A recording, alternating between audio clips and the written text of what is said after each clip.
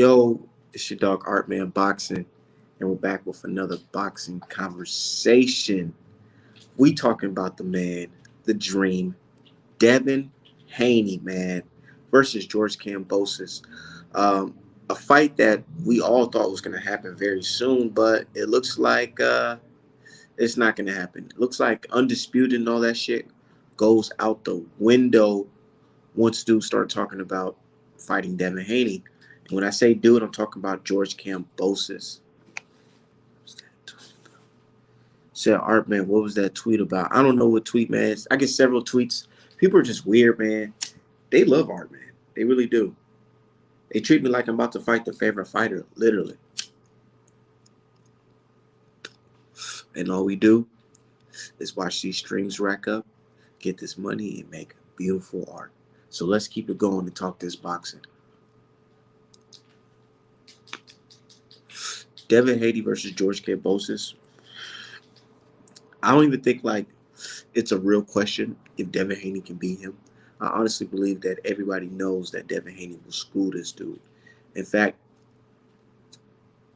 they know it. It's like, come on, bro. They didn't even pick Kambosos to beat Teofimo Lopez. You think they got faith in him beating Devin Haney? Fuck no.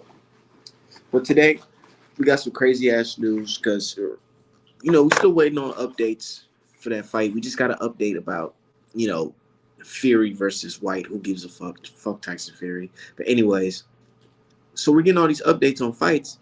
But here we are waiting for the fight for George Kambosos versus Devin Haney. And this is the type of news that we got. Hold on, let me pull that shit up because it's just crazy, dude. It's like we kind of knew they was going to use this excuse, but the way they wording it, it just sounds very stupid. Let's go check that shit out right now. Hold on.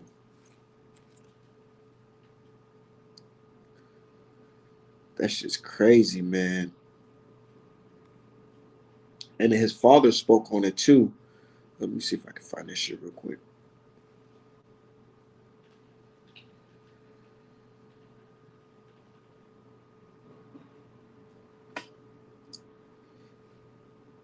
So basically, they're alluding to them. Fucking Devin Haney allegedly received an offer from the champion George Kambosos side, and Devin Haney didn't agree with the price, so he priced himself out. But here is Devin Haney's father speaking on the situation. Hold on, let's listen to his father.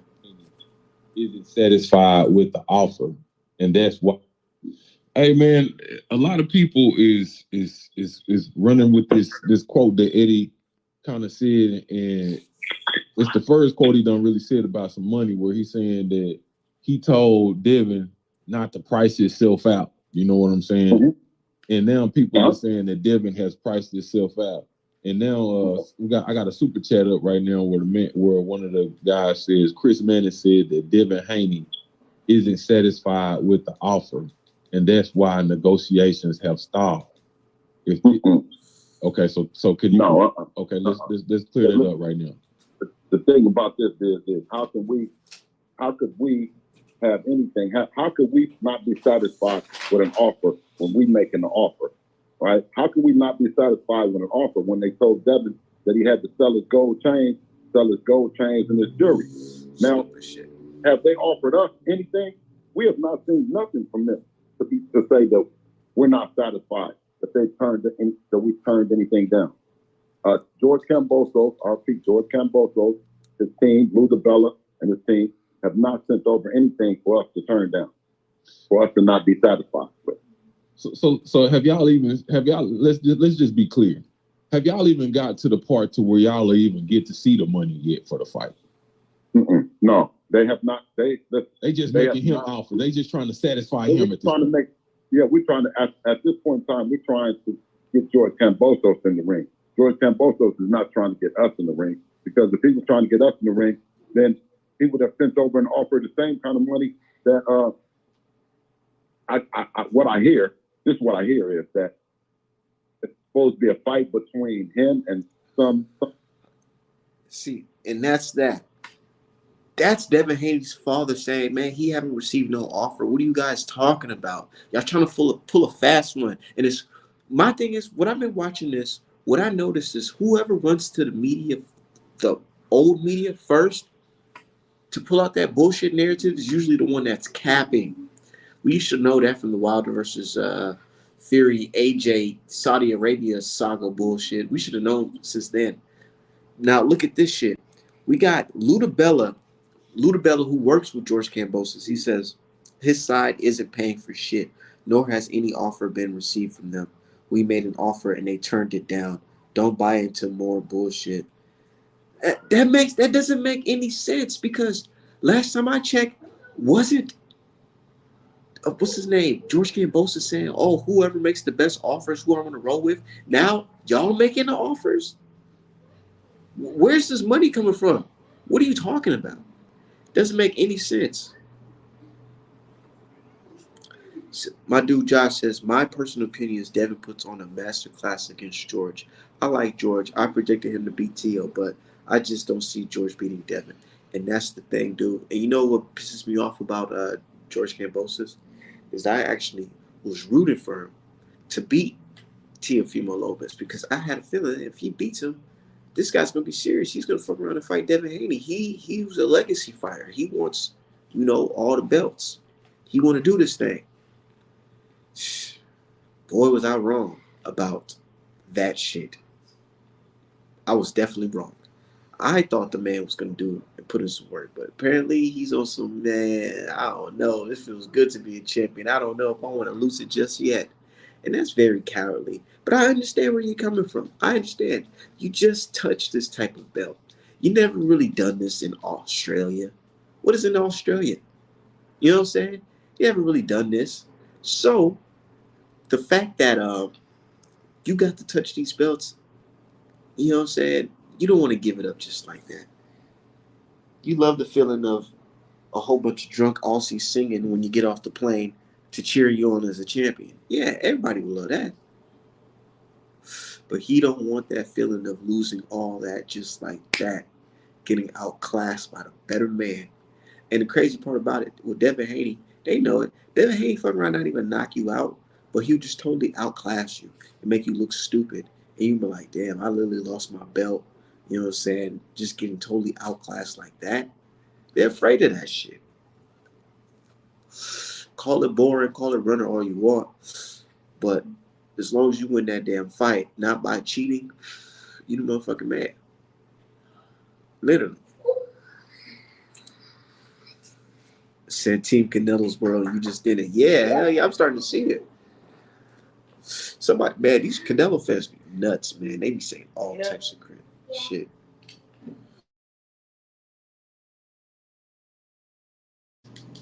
These Canelo fans, they be saying all types of crazy shit, dude. I tell you, like, a dude told me and D Hive is gonna get lynched if we go to Cinco de Mayo or whatever because we be cutting up on them.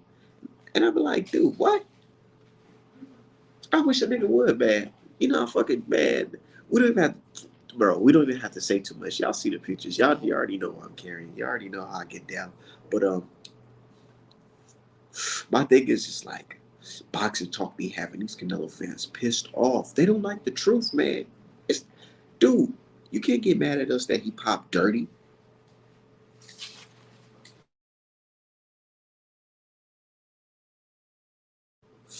Can't be mad that he popped dirty.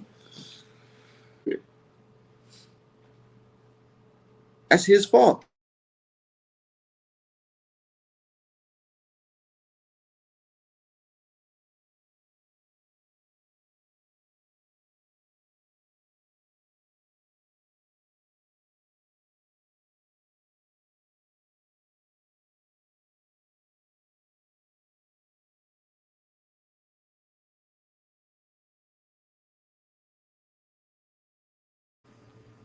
Nah, real shit though.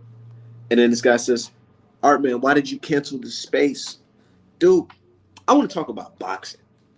At a certain point, it's like you kind of get tired of talking all that chatty patty shit. Like I engage in that shit a little bit too much with y'all. A little too much, and now y'all just running with it. Getting too comfortable. But it's all good. I don't mind the trolls. As long as I'm still getting paid, I don't mind. That's the best part about it. Just did. Now I'm doing 2 logos right now for some very important people in boxing. And the people hate them. And that's the crazy thing about it. Like, people hate on me, say, oh, art man this, art man that. Well, what exactly are y'all doing? Not saying I'm a super rich man or anything like that, but I'm putting myself in positions where my work is going to be not going to be, it's already being spread across the globe. Literally, things that I create inside of my head, put on paper, put on pen, you know what I'm saying, on pad, throw it on shirts. It's going across the globe. How can I get upset with that? You guys are sitting there tweeting, oh, Artman said this back in 2016. Who gives a fuck? Dude, it's 2022, COVID, all types of shit. Like, you know what I'm saying? We're in a world pandemic, and you bringing up tweets from 2016. So stupid. And then obviously you can see what I'm doing, right? You can see my actions. So what does that what does that even mean? But I love it though. Keep it going. Said George is hittable as fuck. Soon as he crack out, he will be against Devin. I don't know. He didn't get put down by Tio. Look, I'm gonna cook on George, but I got to see what my brother Chef saying. He said Canelo man fans are in denial, like a man with his wife or girl is by another man. No, by a black man at that. That's what they hate. Now, real shit. And they hate me so much to a level where it's like, oh, we gonna hurt Art Man on Cinco de Mayo, like trying to make it like some Mexican tradition. Like, what type of crazy shit is that? Like, boy, all because I said something about Canelo. You know what they don't like? When I start asking real questions like, after Canelo, who's the next big pay per view, pound for pound star for Mexico? And they start looking at each other like, oh, you're being racist, man. You're being racist. I'm like, dude, how am I being racist? Because I'm asking y'all questions. And then dudes want to come out and say, yeah, your crackhead mother and your convicted felon father. I'm like, yo, you see, these niggas are wild. They'll take it there. And I'm like, dude, thank you for exposing yourself as a racist. But yeah, George Cambosa them don't want it. Said 2016, I was into Asian chicks, no, not no more. And that's the crazy part about it. Niggas is like, oh, our man said this back in 2016. Bro, it's 2022, bro. And you can see what I'm doing. You can see my actions. You can see who I'm with. You can see what I'm doing. I don't get it. I honestly don't get it. But George ain't fighting Devin. He's scared. Nah, real shit. George, dude, I told that nigga said, nigga, you lost all my respect, bro. You lost all my respect. How the hell you gonna come to this country, popping all this rah shit, say no to racism, all this type of shit? Oh yeah, I'm a real champion. I can beat da. And then instead of fighting for undisputed like normal real boxers do, you say, nah, fuck that. I'm a star. I'm look, it is so crazy because he went from saying things like, "Oh, I'm the guy that's looking for the offers," to, "Oh no, I sent the offer now." They sounded like Tio, dude. It just sounds just like Tio. It sounds just like Tio. Like, dude, did you beat Tio and the mentality came with it? That's what I want to know. Hold on, y'all. Give me 1 second.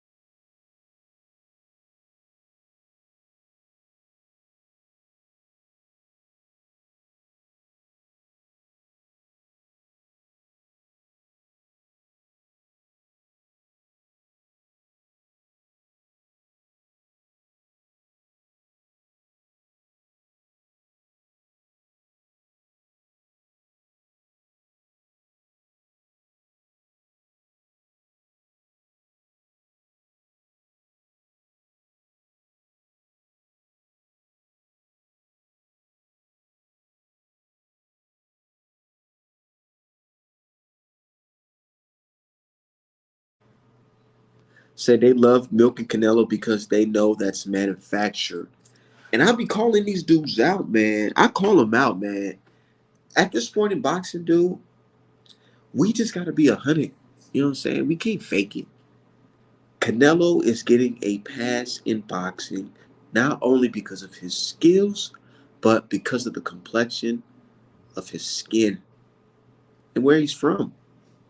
Big Mexican fan base. You look white?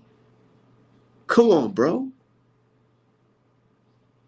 Let's be real. And then people want to say, "Oh, our man, you're tripping, you're tripping." But then we just have an actor, a famous actor from Carlito's Way, come out and say, "Man, I told myself I was not gonna go in the sun because I needed these movie roles. I needed to be super light. I can't go out in the sun. I have to be light so I can get these roles as a good actor, or get these big major roles so I can get a lot of money and whatever." You know what I'm saying? Let's be real, dude. I'm an American, a foundational black American. I know how things are run in this country, dude. Let's be real. If Canelo looked like Abel Sanchez, nigga, he would not, bro. Fuck that. None of that. Let's be real. If Canelo looked like Abel Sanchez, he would not be getting no damn pass for all the crazy shit he's done. Am I lying, brother D Hive? Not at all. Not at all. If he even looked like Jaime Munguia, he wouldn't be getting shit. Like he could, I mean, shit. Like the dude that DAZN is pushing, Mark Castro. They say this nigga look like Elon Musk. so Nah, real shit. so you can see who's promotable. Like they like William Zepeda is Mexican, ain't getting no press. Mark Castro has had 5 fucking fights, and he like headlining basically. There's a clear difference. William Zepeda would beat the shit out of Mark Castro, but William Zepeda Knock don't that look like. nigga teeth out. But William Zepeda don't look like Elon Musk now, do he? I'm telling you, I swear I can't wait till I find that clip where it was either HBO or Showtime, and they said what Canelo's complexion was perceived as a weakness, now a marketing tool in America or marketing whatever in America. Yeah, they can't help but give up the game. They know whiteness sells. Like even today, motherfuckers still talking about Haney got a glass chin and Lomachenko would beat his ass. I'm like, bruh, the same shots you're complaining fucking wobbled Haney, dropped Lomachenko. Like, what about that? Don't you get? Dude, and then we're talking about Lomachenko. This guy is a loser. Nigga, you know what I'm saying? You're talking about an undefeated guy to a loser, Two-time loser, two-time loser. You know what I'm two-time saying? beltless He lost loser. to a nigga that lost. What are you talking about? He lost to the Gabe Rosado of lightweight. and And it's then if you say, "Oh, he was an Uber driver," they say that's racist. No, nigga, that's not racist. He was a literal Uber driver. it's funny because they'll say he was a world champion. I'm like, Devin Haney's a world champion right now, and you're justifying why people shouldn't be unifying with him. You Motherfuckers, niggas literally brag about Canelo getting undisputed, but don't want to undisputed fight at 135. Make it fucking make sense, bro. because they don't have anybody down there that's not black who can actually beat Haney. They don't have anybody down there that can do that. If they had somebody, oh trust me, they'll want Haney to fight him 9-1-1. They'd be like, oh please, like if Lomachenko was actually the dude that they thought he was, they'd be like, oh hell yeah, we need the Haney fight 9-1-1 ASAP. Yeah. And it's funny because even like diehard Tank supporters, let's keep it 100. They don't even really want Tank to fight Haney. They don't call for that fight. Bro, these matchmakers know what's up. These dudes know what's up, man. I mean, let's be real. Even if even if we did a poll about it, who would win the fight, George Kambosos or Devin Haney? I feel like even the racist trolls will at least pick Devin Haney because they know what the fuck will happen, man. They They are honestly know. picking. They are picking Devin Haney. Why do you think? Why do you think American citizens keep telling Cambosis to have the fight in Australia? We got American citizens that keep saying Cambosis deserves this fight in Australia. I'm like, what the fuck you care about it for? I mean, Australia, they deserve a fight, man. Like, bro, shut the hell up, man. Literally, like, bruh, can someone pull me up some number? Like, what they do is they'll quote fucking Manny Pacquiao and Jeff Horn, like Manny Pacquiao wasn't carrying that weight. Jeff Horn is a fucking school teacher. Nobody Bro, gave a shit about Jeff Horn. Look, let me tell you. You know what I'm saying? You know how I know there's a difference in like the money there? It's actually a bad thing if I get viewership from um, like places like the Philippines and Australia because their currency is not the same as the currency here or the United Kingdom. Yeah, it's not. So I'm It's not like, the working with fact them. that you guys are saying that George Kambosos offered Devin Haney anything just doesn't make any sense to me because I'm like, where is he getting this money from? Just hosted in Australia at that? Yeah, and my thing is though is that this is how I can tell people don't understand business. Fucking who is behind George Kambosos? Lou DiBella. What? Ludabella, and Ludabella's capping right now. I hope you know. I don't know if you've seen that tweet. No, I seen the bullshit, but I'm just like, use your fucking brains. What money is Lou DiBella putting up for the fight to happen? Where is he getting this money? Let's do a round figure. Let's say he needs $10 million for the fight to happen, even though he probably needs more than that for the total fight. But let's just use a round number. Where the fuck is Lou DiBella getting 10 million fucking dollars? How would they offer Devin Haney a fight? They're backed by nobody. Lou DiBella is one guy, and Kambosos is promotionally homeless. Who is Cambosa signed with? What network? Where is he going to go? So what fight could possibly be offered? They're talking about Devin Haney's not pleased with the deal that he's offering. Like it just is making no fucking sense. Not to mention Cambosa's just got the highest payday of his career fighting where? Oh right, on the zone. Tiafima, who signed with Top Rank, got his highest career payday fighting where? Oh right, on the zone.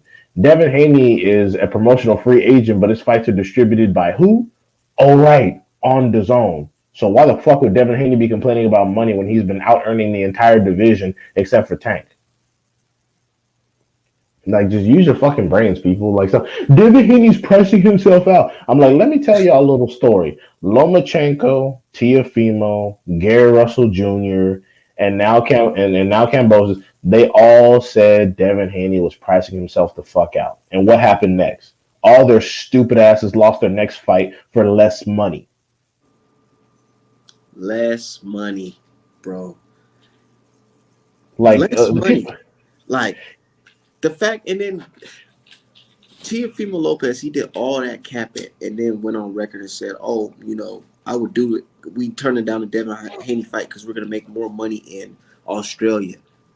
And the fight didn't even Yeah. be in Australia, dude. It was in a small ass Hulu theater in New York. I'm like, bro, and it's funny because people have such short fucking memories when it comes to this bullshit. Tiafimo literally put this excuse out talking about a mega fight in Australia. Where did they end up fighting? In fucking New York. I guarantee that Kambosos' next fight will be against Lomachenko in the fucking States, and he's gonna lose for less money than he can make with Devin if he fucks this up. I can guarantee it. Dude, they're literally gonna force it. They're gonna force Devin out of this fucking weight class, bro. No, what they're trying to what Lou DiBella and them are trying to do is they're trying to bullshit around and stall negotiations so the WBO can mandate Lomachenko so they don't look like fucking ducks. They're trying to wait it out because they saw that Andre got mandated within 60 days, so they need more time. They're trying to wait it out. They're trying to bullshit around, lie about Devin, so when Lomachenko gets mandated, they can say they have no choice, and then they can go, well, to be honest, it was a better fight anyway. That's exactly what's gonna happen. And then the fight's They're gonna like, go don't to complain. Look at Tank and Rolly got mandated. Shut up, Ex- jeez. Exactly, and that's exactly what's gonna happen. And then it's gonna be and then Bob gonna let Purse Bid get it, so he don't have to pay nobody shit. And that fight gonna be in the United States. And y'all talked all that shit, and then y'all gonna go, see, Lomachenko the truth. He actually worked for it. Who did Haney beat? And then when we go, okay, cool. So Lomachenko should beat up Haney and be undisputed. No, for what? Ryan Garcia deserves a shot. It's gonna be the Did you see what same. Ryan Garcia just did to Tevin Farmer? Yeah, it's going. Well, if they even fight, I don't even know if they even really fight Tevin Farmer. I But know now it sounded like they're not even gonna fight at all. yeah, And get some and dudes. Mickey Bay deserves that smoke anyway. Tevin Farmer again, not wanting to talk all that shit about black entrepreneurship, don't want to break bread with black people. I know. Let's see it. And then it's funny because I guarantee you, Tevin Farmer's gonna lose to Ryan Garcia, and I'm like, that's what your dumb ass get. Should have fought Mickey Bay. Stupid ass. And then look, motherfuckers was saying, "Art man, you don't know boxing because you saying that." I'm like, bro, let's be real, Tevin man. Farmer will get knocked smooth the fuck out by Ryan Garcia. I said it. Mark my fucking words. I said that You shit. don't know boxing, D-Hive. Yeah. What the fuck can Tevin Farmer fucking do? What can he do? Slip punches for all 12 rounds. Yeah, what is dude? I mean, I like Tevin Farmer like the next man, but his eyes are cocked like a pistol. He got 5 losses and 6 knockouts. He And I was, like Tevin Farmer. I yeah. do. But I just, man, y'all gotta say, bro, y'all can't pick and choose. Y'all can't be like, oh, you niggas can't be biased because the niggas FBA. Well, here I am telling you that FBA is not gonna win this fight. He not. He don't. He does not have the assets to be Ryan Garcia. He don't. He does not punch hard enough to actually do something with Ryan Garcia. He's not big enough to do something with Ryan Garcia. He's short. Ryan Garcia has fast hands. Ryan Garcia, like he go like even if the fight goes all 12, Ryan Garcia got fast enough hands and decent enough feet to follow Tevin Farmer into a corner and piece his ass up. And my thing is, I feel like he'll fuck around get winded and then get hit with like a fucking crazy left hook out of nowhere. Outside of a lucky liver shot, Tevin Farmer not winning the fucking fight. He's not. Not to mention, politically speaking, who is higher value right now? Even if it went to a decision, who the fuck you think gonna walk away with the decision? Tevin fucking Farmer? No. Golden Boy's not about to fucking all the money they done probably lost out on Ryan Garcia. Golden Boy trying to get some of that shit back. You think they're gonna put him in a losing situation his first fight back out of from fighting crippling anxiety? Like, wake up. Tevin Farmer is a sacrifice, bruh. Just like Postal was a sacrifice. Caleb Plant was a sacrifice. Like, y'all gotta like understand how boxing works, dog. Like shit, man. Like I'm telling you, like the new blood is coming in. Sacrifices shall be made. Like I keep saying, somebody needs to sacrifice themselves to boots. Keith Thurman. Keith Clayton, Thurman. they said Clayton is next. I heard Yeah, somebody say something about Clayton being too old for boots. I'm like, okay, so Postal is 38, Triple G is 40. Y'all talking about him fighting Canelo? So it's like, what are we doing here? Better be if it's 36. Like we can fucking do this all day. Like I mean, the old blood got to get out somewhere, and they want a paycheck. They want to fight. Motherfucker, Sergio Martinez, the guy they said duck Triple G, is now calling his name, and he's 46. What are we talking about? What are we talking about? Well, like, what are we talking about for real? Fuck out of here. Talking about Castillo Clayton. Let me look up how old this motherfucker is. Hold on. Castillo Clayton. This nigga's 34.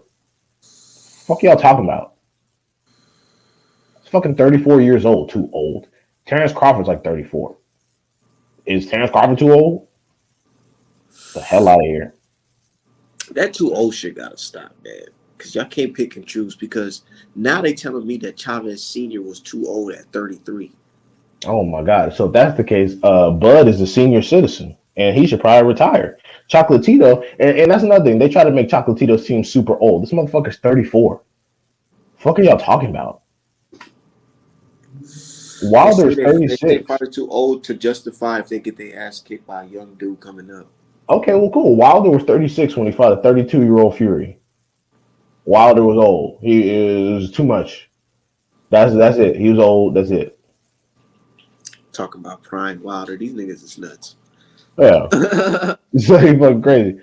No, dude, Chef Dre Boog, it's not about Ryan Garcia being good. It's about being good enough to beat Tevin Farmer. Tevin Farmer has been beaten by people you don't even know today. So that's all I'm saying. It's Ryan Garcia is not fantastic, just like Mike Sale is not fantastic. But guess what? He managed to beat fucking Gary Russell now, didn't he? That's all I'm trying to say. And like I said, it's not a matter of skill sets. The judges also play a role. Oh, what's up, Julius? Yeah, the judges play a role, dude. So even if Tevin Farmer, let's say, did enough to win the fucking fight, do you think he get a decision over Ryan Garcia fighting on the zone with Golden Boy? I don't even think that they will fight at 135. What you think? I feel like they'll fight at a catch weight of like 138, 141 or some shit, 139.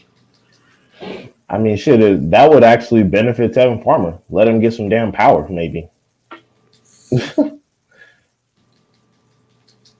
I don't know, but these niggas tripping talking about Devin Haney priced himself out. How you price yourself? You was the dude just saying you was making offers. I mean, accepting offers. Now you making offers. Shit just Yeah, doesn't like make any sense to me. that's why I asked. I'm like, what network does Lou DiBella work for? Where can he get? Where can Lou DiBella get the money to host the fight? Fucking investors from Dubai, investors from Australia. Nobody in Australia gives a shit about this fight. Have you seen one Australian promoter come out and say, "I'm putting up bread to have it in whatever the fuck stadium Tim Tszyu fought Jeff Horn in"? And motherfuckers keep talking about, well, Jeff Horn and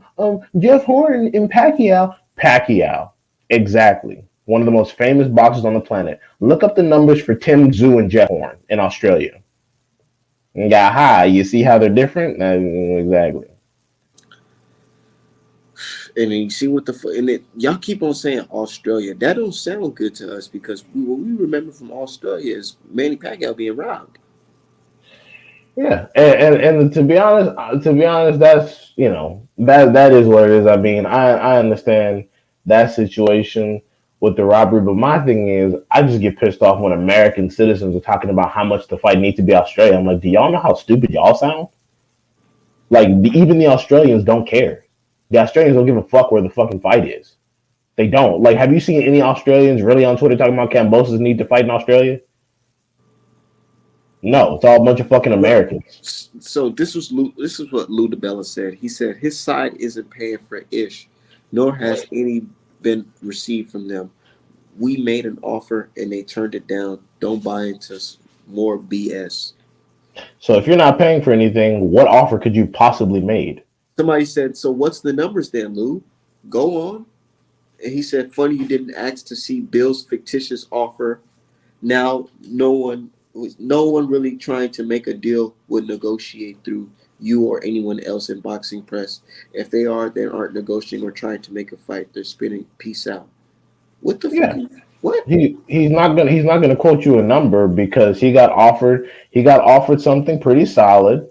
The terms are being met. Devin Haney's vaccinated. Like I said, he's bullshitting around so they can mandate Lomachenko, and then they can go, oh well, Devin Haney took too long. We gotta fight the Mando, Niggas and is they're gonna asking him, so nigga, what's the offer? yeah, put him out there. Put him out there. If they lowballed you, if they bullshitted you, expose them. What's the numbers looking like? That's what I'm saying. Gary Russell actually had the balls to say what they offered him at least. I mean, he turned it down like a dummy, but Gary Russell at least had the balls to admit on camera what the Haneys were offering. He said they were offering him like 1.5 with like a 2 fight deal into it, win or lose. And he just didn't take it because he didn't like the terms. But at least he had the balls to admit the fucking number. Lou DiBella just up here tap dancing. Oh well, they're offering us this and they're offering us that, and it's bad. But we're like one moment they're offering some shit, next moment you're offering some shit. Like the story's just inconsistent. That's what happens when you're full of shit. That's exactly what happens when you're full of shit. It's fucking lying and talking all over the fucking place. I don't know what he between him that Cambosis blocked me. Yep, Jerome Hall, you're right. It is going to be in New York. It's going to be at that same. It's going to be either at Madison Square Garden or that same rusty ass Hulu theater that came fucking shit. Was it Tiafimo just got his ass whooped in, or was it or the place where Lomachenko fought fucking Comey? It's gonna be one of them motherfuckers. But yeah, Luda Bellas remind me of one of them dudes who's in the know and then they kicked him out and now he's trying his hardest to get back in it. Or that's now that he exactly has a little bit of position of power, he's abusing it. that's exactly what's going on, bro. He got Cambosis. He got him a 3 belt war champion. He's trying to be very careful and get the most bread. Because the truth is, I don't think that Team Cambosis has any confidence that they're gonna win their next fucking fight. Their options are literally like when it comes to mandatories are Lomachenko, Devin Haney, and like Rolly. And to be honest, there's a decent possibility Cambosis loses to any of those names. So they're not confident. And Lou DiBella is trying to max out. But the thing is, they think that fucking Cambosis has a better chance of beating Lomachenko than they do Devin Haney, and they're absolutely fucking right. They're absolutely right. That's just the facts. Lomachenko's good, But not only is there a path to beat him because he's been exposed, but I believe he's slightly That's a smaller. real 50-50 fight. The Devin Haney fight is an 80-20 fight. Yeah, exactly. Like I can't see how Kambosos wins the Devin Haney fight outside of a lucky ass punch. Whereas with Lomachenko, he can fuck around and beat Lomachenko. He's fast. He got fast hands, fast feet. Lomachenko has to rush in and pressure him to get his shots off. And Kambosos is good at timing people, and he's good at punching between punches. And he has Lomachenko has a slightly shorter reach than Kambosos, based on what I've seen. I haven't looked at the official numbers. So yeah, that's Lomachenko is a much more winnable fight for Kambosos than Devin Haney, and they know that. They're like, shit. So do you want to like max out for a guaranteed bag, or do you want to like take a little bit less bread but increase your chances of keeping the belts? What you want to do? And they're like, man, we got to fight Lomachenko. And it sucks because the public is putting them in the position where fighting Lomachenko is actually a decent idea.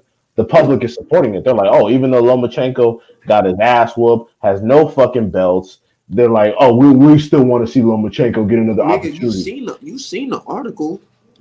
The article literally shitted on Devin and fucking Tank, and then praised Loma like he did something good, fighting the lesser opposition than both of Devin and Tank. Literally, You don't Cruz. get no props for beating the dude.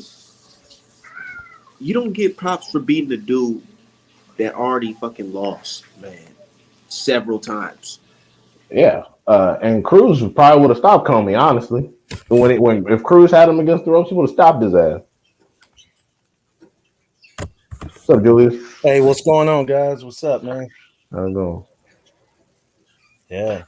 Yeah, we was talking about this nonsense. People are actively proving that they don't understand exactly how business works. Right. They're trying to say that Devin Haney is pricing himself out of a deal that his side is offering. So it's like, And I'm gonna tell you the truth. And I think on this show we talked about it, and I said that Devin Haney will never get a big fight with Eddie Hearn. Think you remember me saying that? Yeah, you did. And I will, continue to believe that, because until this day, I have yet to see him get a big fight for any American fighter that he has ever promoted. Yeah. He hasn't. He's yet to deliver.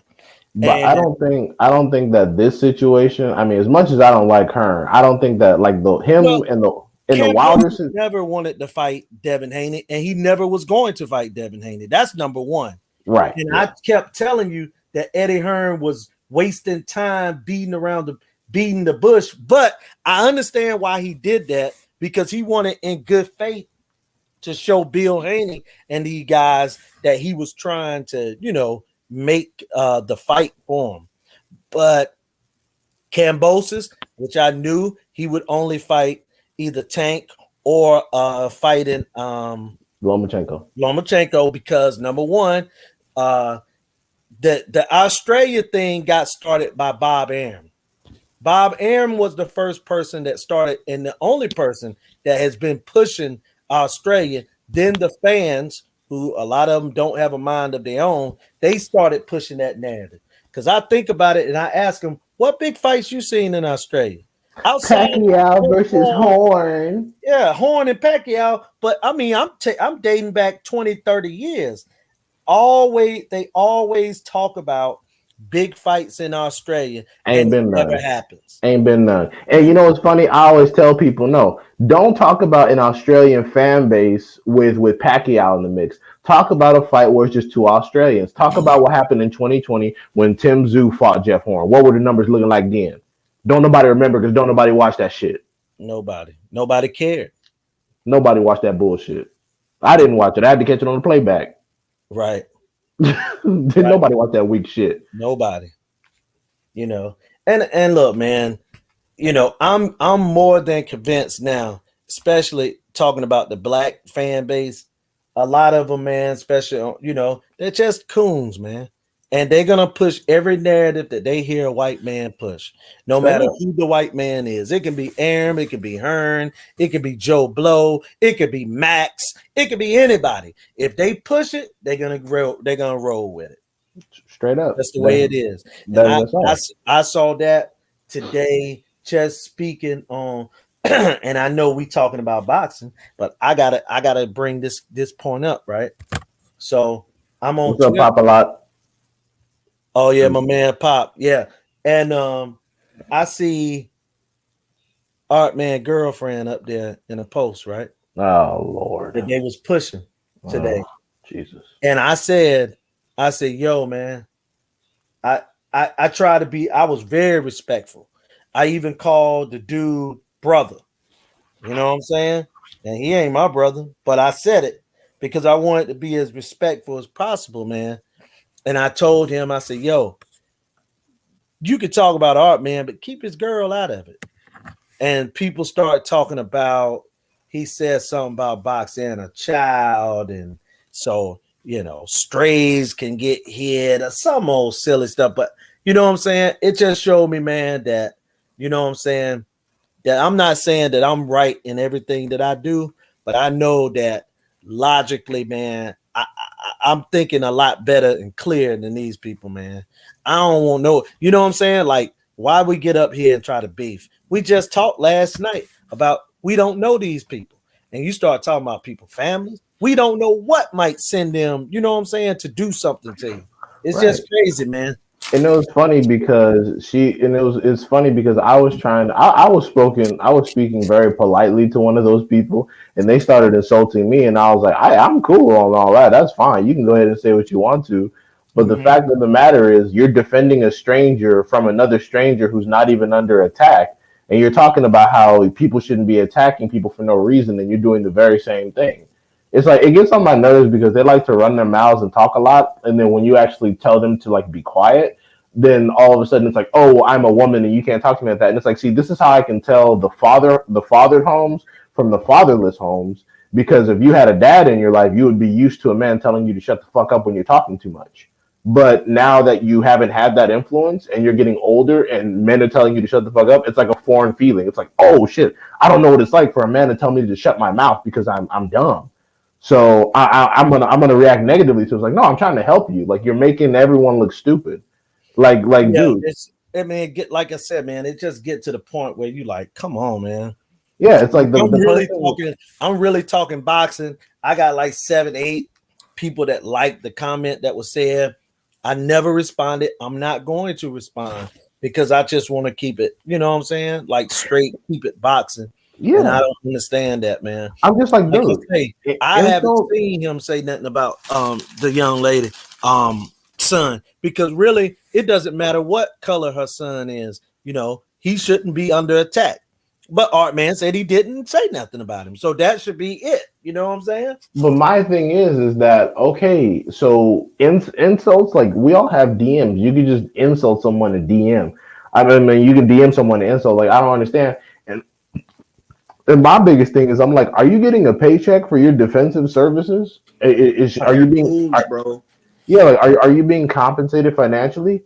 Oh no, she doesn't give a shit and she's not gonna really care. Like they're trying to get goodwill that's not doing anything. Like she's not gonna care. She's a big girl. Look, she'll be okay. They trying to clown my black girlfriend, but they post a post from me from 2016 saying something about a white chick. And I'm like, nigga, obviously I didn't fall through with that shit. I'm a grown ass man. But in 2022, bro, that was 2015, 16, bro. In 2016, how old were you? Were you like fucking 19 or some shit? I was like 20. Yeah, like 2019, 2020. Come on, bro. Man. And like I said, I said something about that because again, we can't start trying to attack people's family, man. You don't even know them. You don't even know them. You up here thinking about him, and like I say, I told the guy, I said, "Look, man, if you're gonna say something about Art Man, say something about Art Man." And I said it openly. I didn't DM him. I said it so everybody could see it. I was like, "Yo, you want to say something about Art Man? Say something about Art Man. Keep that girl out of it." You don't even know. I just unfollowed a lot of people. Yeah, that's what I did. I just unfollowed. No doubt. I'm like, I'm tired of seeing. I'm tired of seeing y'all spam on my fucking timeline. Like today, I actually had a day off. I haven't had a day off in like 3 fucking weeks. And I'm like, okay, cool. Let me hang out on Twitter for a little bit and actually, spend some time and look at some stuff and listen to some spaces. It's nothing but them. I'm like, God, y'all are fucking just trash, man. Like, just go away. And you know what's funny? You know what's weird? Everything seemed to go to shit. Remember that one there was like a week long period where I was missing all the fucking lives because I was working like a madman, and Lefty was on the show. Mm-hmm. Everything went south after that for some reason. Hmm. Everything went south Everything after went that. south after Wilder lost. To be honest, that whole little black unity people had, that shit kind of went out the window. But it showed you who was really black to begin with. Because I'm like this before and after Wilder Fury, nigga. The fuck ain't shit changed about me. Well, I'm just talking about the specific people that we're now dealing with because the shit that they're talking about happened way before, like Wilder, even like the third fight, right? Like the shit that they're referencing happened before the third fight. But Bro, I it's just all made up bullshit that they like. They literally try to notice that they can't post. They can post tweets from me from 2016 about whatever, but they can't post specific tweets of me talking about anybody's child. They can't post tweets about me saying any pedophile shit. Nothing like that. Nothing right, like that. but all I'm trying to say is that all this shit happened before the third fight, and they didn't want to talk about it when it allegedly happened. But after Lefty makes an appearance on the show, all of a sudden you become public enemy for that little sector of boxing Twitter. I'm like, oh, I see what y'all trying to do. Y'all see the traction that these two are getting and don't want them to link up collectively and probably shut y'all out so y'all can still feel special. I was like, I put that together today because You like like said like what? What you say? I didn't hear you. I said that none of this shit actually popped off until a few weeks after a Lefty was actually on this show, and I was like, so you see Oh, the. And I was like, so you see those two growing together. You don't want them combining forces and helping each other grow and leave y'all in the dirt, and it will expose how unproductive y'all actually are. So it's like, I can see because they hold that space, they hold that space really near and dear to their hearts. And if that space were to validate you, that would have a lot of them basically homeless. So it's like, I see what y'all doing. Ah. But that's sad, man. It's crabs But in a you know, bucket. It's the crabs in yeah. a bucket you have to, mentality. you have to understand, bro. There's How a they lot gonna of hate? people that Wait, really one want second, to. Julius. How they Yeah. gonna hate? How they gonna hate on me? I'm what they, the type of person that you would want to respect or try to help. I'm a young entrepreneur with a black queen. You know what I'm saying? And I'm not a coon. What's the problem? I don't know. We should be rallying. We should be rallying around career failures and ex-cons and all the people that we talk about how they ruin the community. We should be rallying around that. People who spend the great American workday complaining on Twitter about how one time somebody said some shit that they can't find. Like Well, Jesus Christ. another thing too, man. It's a lot of people in boxing that would love to be able to make money doing this thing. You know what I'm saying? And so if they see that the best way to get there is by controversy, like for example, they feel even though they should look at Chicken Talk, he doing real good, even though he's not financially getting anything from it, which he should. Um, but he did it in a somewhat positive way. You know what I'm saying? I mean, I always had good interaction with him except one time. You know what I'm saying? Where I think he misunderstood something I was saying and he like called me ignorant. And then I said to him, yo, brother, you don't know me. You know what I'm Oh saying? yeah, that was And on this. That yeah, was yeah, on. that was on your show. Yeah. And I told him I'm a black man. And yo, you don't want to go there with me, bro.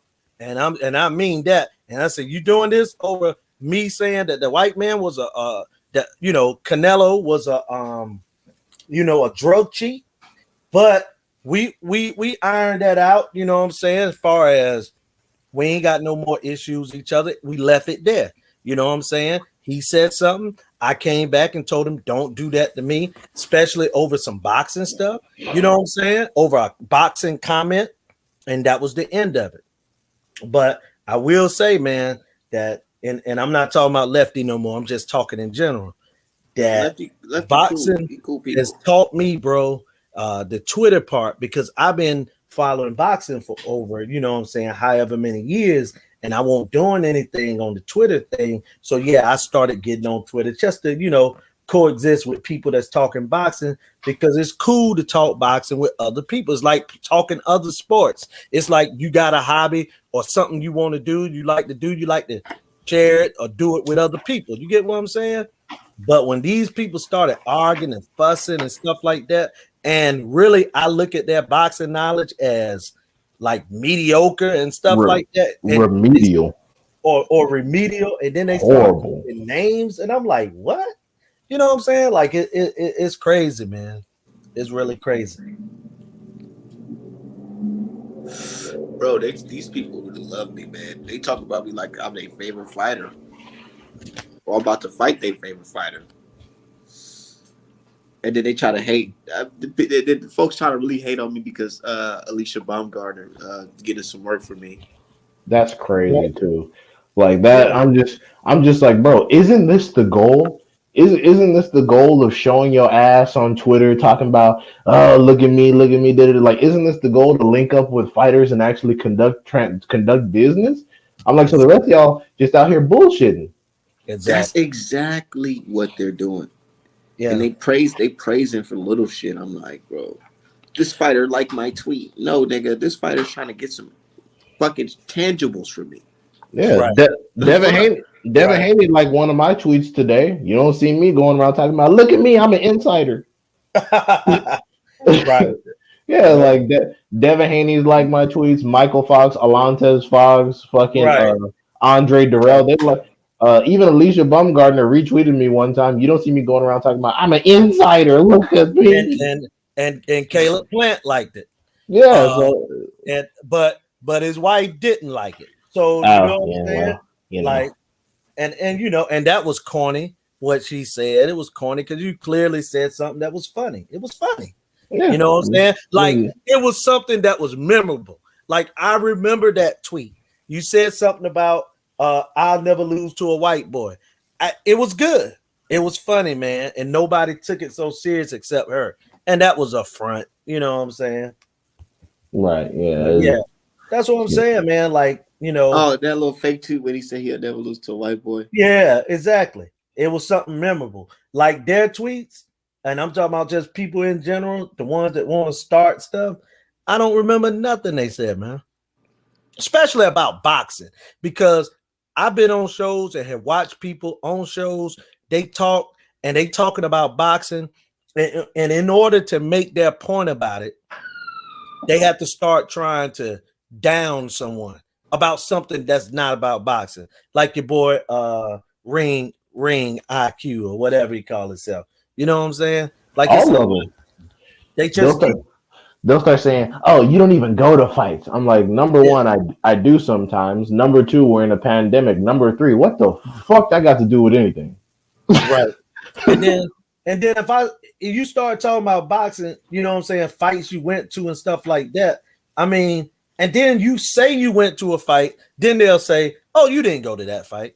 You know what I'm saying? So I just, you know what I'm saying, I don't even get into it. You They'll know what say I'm you didn't go to that fight because I went to that fight and I didn't see you. saying? Meanwhile, Right, not even knowing what the fuck you look like.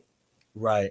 And some of them literally, I went to fights before some of them was born. Not that that makes me special, but I'm just saying, like I was at a fight and you was in Pampers. You know, but if you but talking about this particular guy, I seen him fight live. You but they're know, trying to tell you you don't know what you're talking about. right? Exactly. Like I'm You trying to tell this guy about a Floyd Mayweather fight. Right? I went to a Floyd Mayweather fight where the ringside seats was $200, damn. and he was a world champion.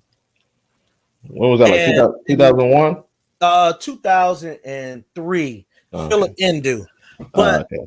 the reason that I bring that particular point up when I'm talking to these guys is to show them that, listen, man, some of these fighters can actually take a fight without trying to break the bank, because you got to build yourself. It's just like, man, and you in the business world, both of y'all, man.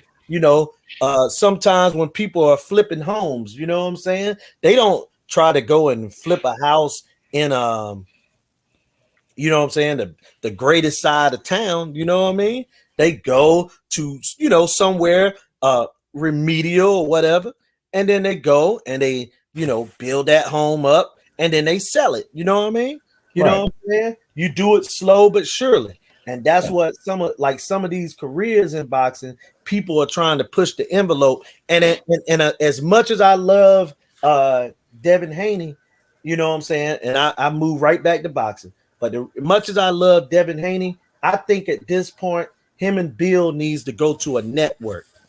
And they need to deal directly with the network. It doesn't have to be Showtime, you know what I'm saying? It doesn't have to be ESPN, but if it is, or even if it is not, it should be Bill Haney and Devin Haney dealing directly with them.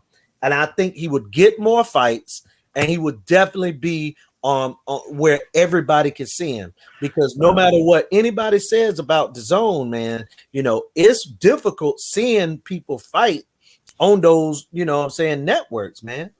Yeah, if he actually managed to get Cambosis after all this, yeah, I'm gonna say it's time to go to Showtime and discuss a potential 3 to 4 fight deal and get some of these other motherfuckers out the way. Like Gary Antoine, you want some? Get your punk ass over here. Mikey Garcia, you talking that shit? You got your ass whooped by Sandro Martin? Get it over here. Robert Easter, let's line it up. Let's go. Yeah, especially the Robert Easter fight, because they already got history when Devin wanted to fight him, and Mikey Garcia. And Mikey Garcia. Mm-hmm. And Mikey Garcia and Robert Easter both worked with Al Heyman to a certain degree.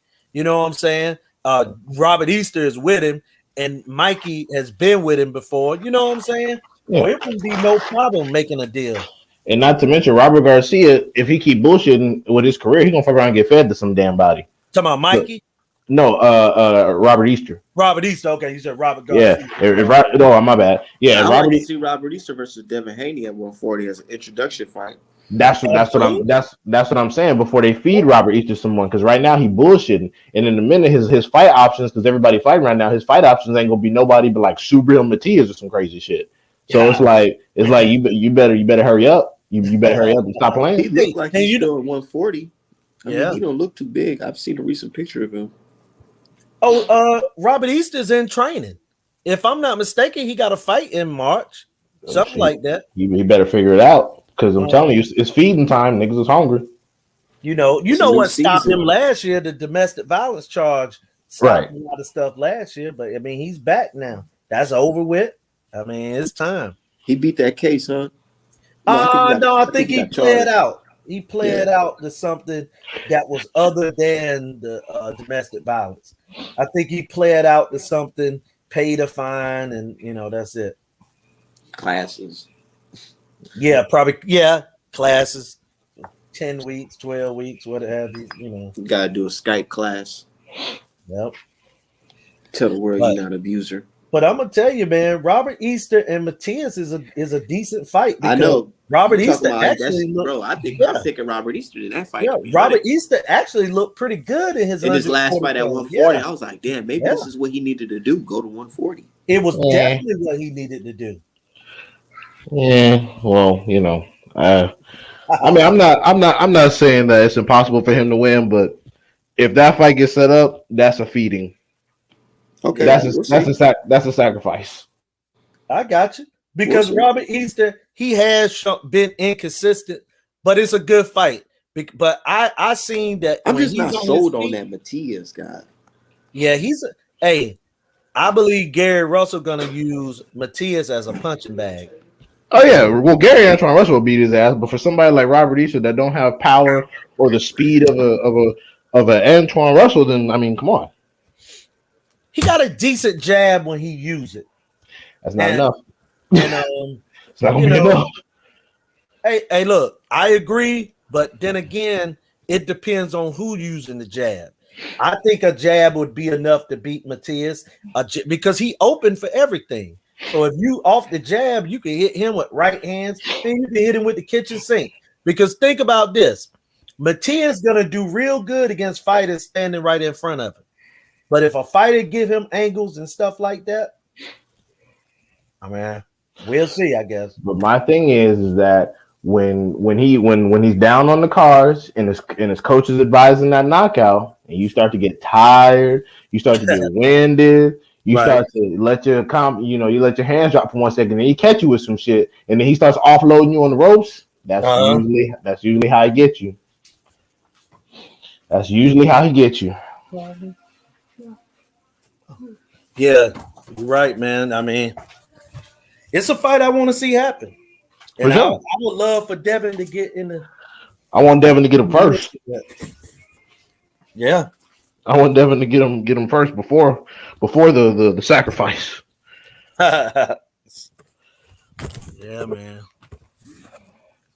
Ready for that. But I see, like I say, man, I think we're gonna get a Kambosos and Lomachenko fight, man. I mean, I really do, bro. As do I.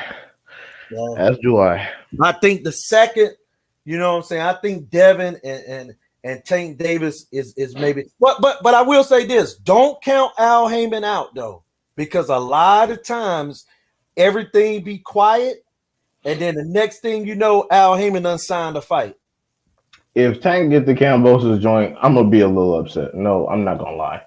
if fucking Tank gets the Kambosos joint, I mean, I'd rather Tank get it than Lomachenko get it, of course, because Lomachenko can eat a dick, but I'm gonna be like, wow. Like, Nothing, bro. He can't, like, he's done nothing at 135. All of a sudden, he slided into Kambosos. Like, what? Because, hey, it would be not just a guarantee, but it's more about, and I said this the last time we talked about this with the Al Heyman fight. I think that Lou DiBella want to get back in good with Al Heyman.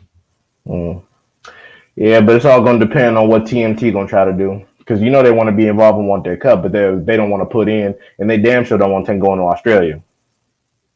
But also, it's going to be hard because Rolly and Tank just got mandated. So true, but don't Kambosos, his fight with him goes over the Rolly fight because Tank just got a regular title. Yeah, but it's officially mandated, so that means whatever the timetable is, that's already started. So they only have a certain amount of months to actually like get a date in the venue and like have the actual fight be prepared. So I don't know how that's gonna happen. Like I don't know what the time frame is on everybody. Yeah, that's true. But I tell you this, man, I would go right over. I mean, if I was Tank and they was negotiating, I would take that Kambosos fight right over the Rolly fight. Rolly could fight anybody for any vacant title in that situation. That might have been why the WBA randomly mandated that, because at first the WBA was talking about mandating Tank for Kambosos, and then all of a sudden they mandated Rolly. That might have been why they did it, to try to keep Tank away from Kambosos' ass with that timeline. Yeah. Because they both, like you say, they could fight right now. They on the same timeline. Yeah, exactly. And like you said, DiBella over there trying to kiss up on Al Heyman ass again because you talked all that shit. Yeah, definitely, man. Definitely. That shit with DiBella is crazy. The way people just cap like that. Yeah, he trying to get back in good graces with someone while openly fucking lying. It's like, that's not a good look, dog. Like, how do you think people are going to perceive that? Like, you're lying out of your asshole and you want to conduct business with people. No disrespect, but white men been doing that since the beginning of the time. And they get forgiven for doing that. People forgive them. That's true. I mean, look at Aram. Aram said that Tyson Fury and AJ fans are fucking idiots because they believe anything. And people were like, yeah, that's right. You tell them, Aram. Like, what the fuck? Like, he's talking about y'all.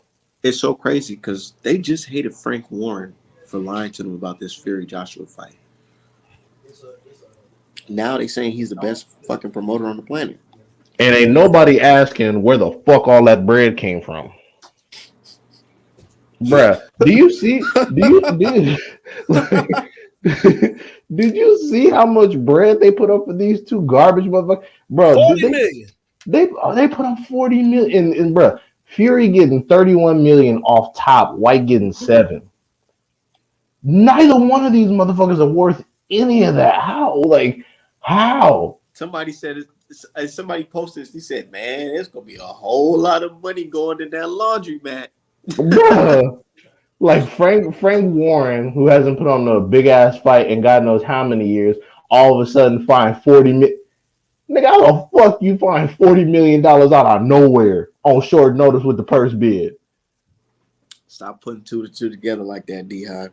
Bruh, he outbid the zone by almost $10 million. What the fuck is going on? And then you ask niggas, when the last time Frank Warren put on a big fight? What's the last Queensberry promotion fight you don't watch? Yeah, exactly. Kovalev versus Yard, or no, London Arthur versus Yard. Oh my fucking god! And bro, can you imagine this? Could Tyson Fury ever imagine when he turned pro that he would get 31 million to fight Dillian White? Hell no, because I couldn't have fucking imagined it.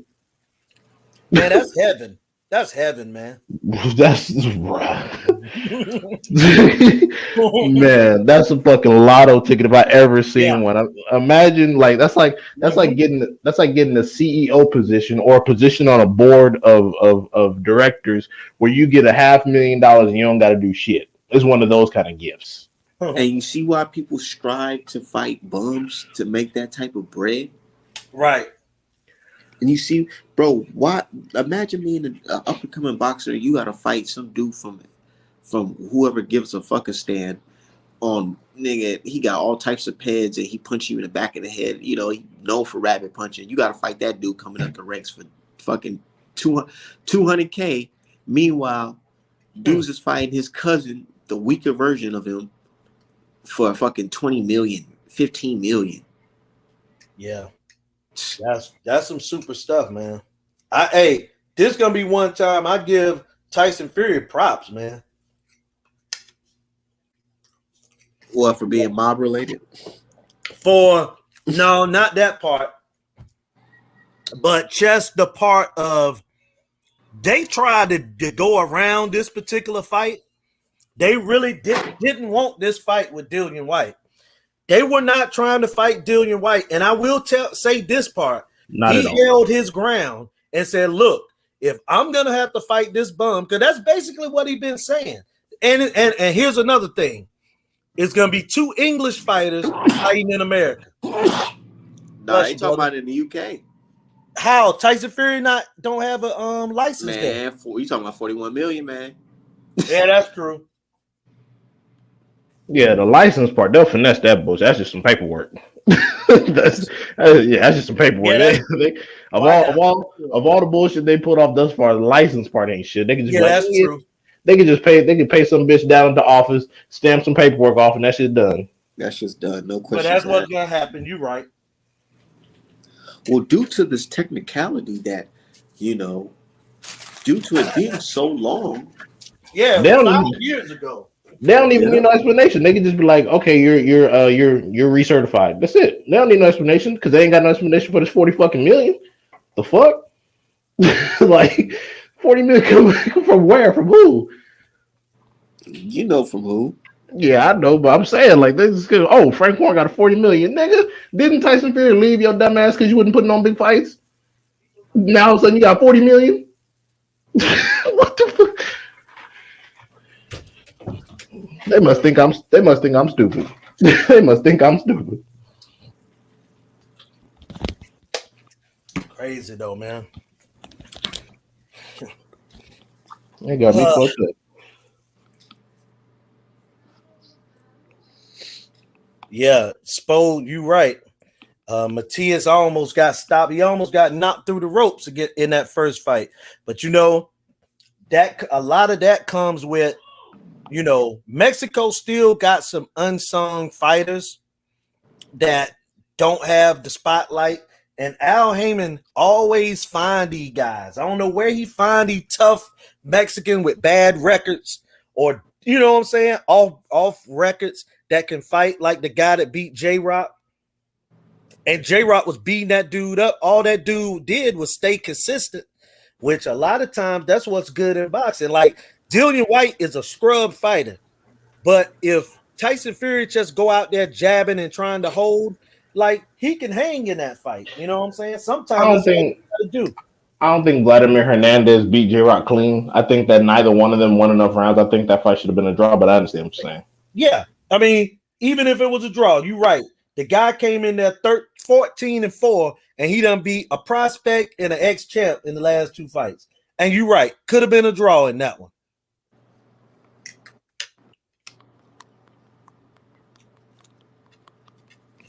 Damn.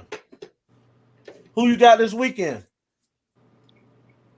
Wait, this weekend. yeah, I forgot who fighting this weekend. I know it's a top rank. It's like Conceição and Martinez.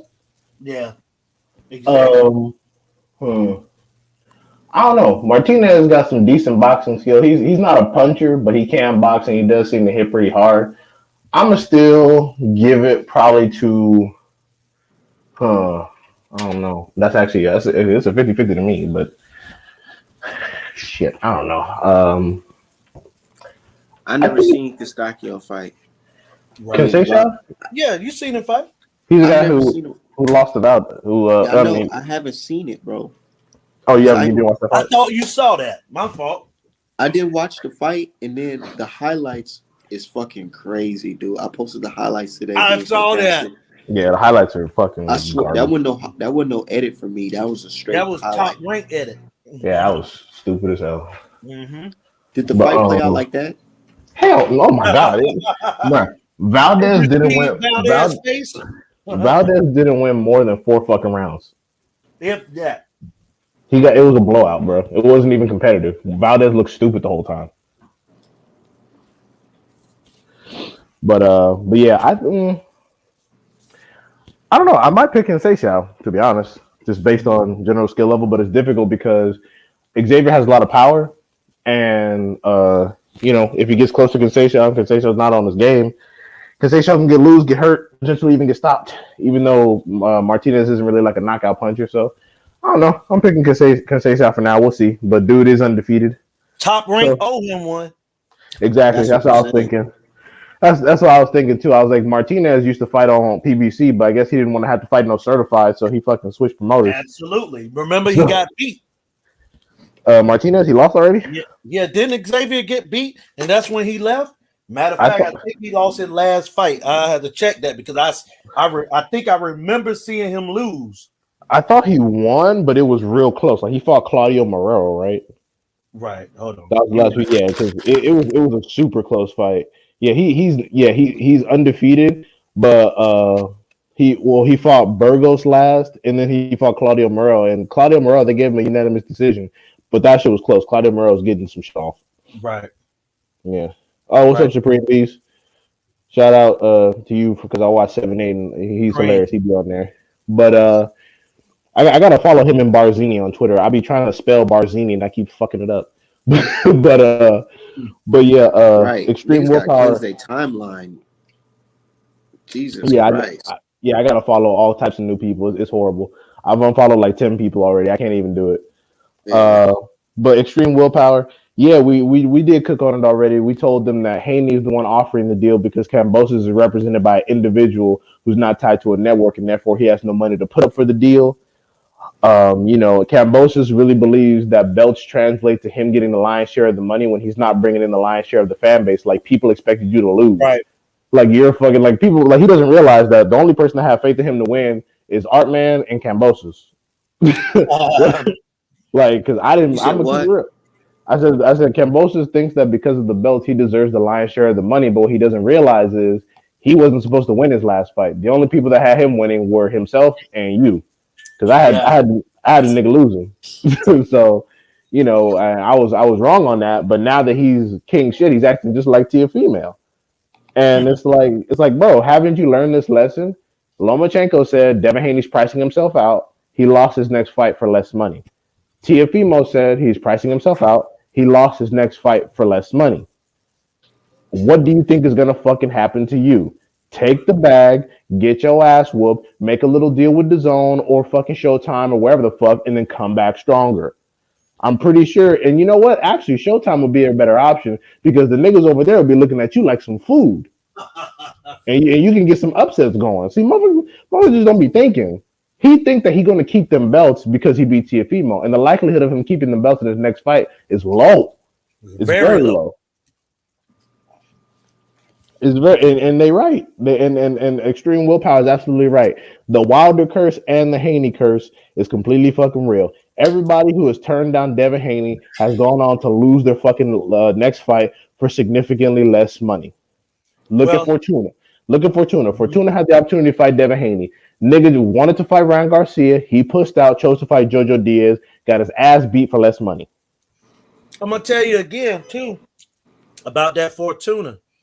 People be, forgetting that even in this situation, man, you gotta look who is promoter. Same as Sebastian Fedora, my man from over there in Argentina. Right. I mean, that guy not only works with Al Heyman hand in hand, he ain't doing Eddie Hearn no favors either. He wanted to get Fortuna a fight. And again, this is where your boy screamed on me and went crazy. You know what I'm saying? Because I told him in that situation, Fortuna was never going to fight Devin Haney. And I said it had something to do with management as well. You know what I'm saying? They would rather do a fight with Golden Boy than they do with Eddie Hearn. It's just the truth. The only way we're going to do a fight with Eddie Hearn is going to have to be an AJ or a Canelo situation. Well, the thing about it was, the thing about it was is that it's because they figure because the thing what happened was is that Javier Fortuna said that he wanted to fight Ryan Garcia because it was more profitable. And the reason why it looks so bad is because Devin Haney and Ryan Garcia are about to fight on the same fucking platform. And so you would end up dealing with DAZN regardless. You wouldn't end up dealing with Matchroom per se, but you'd end up be dealing with a third party plus DAZN. And that's all you're doing with Devin Haney. You're dealing with a third party plus DAZN. Matchroom is just the bread to take care of Haney. Everything else is otherwise. But you're right. He had no intentions of fighting Devin Haney for whatever fucking reason. But me personally, I never even understood why people are so fucking high on Fortuna. Like, he's not famous for doing anything. Dirty fighter, bro. I always say, man. He has no championship credentials, and the only thing he's fucking famous for is flying out of a ring. Like he's not, he's accomplished nothing, and people are like, oh, he's sleep Haney. Yeah, because people thought he got robbed against Robert fucking Easter. Like, oh, he'll sleep Haney. I'm like, based off of what? who the fuck he slept? And also, Fortuna is just a tough, gritty guy. He ain't gonna win no major fights. You know what I'm saying? That's all, man. Just point blank. That's just it. But I saw something crazy about Sergio Martinez. I thought I was back in 2005 for a second. How Sergio is ranked number 3 by the WBC, and he calling for a fight with Triple G. He's at middleweight. Yeah, he's middleweight champion. People say that's why I said I thought this was 2005 again. But keep in mind, y'all, people said that Sergio Martinez was ducking Triple G, and he's only gotten older, and now he's calling him out. So what are we talking about? Triple G is avoided. He's been avoided by all these people. Let me say something, because I can speak on the Triple G and Sergio situation way back in 08, 2010. Well, basically, Sergio fought Kelly Pavlik. He fought Paul Williams twice. He fought Chavez Jr. when Chavez Jr. was a professional fighter. He fought Antonio Margarito. So Sergio Martinez, man, fought a lot of people. And by the time that they were asking him to fight Triple G, he was in cash out mode. He had those fights with Pavlik, and then I think that last fight with Paul, and then he got beat by Cotto. He had that knee injury, right? Yeah, and so he wasn't trying to fight Triple G with one leg. Like people see, that's the thing, because Gary Russell or a lot of black fighters try to do the impossible, go into fights, screwed up, hurt, injured. you know what I'm saying, needing surgery, they expect everybody to do it. Right. Sergio Martinez did what was best for him because at that time, had he fought Triple G with one leg, the man had ACL surgery. Had Yeah. he fought Triple G with one leg, he would not be being talked about right now. Fighting, he'd probably be slurring his speech. Yeah, he would have been in a fucking coma. That's just like that's like if Gary Antonio Russell at bantamweight tried to fight Inoue with that knee injury that he did. And also I gotta provide some context. The reason why black fighters do that is because black fighters' reputation suffers more. Oh, I Yeah, thought you were so strong and mighty. Look at you yeah, you're a ducking. duck. Yeah, like, dude, I just got into a motorcycle accident yesterday. Oh, you're a duck. Look at you. I'm like, what the fuck, Right. man? I lost 3 teeth and suffered a concussion. Oh, you got to Yeah, fight next week. and it's It's funny, always been that way. and That's it, what I'm and saying. it's, and it's funny as shit because the same people that kept saying, "Oh, Sergio Martinez dug Triple G," they sure as fuck got quiet on that call out. They got quiet as some church mice on that call out. They were like, "Oh, well, good for him. He should fight Charlo." I'm like, "Why? So you can say Charlo knocked out an old fucking man? Right. Because The that's fuck is all that's that?" going to happen. Yeah, he's You gonna know go what in I'm there and saying? get his ass beat.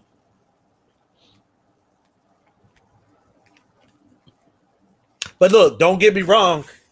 Al Heyman would make that fight now. I he'll make easy bread, easy he'll bread. definitely make that fight.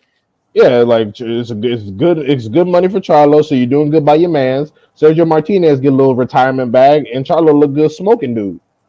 Yep. I mean, I hope it don't get made, but if it did, I mean, how much shit could I really talk? Charlo bullshitting. Right. Charlo waiting on Canelo to answer the phone. Canelo, Right. can you call me back, please? Can't waiting to get a text back like a Yeah. bitch. Yeah, definitely. He's definitely been waiting on that phone call, man. Like, Canelo, you think you can call me back today? You have time? Man, I'm like, man, if you don't do something with your life, shit, Man, I'd rather see Charlo versus them fucking Canelo Durrell at fans this got point. so mad. They got so mad today, bro. No, it's because I hurt their soul, dude. They really don't like when people crack their code like that.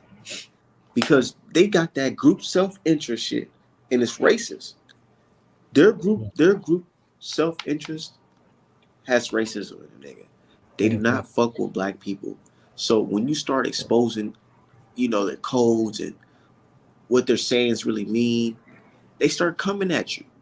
I'm telling you, man, these Canelo fans, they're like our everyday Latino for Trump people, basically.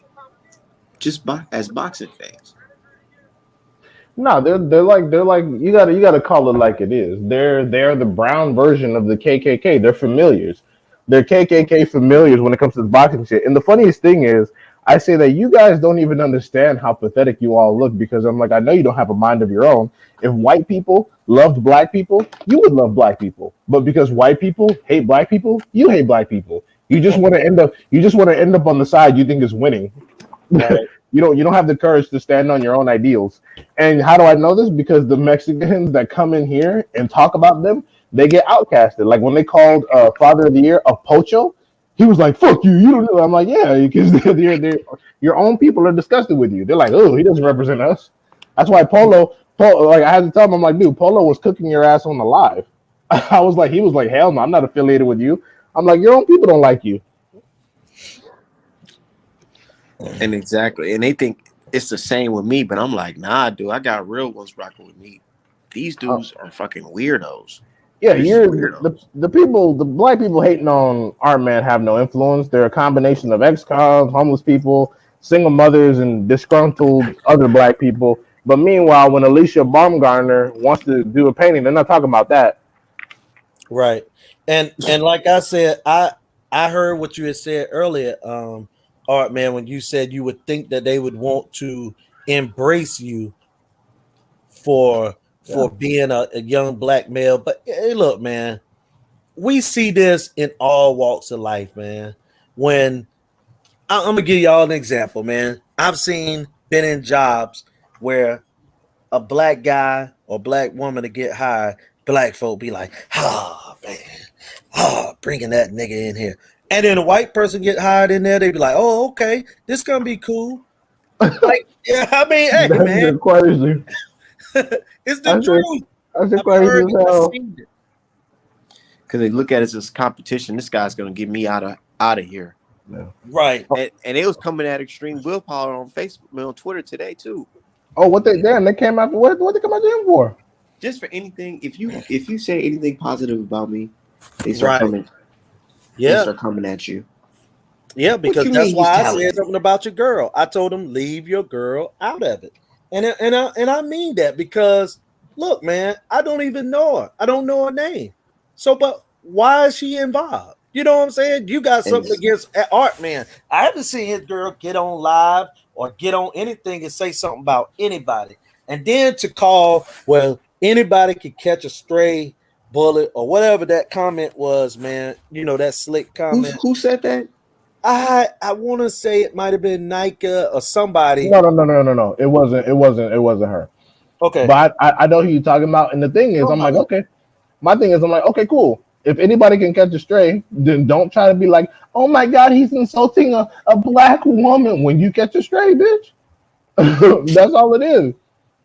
These motherfuckers is crazy, but Yeah, you know, and that's why I told Nika the other day when me and Ronnie Boy when we got into it a little bit because I told Ronnie Boy that he been on the show just like me, and he said, "Well, you up there every day, you up there all the time." I said, "But I'm supporting a black man." I never got a response from anybody. Exactly. I said, supporting a black man, just like, and then I went over all the different people that shows I went on, including Nikers, including Southern T, and all them guys, man, because I look at it like you got to make it a community. You got to be able to help everybody. You know what I'm saying? And then it, like, for example, what say nobody Art can Man tell get you in. what's the real gripe of Art Man. What did I do to you exactly? I And can think you it show got the world everything to what do I with the did? Tyson Fury, man. I'm gonna be honest. The most when you came onto my radar is when they started talking about the Tyson Fury, the gloves, and just everything about that. A lot of people look, you know the saying, man. Like D Hive always say, a lot of people be doing this because they don't want to be bullied. So a lot of them probably just went with the status quo so that no one would talk trash about them. Like, you know, that's why they attacking people. Some of them are attacking people that, talk up for you. I mean, and it was like people liking what I was saying that had nothing, that has never sent a boxing tweet in their life. You know what I'm saying? But they were liking that I said, hey, keep it about boxing and keep it about Art Man. Leave his girl out of it. But And the thing is, like, the way I am with it, I don't come out defending anybody because, like people, because I'm on the show or whatever, people think I'm like a groupie or something, and that's fine. They can think that, but I never come out defending Art Man. I simply come out asking questions of the people that are doing all this attacking. I'm like, so what's your beef? And they never have anything to say. It's always just some hearsay. He it said, was she said. it was Sugar Ray Top Cat Yeah, said like that about the an adult can catch a stray. yeah, and I'm just like, okay then. So if an adult can catch a stray, then why are you? What's the problem? What's the problem? Oh no, Catch it straight. I wish a nigga would, boy. Miss Jackson, Man. Miss Jackson thinks I'm disrespectful to black women because I disagree with her opinions on Barack Obama. Because I said that Barack Obama didn't do anything for black people, and her argument was, well, do all white presidents, are they supposed to just do things specifically for white people? And I said, yes, that's why they're elected. And for some reason, she didn't understand that, but I guess she thinks she blocked me because of it. And I guess she thinks that the reason why 99% of America's presidents have been white is because they like to do everything for everybody. Like, no, when you vote for a black president, black people are supposed to get something specific because that's why people pick based on racial grounds. And apparently she doesn't understand that. So she thinks that you should just vote for black people and expect nothing in return. Kind of like how Stacey Abrams did all that work in Georgia and Hey, got a let Miss Jackson on. yeah, let her on, let her on. Let Miss Is she Jackson on? on. Oh, I She didn't Yeah, know in she was the in in there. the chats. Let Miss yeah, Jackson on. yeah. And it's kind of like how Stacey Abrams did all that work in Georgia and got a pat on the head in return. And she's just supposed to be quiet and accept that. See, that's Stacey, y'all conversation. I'm not. it's not my situation. I'm not in there Yeah, saying but anything.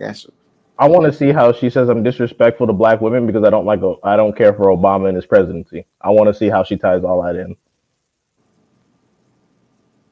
I am nice extreme willpower. What you talking about?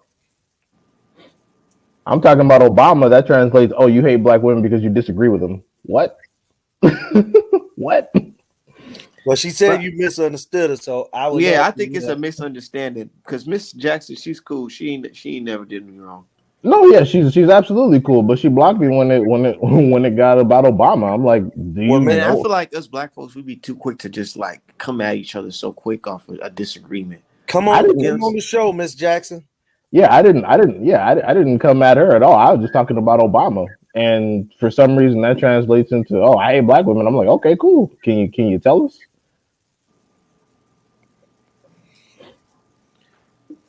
You got to click the link in the chat if you want to join. Anyways, so while she's figuring out what she wants to do, yeah, but I think I'm gonna pick Conceição for this weekend's fights, and I don't even know who else is gonna be on that card. Yeah, I somebody missed weight. I saw that part, but I'm not for sure who that guy is. But he missed weight, and they're gonna keep him on the card. I saw that when they was talking about it. I'm curious. They like that because that means they get to give them a lower fucking purse. Right, exactly. Yeah, they ain't got to find nobody. Hell yeah, Miss Wade, nigga. Bob, like, oh, we getting that 25% back in house? Fantastic. Exactly right. Because I got to get my percentage. Y'all know that. Yeah. He'll say, I wish more guys would miss weight. Type shit. But I was listening to Trill talk today. And, it's so crazy. It's only a handful people I respect in this boxing shit because it's like, I don't know, man. People, they walk that walk, but they don't talk. They talk that talk, but don't walk that walk. Right. But Trill, I fuck with him. He said something to the effect of the MBF list. And he was talking to the, the non-FBA brothers over there in the UK. Spencer Farron or whatever. And he was talking to them. He was telling them, like, basically explaining some of what I said too as well, how that MBF list, that should be proof right there of racial bias of how they withheld opportunities for black fighters. Yeah. The fact that he's on tape saying that shit, and if it's real, if they could pull up, documentations that says that, then that'll be wild, man. But that's just the truth right there. Well, it wasn't documentation unless somebody took a picture of it. But yeah, that's Floyd what I'm saying. Mayweather and them guys always talked about a board, right? Like an actual chalkboard. Yeah, like a dry erase board.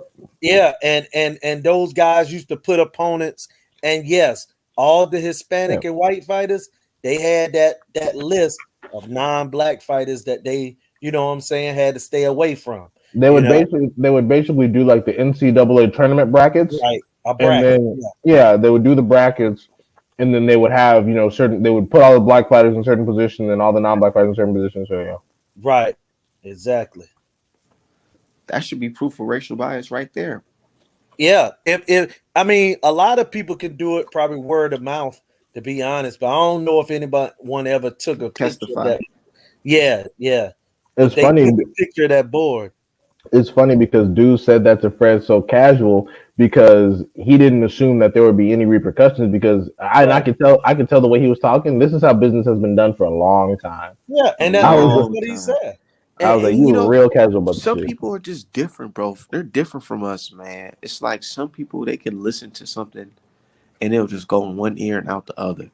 But some people can listen to something and totally dissect that shit and take it for what it is and what they say and look into it. Man, I'm telling you, when I heard him say that, I knew one day this shit was gonna be brought up again on a bigger scale. Because the crazy part is Cameron Duncan was definitely not trying to protect Top Rank when he said that. He doesn't, you know what I'm saying? Like, yeah, he do promote boots, but he doesn't like Bob Arum because he know what type of character Boots is. Yeah, and also what he got. Yeah, he's a little upset at Bob Arum about the Terrence Crawford situation. Just a whole lot of stuff, man. Because the Because thing is, when regardless if Cameron Bob Duncan, ever win this case or not, it's still Mhm. hot. It's still making the trap hot. right? I was just getting ready to say because it's like when Cameron Duncan decided to go on his own, it's like nigga, you look stupid. You was working for that. Exactly. Like as a promoter, you look like trash, nigga. You look What like trash. Miss Jackson can't get on? No, she can't. She's not going to. I don't Oh, know. I didn't see it. Yeah, oh. she's not going to. But man, we just talking boxing. We don't need to talk about political stuff right now. Yeah. Yeah, that's yeah. Yeah. She tried to say I was disrespectful because I disagreed with her, and trust Yeah. me, I've been. And that's I feel like we missing the point when we get into that because we always for some reason I feel like man if I don't know if it's because of boxing is on the standstill or these niggas getting a check from doing this shit, but the conversation has not been about boxing lately. Yeah, but I don't have any ill will toward her. I don't blame her because with all due respect, that's every woman. If you disagree with a woman too often, she'll eventually tie it back to how you hate women. It's like no, I just fucking disagree with you. That's all. Shit. Yeah, it is what it is. Like it doesn't matter. Like black, white, Latino, Asian. If you disagree with them too much, like 3, 4 disagreements in a row, they'll just say, "Well, you hate women." It's like, okay, well, you could just say that. I just disagree with you. But anyways, But yeah, man. So Yeah, niggas treating us I'm like we looking. fucking Paulie Malignaggi and some shit, man. Oh man, Paulie. Like niggas have forgot about that shit already. yeah, they're talking about what Art Man doing. The fuck? Literally, like, I'm like, dude, what are we talking about here? What is this? And we supposed to be men. No. You called him a big head baby. You said he was nappy and got no evidence. Miss Jackson says she trying to get on. I mean, I would I tell don't see her nothing on to that. probably get on with a laptop because sometimes my cell phone, I just done gave up on it. I just had to get on using a laptop or something, man. Yeah, I use my laptop. My cell phone lets me get on, but my mic is trash on my cell phone. So Right. Yeah, we sound like you fucking quiet as hell. I'm like, man, I can hear this nigga. yeah. So I had to convert from that. But no, man, I'm gonna make this comment about Chris Colbert to keep it boxing for a second. Go If ahead. Chris Colbert, after this fight, if he doesn't fight a named guy, and it ain't got to be a top name, just someone we know that got a heartbeat, I'm gonna have to give up on him, man. Because Chris Colbert, I'm serious, man. I mean, for as much as he talked, it's time to do something. Like, I don't care if he move up and fight somebody. Like, all right, I ain't gonna just fall out with Prime Time, but at some point, you keep talking trash about Shakur. You said something about this guy, that guy. Man, you gotta step up and fight somebody. I mean, he fighting for his first Miss title. Jackson, it's not letting me in. I don't know how you got it set up, but it won't let me allow you. Literally, I'm not joking. I can screenshot and show you. I don't know. Oh Lord, now she's gonna say you're protecting me, Jesus. No, I'm not because I got a screenshot just in case it's not letting me add her into Well, the studio. Miss Jackson, if you unblock me on Twitter, we can have a civil conversation. It's perfectly fine. Yeah, y'all Like, just have a conversation on your own. That shit's crazy. yeah, Y'all I don't. Yeah, just unblock me on Twitter. Like, I don't get it. But yeah, y'all see I'm working on this artwork right here. Yeah. Hell yeah, putting the Do pieces you have together. licensing? Let me see your licensing, Art Man. You see my license? Yeah, you gotta show your license like you talking to the police. Do you have approval? Do you have express contract approval for identity rights from Miss Bumgarner? Right. Acting like you work at the fucking DMV. Such a dumbass up. And then he was talking about he a gambler. Nigga, Yeah, shut up, nigga. You got prescription for them glasses, you goofy ass nigga. Sit your old ass down and get a job at a library like you're supposed to. Hell you doing? Looking old as hell. How fucking Julian look younger than you? I mean Julius, Exactly. my bad. Yeah. Fuck that dude. Real shit, because I don't even be like that on a lot of dudes. It's just like if you sitting out here older than somebody and you are trying to hate on their hustle, like, dude, you don't see me out here saying, "Man, y'all should not listen to fucking Max." Right? Yeah, we don't. Yeah, we don't go around like he has suspect posts every day. You don't see me saying you guys need to unsubscribe. I just don't bother him. Don't bother. I don't say nothing about it. Yeah, I don't retweet. I don't follow. I leave them alone. Even all the assholes that are harassing Artman. Do you see me going and attacking all of them? No. I ask you a few questions and I unfollow and I leave. I don't go, hey, you gotta stop harassing Artman. Well, you're a little bitch too. Blah, blah, blah. I don't do all that. I just go, all right, later. Yeah, ain't Bye. no need to go back and forth. Just Yeah. leave it alone. I'm just like, bye. No, I'm not. I'm not gonna talk to y'all and have me out here looking stupid. Fuck that. Bye. I'm gonna go find Julius, see what he talking about. Yeah. And I'm gonna be talking about something black. Like I'm up on this thing right now, and I'm about to start really blowing it up every day about this NFL coaching hiring process, man. No, Like, come on, man. Now we got 2 black assistant coaches that have done, you become a hot coach by your team winning. right. And Eric Bieniemy is about to possibly go back to the 3rd Super Bowl back to back. And he been the offensive coordinator for the number 1 offense or number 5 offense. I mean, like, it ain't even a discussion that this guy's supposed to get a head coaching job. Hey, Right. hey, I just got a text. I just got a text back to D Hive from from what's his name, Coach. Oh shit. He Oh said yeah. he can get. He said he can get that work. Damn. Oh, we forgot to tell you, well, we don't want to spill it on here yet because it's not Yeah, official. no, you can say it. You can say it. You can say it. Well, I'll keep it like this. I'll let you tell, but I'll keep it like this. Our man is not only an artist, but apparently he's like a rookie matchmaker. He over here giving fights made in the fucking deal. Okay. Yeah. Nah, Who real the shit. opponents? Or you can't say right now. Nah, I say it, but it's nothing official or nothing like that. Right, I got you.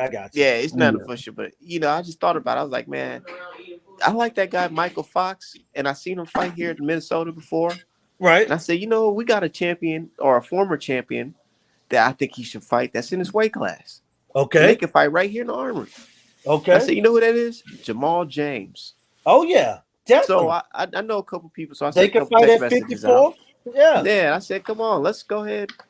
I think I should make that happen. Yeah, they both And need to move up he in just weight sent me a too. text message saying basically if the opportunity presents itself, it's there. Yeah, they both like they both need to fight, and they they can both fight should, on Fox. Yeah, and they both should move up in weight any fucking way. To be honest. Yeah, 54 definitely. Because James can't do nothing more at welterweight. Yeah, They should fucking around fight each other at 54. Yeah. You should text that too. Be like, can y'all also move up in weight? Yeah, Like, or it'd be a catch weight, 150, 151, something like that. yeah, because at welterweight, it's like, I mean, I'm not talking shit, but yeah, it's kind of we kind of didn't explore everything we're gonna explore at that weight. Definitely. And honestly, I don't want to mention his name because he might appear, but eventually, you hang around at welterweight too long, you're gonna have to see some damn body. Definitely. Fuck around, had to deal with all that. You talking about Boots? Yeah, you don't want to run into that. Hang out. Imagine fighting Boots for nothing. Either. I mean, if he has a belt, great. But if you just hanging around welterweight and he needs to stay busy fight, like no, for what? The no. minute somebody grows some balls and actually openly want to fight him, it's going to be a nice fight. Yeah, it's gonna be good. I mean, they're probably gonna get stopped, but it's gonna be a good fight. It's coming. I see it coming, man. Like sometimes you don't stay a boogeyman long. You know who people got faith in? Antoine. Yep, young Gary Russell. Well, Antoine will fight him, but I think, like he said, they asked him about it, and he said, "Yeah, I'll fight him. Sure, I done fought him 3, 4, 5 times, but I'm gonna do it when the time is right in my career. So he got to move up to 47 first.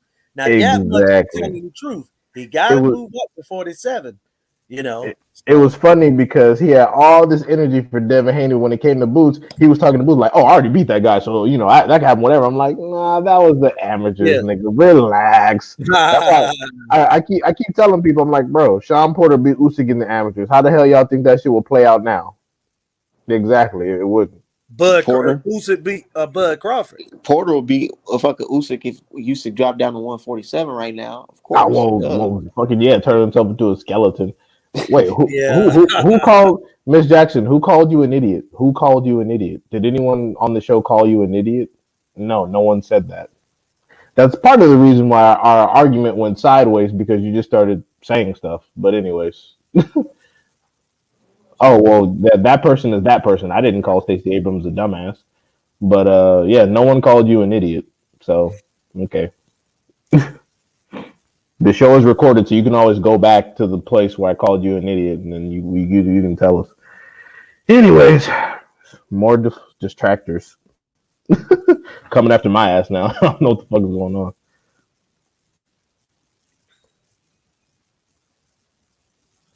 I said you can become public enemy number one. You're gonna take my spot in a minute.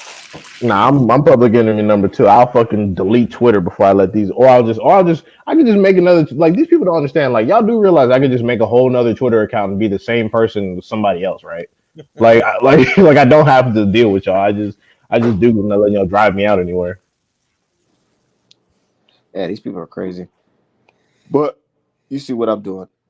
As long as I'm doing shit like this, what I love to do and love to get paid to do, I don't mind it at all. My thing is, I just don't keep it weird, man. You don't gotta post Mhm. people family and shit like that. I mean, Yep. if you got a problem with me, just post me, right? That's exactly what I said Yeah, today, and I'm gonna forever say that. Not just today about you, but about anybody. yeah. You Go know what I'm find saying? it. Go find his fucking yearbook photo from elementary school or some dumb School, shit. Jesus Christ. Yeah.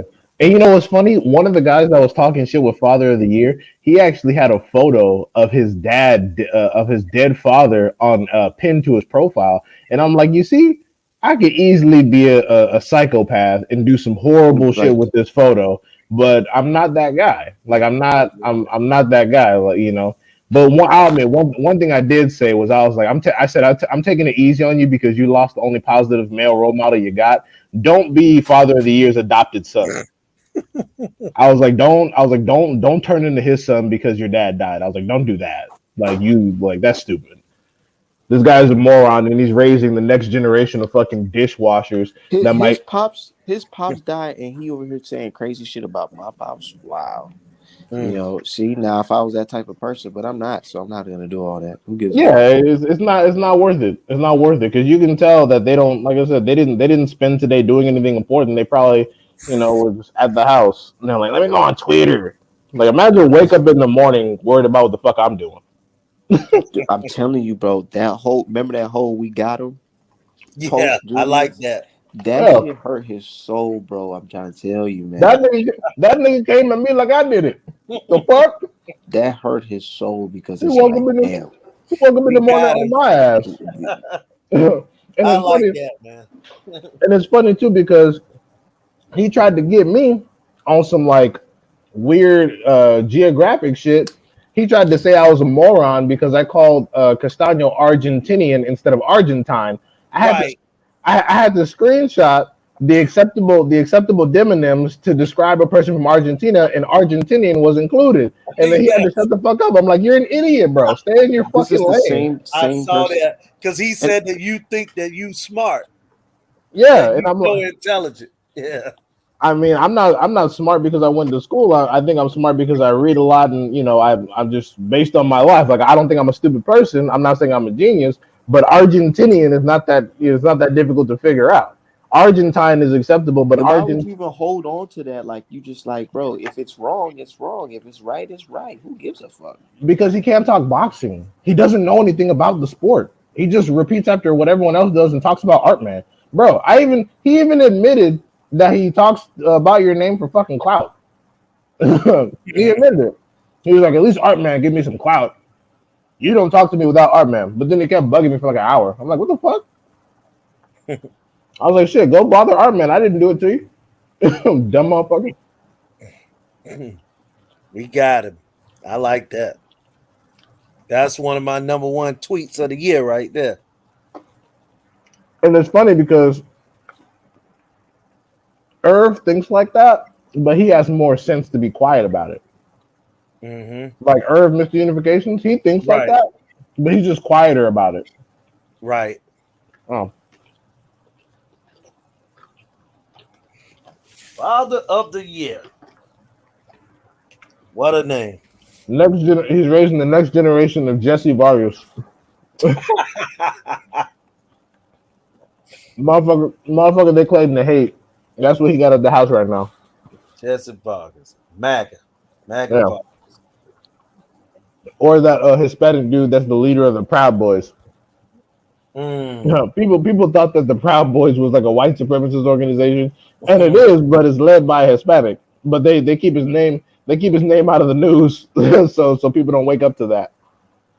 Yeah, he just got released. He just got released from jail, and that shit will always be hilarious to me. A Hispanic dude is the head of a white supremacist militia. It's crazy, ain't it? It's crazy.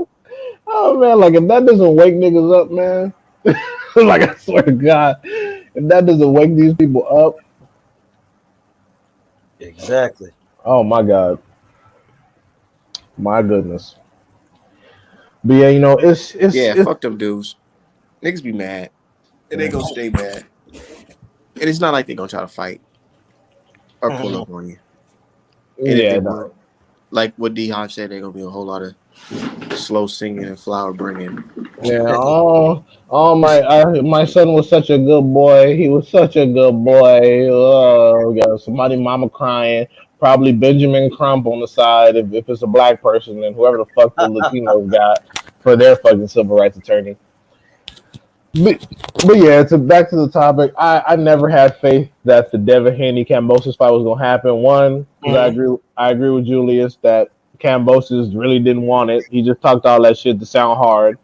And number two, because DeBella and Hearn, all that nonsense. And also, like I said, they're stalling to let the WBO mandate Lomachenko. That's all. They just need a little bit more time because it hasn't been shit. When the fuck was that Kambosos fight? Because the WBO should be clear to mandate by February. So let me look it up. When the fuck was that Kambosos? Was that shit in December? Oh yeah. Okay, yeah. So if it did happen in December, then yeah, probably by February. Yeah, probably by yeah. Oh no, it was in November. November 2010. Yes. So by February they should be straight because it didn't take that long for Andrade and Janabek to get mandated. Right. So yeah, they should be good. I don't know, I don't know what WBO waiting on, but they need to hurry up. And then if Kambosos is still stuck on, well, I deserve more. Like I think Kambosos in his brain, he doesn't really care about how much money is in there. He just wants to make sure it's more money than Devin Haney is getting, even though that's not how business works. Hey, yeah, go ahead.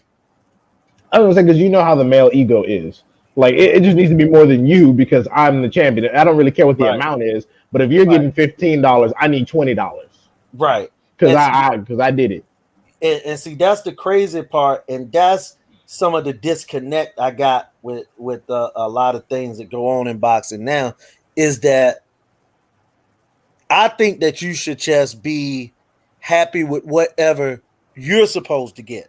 If you comfortable with what you got, it shouldn't matter what the other fighter gets, in my opinion, man. And I think that that's what holds up a lot of situations from happening, man, is that people too worried about the other purse. You know what I'm saying? What the other fighter gonna make, and that just holds things up, man. Yeah, that's all it is. He's already on that. Like, well, I'm the big dog now. I got all the belts. I get this. I get like he's been listening to the fans, and it's like that's not how business works. And Devin, also to add something on to what you said, this is more the reason that I talk about these meaningless belts, because just because you get a belt, you know what I'm saying? I mean, yeah, I guess technically you are a champion, but at the same time, champions are made different. You know what I'm saying? Like in our sport, you don't have to win a Super Bowl level fight and titles be on the line. You know what I'm saying? Like this ain't they're not fighting for the NFC championship. I'm just saying you don't have to have a belt. That's why I said even if Devin and say Tank or Gary A. Russell and these guys fight each other. I mean, to be honest, man, the event should succeed or go over the belt, the fight itself.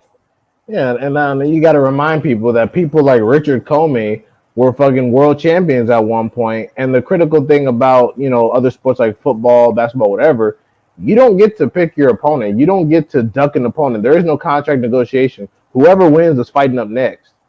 That's why people like the UFC a lot, because there's so much consolidation. There's only one belt per division. It's a bracket system. It's like, okay, y'all two fought already. The winners fight each other. The winners fight each other until there's only one guy, and then that one guy got to run through everybody else again. Right. Yeah, and like people don't even remember who Triple G got his first real belt from. People don't even remember who Comey beat to become a fucking champion. People don't even remember. People don't be remembering. And then the thing is, like, especially after someone has a belt for so long and it vacates and goes up, you can be fighting anybody for that vacant. Like, look at Andrew getting ready to fight. What's his name? Fucking Parker. Zach Parker. Yeah, like what the fuck? Like, come on. Hey, look, man. I'm gonna keep beating that drum, and I'm telling you, I wouldn't care if I talked to Bill Haney. I would tell him, man, you just talking about the money. And I understand what he's talking about. He's talking about money. But as far as a fan, man, I don't. That's just like when I watch a college football game, for example, right? Because college football and boxing are a lot alike, okay? Just because a team play in the SEC, they may play, Alabama might play 3 HBCUs and 2 low-level Division I games in the non-conference. I don't want to see that. You get what I'm saying? And just because you make good money on a situation doesn't mean that I have to really support it. You get what I'm saying? And and I'm tired of that. That now Eddie Hearn gonna say, "Well, look, Bill, I tried," even though he knew. And see, it's just like in business. If you got a deal, D-Hive, and you go to a guy and tell this guy this. A guy ain't gonna tell you, "Well, D-Hive, this is a garbage situation.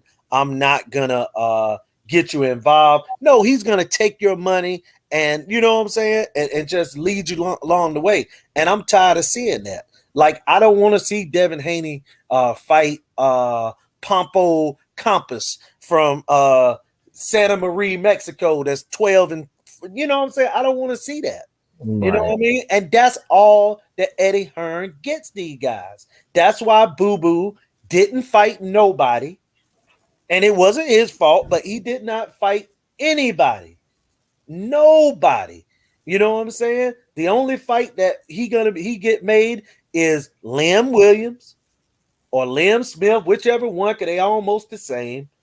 Zach Parker, you know what I'm saying? And all the other guys that he beat, the European fighters. So, like I said, man, there's nothing gonna change. Even with Devin Haney, much as I love Devin, I like his dad, all that. He gonna fight that same level of opposition, and 2-3 years from now, he gonna be saying that these guys ducked him, and it might be right. But at the same time, if he had just left that guy, we would see those fights. But and he wanted that guaranteed pay. And that's what I'm saying. That only benefits Devin Haney. It doesn't. See, you can't have it both ways. You can't say, as long as I'm getting this guaranteed money, and then you say, well, nobody wants to fight me. Nah, I'm not gonna give guys that. You know what I'm saying? I'm not giving it to any other fighter, and I'm not gonna give it to Devin, because eventually Devin, the only good thing he got is that he's young.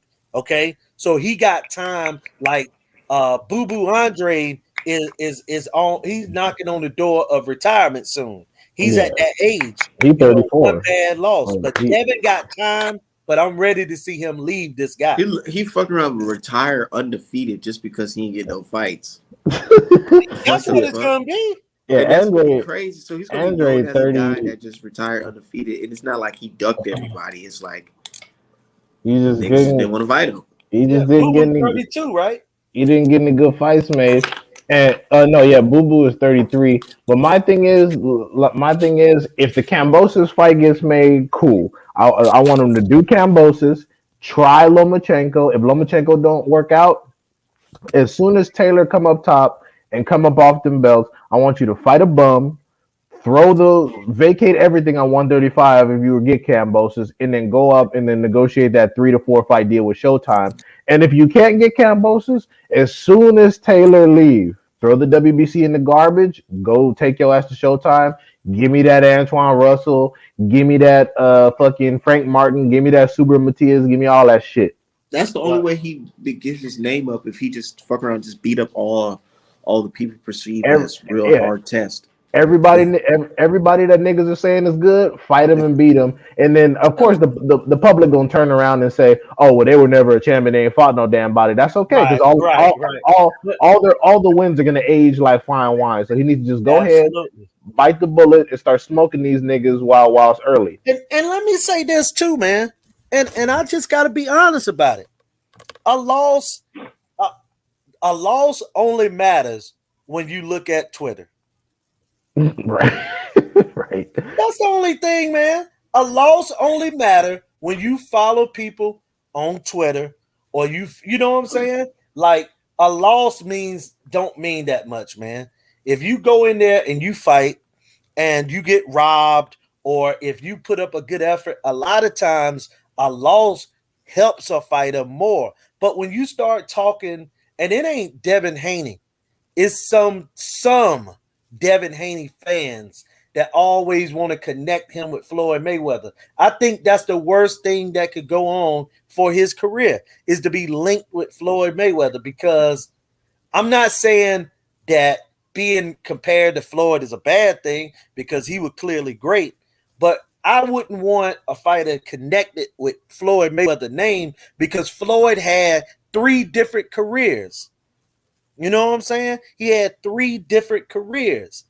And right now, with Devin Haney fighting with Eddie Hearn, he's taking a more of a Money Mayweather approach without the opponents. Because even though Money May didn't fight certain people they said he shouldn't fight, he still fought guys that were world champions, and that some of them are going to the Hall of Fame. Right. But that's all I'm saying, you know. No, I agree. I agree. And the thing is, I do agree that this path doesn't create a lot of it creates a lot of career longevity at the risk of legacy, and eventually your price point for your fights are going to start to top out, and they're going to actually decrease if you keep fighting this level of opposition. If you keep fighting people's leftovers, if you keep fighting like Jojo Diaz was solid, yeah, but you can't go down from that. Like you can't go back down from that, or else you're going to suffer in the long run. So I agree. I can admire the fact that he's front loading some cash while it's available, so he can prepare. So hopefully he's preparing for the impending pay cuts, because you're gonna have to take at least 2 pay cuts in your 2 next fights before you can start asking for the comparable bread, or even more than you get now, because it's an investment dealing with another company. Because you ain't got no stock of that company, you ain't putting no pay-per-view numbers out. Like, what are we talking about? And it all depends on what Devin Haney and Bill Haney want for their career. Right. If they want to fight all these fights, like, I'm starting to think that boxers don't get into boxing anymore like to fight the best. I think that they get in it now because, to just make the most money. And that's cool. But me personally as a fan, I only want to see the best fights. I mean, and I'm not saying that every single fight is supposed to be like the level of fighting Manny Pacquiao, but I just want to see a steady progression, you know what I'm saying, of fights. And I also want to see my black folks stick together and get paid off one another, and not go out here, because like I say, Bill Haney is supposed to be a street guy, but yet he cooning. You know what I'm saying? And he's protecting Mr. Charlie. And I don't like that, man. You know what I'm saying? That's a bad look. I've never been under the impression that fighters have wanted to fight the best per se. I always think it was about money, but the difference is that back in those days, before there was politics and all this new nonsense, back in those days, the only way to get the most money was to fight the best. That's why I think that's the situation. I think that nobody really cares about who the fuck they fight. It's just that back in the day, the best always ended up fighting because the best was making the most bread. Nowadays, nowadays because certain people they want to crown the best artificially and support them Artificial. even though they're clearly not the best. Those people are getting a lot of money. Like fucking Lomachenko was making 3 million, like he made like 3 or so million against the female. He has no pay-per-view history. It's like, dude, Absolutely. this dude was artificially anointed, just like fucking Ryan Garcia. Ryan Garcia, Janabek, Jaime Munguia, Virgil Ortiz Jr. Like all these people are getting crowned and they've accomplished nothing. And Like, they faking numbers. yeah, Like Ryan Garcia, I mean, it can't be a crap load of people watching him fight because I respect every country, okay? I respect every nation. But in certain sports, like the NBA, the NFL, and even boxing, America is where, you know what I'm saying, you're going to be judged upon. And so that Instagram followers doesn't translate to boxing views. Just doesn't. they don't. You know what I'm saying? So I hear about his Instagram followers, but why are they not watching his fights?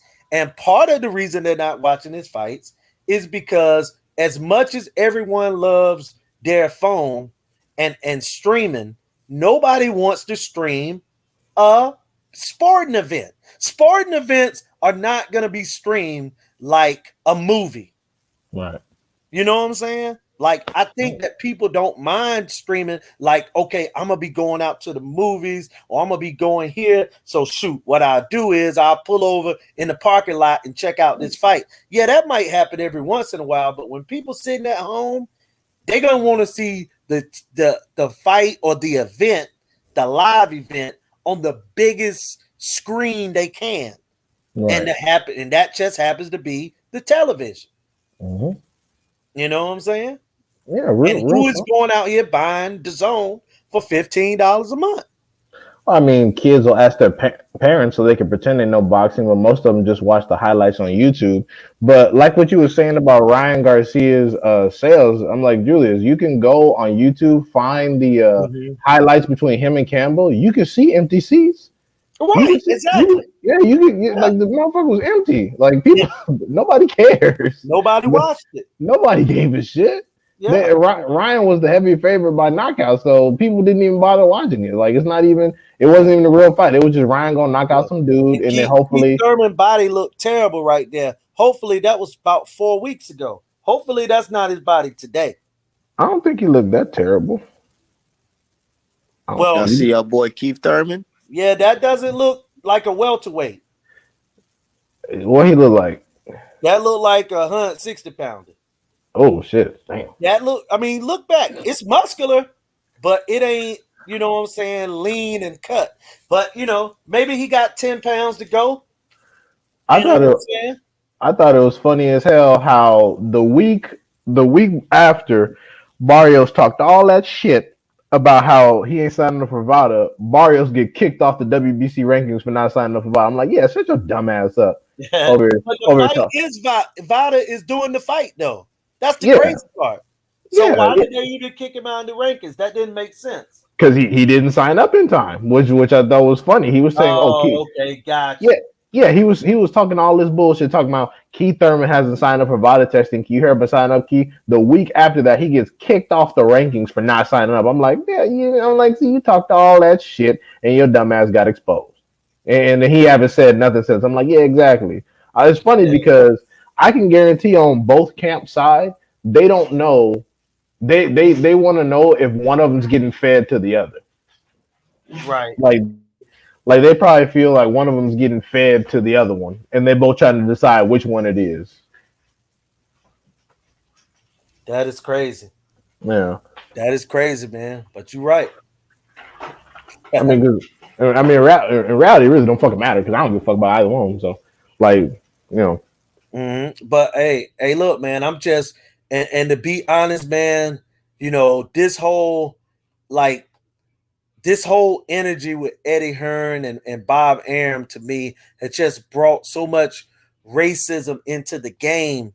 And I'm not necessarily saying, well, I've seen both of them be racist. Ain't no question about it. But it's not like they pushing that. They just send it to a few media guys that push that narrative. You know what I'm saying? And that's hurting boxing as well. You know what I'm saying? Twitter in general is hurting boxing because you got too many people talking that don't know what they talking about. Yeah, no, I agree. Yeah, it's yeah, and like I said, there's just too much. There's far too much fan input because we're getting to the point where social media is so active that a lot of the fighters are starting to use the fans' talking points as guiding words for their careers, and then a lot of the fans like repeat after the damn fighters, and the fighters be lying. Like one thing that Yes. bothers me most about Canelo fans is that they repeat whatever he says like verbatim. I'm like, do y'all understand how creepy that is? It, and so when he was cursing at Boo Boo Andre, like what was so entertaining about? See, that's and look, and I know that technically Canelo's not an American white man or nothing, but that just trips me out, man. It just make me laugh because when he cursed at Boo Boo and said what he said, you hear people mocking it like it was just the funniest thing in the world. You know what I'm saying? And Yeah, like repeating it, he didn't do nothing. yeah, like he spoke an ounce of English, and they're like, "Oh my Right. God, Canelo! Oh, look at this!" I'm like, "Bruh, Please. like he's Yeah. speaking he's speaking bad English." I'm like, "Dude, these are the type of people that if Canelo farted, they would try to catch it in a fucking jar." Like it's just creepy as hell. And I was talking to Iron Man yesterday, and, Mm-hmm. and after you were left to the stream, and I was like, Uh-huh. I was like, Canelo is one of those people where have we ever seen his parents? Never, Do we know what his parents even look like? never. I seen his brothers. I have Yeah, 100% seen his brothers well, because the Laura, majority of them fight. You well, know what I'm saying? Yeah, Laura slaughtered one of his damn Yep, brothers yep, yep, pretty terribly. yep. And But he got another brother that can't fight. yeah, You know, they're all fucking trash. That's why, and that's the Roman, thing. I think It, Ramon. Yeah, Yeah. and that's the thing about it too, because we're like, you're Canelo's brothers, quote unquote, even though you have almost none of his damn features. You're Canelo's brothers, and yet for some reason, none of y'all have any of his talent, his skill set, or even his damn looks. Y'all don't look related. And it's funny because I was thinking back to when I was a kid and I was watching the build up between Mayweather and Canelo, and they were doing all this like 30 for 30. Like you remember like the Showtime coverage was huge. They would have Yes, it was. like 3 hour specials going over everybody's Right. family and shit. And then they would talk about Canelo in like a village and shit, and they would talk about like his uncles, his cousins, whatever, allegedly, but never show the parents. Never showed him. I'm like, so, and the same people that keep telling us that Canelo is not white don't even realize that Jose Suleiman and Carlos Slim are not Mexican. They're not Mexican. They're Lebanese and Syrian. Lebanese. Yeah. Yeah, Yeah. but these people have just accepted this guy, and it's like, And Mauricio is, more than Jose did, but Mauricio talks about that. He'll tell you if you start talking too much Mexican talk, he'll say, hey, I'm not Mexican. You know what I'm saying? oh, I've seen him do that before. for real? Yeah, he said that before. You're going to have to go back like some YouTube videos, but he was talking to Fred from Barbershop, and he told him, he was like, hey, because they were trying to, indirectly the way they was questioning him, keep throwing the Mexican angle. And I mean, Mauricio is an intelligent man. You know what I'm saying? Like, I don't know if sometimes, and sometimes I get this, that sometimes people feel that a person English isn't their first language, like they could just, like they don't know nothing. Like, yeah, right. Mauricio ain't a fool. You know what I mean? But Is yeah, and it's funny too because I'm just looking at photos of him and his brothers, and I'm like, yeah, you're the odd man out, bro. You look nothing like any of these people. Even Ramon, right. The one that we've seen fight, you look Yes, nothing like him. Y'all have no right, features alike. Y'all are two different people. right. I'm just asking questions. I don't give a fuck. Like I'm just asking some questions. I'm No, man, not. hey, it's a man. I I, don't see I'm nothing I'm wrong with asking. I'm just curious because like we can look at a nigga's criminal records, but we can't ask about some parents. Anybody got any photos? I mean, I'm curious. Right. I'm gonna put it on Twitter and see I if niggas seen know his some shit. mother. I seen his mother at the fights. You know what Oh, I'm so saying? you seen the mom? Yes, yes, But yes, have you seen the father? yes. No. And Oh, if we I was did, gonna post I that didn't know today, it but I was was. like, nah. you nah. Huh. What the fuck? You should post it. Real shit though. I'm about to post it. I don't give a fuck. I'm about to ask. Yeah, his mother had definitely been at fights, and I seen her. She's a heavy set lady. But as far as the father, never. Interesting. Matter of fact, she was sitting with his girlfriend a couple fights ago. But she could be one of those people that say, "Hey, I'm not, I don't want to be in no spotlight. You know what I'm saying? Don't give me no attention, nothing. You know what I'm saying?" Mm. Because that's one thing we never discuss. We never talk about parents. Like we know what Floyd Mayweather's parents are doing. 50% of them was training, and the other 50% was doing, whatever they were doing. We know what Tank's parents doing. 50% was raising them, and the other Right. 50% was kind of absent. That's what it Right. is. But Canelo's parents, he seems to come from the picture perfect family man, and we don't know what the fuck that is. We don't know what the fuck your daddy is, nigga. Where daddy at? Right. Josecito Lopez injured. Wait, what? Yeah, Oh, they're with the giving. Abel Ramos. Oh, you Yes. get Boots in there. Short notice. Short notice. Get Boots in there. Hey, Nah, they got somebody else. Oh, pussy ass niggas. Cause I guarantee, cause Boots can fight Abel Ramos and Castillo Clayton back to back. That ain't shit. That he'll take those paychecks. That's nothing. Especially if he already at weight. Oh Shit. yeah, he'll stop Abel Ramos in about 2 rounds. So Yeah, beat the shit out of him and then beat the shit out of Castillo Clayton, and that's back to back. Because it was funny because after the Delorme fight, he was training the next day in the gloves he fought in because he's like, oh, I didn't really do shit, so I might as well Oh, stay you talking away. about Boots? Yeah. Yeah, I seen that. My dude, I'm cool with the dude that's his channel, YSL Media. Yeah, he was like, yeah, man, that dude literally just went back and started sparring like the shit wasn't nothing. Like, because I mean, yeah, it wasn't nothing. Like right, he didn't do anything. He threw 6 punches and the fight was over. right. And that's good, but that's being young. To be honest, man, once you do a fight, I don't care if nobody landed a shot on you. You know what I'm saying? The best thing to do is take a week off, even if it's 3-4 days. But he'll learn that as he get older. You know what I'm saying? That young energy, he ready to fight. That's why he's a danger to anybody. He's a danger, man. And when you that hungry, when you want it that bad, you a danger.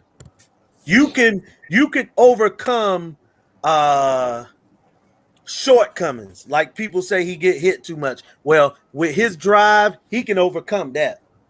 And Cause they gonna say trust it's me, too Bud boring. Crawford, them guys ain't as hungry as that guy is. Why would they be? They nigga got $5 million per fight. There you go. Shit, if I was making 200K and I feel like I could beat the dude that makes 5 million, I'd be hungry every day. Right. Absolutely. Absolutely. But yeah, man, getting back to what I was saying though, man, if you look at that situation as far as, jumping to the NFL, man, I mean, these black coaches, I mean, it's just it never fails, man. It never fails, man. They can't get an opportunity. Just like no different than Derek James. How can Derek James not win a coach of the year, you know what I'm saying, in every publication? He should have been the coach of the year. Should have been the coach of the year. No matter what, Ronnie Shields did a good job with Jamel, but Derek James resurrected his career, man. On top of Earl Spence and Frank Martin and all these guys. He never won trainer of the year. That's crazy. And that's what I said. That's Yeah, and the crazy thing is, like, they were never going to. Right. They were never going to, no matter what Brown accomplished in a year, no matter what Spence, Charlo accomplished in a year, they were never going to.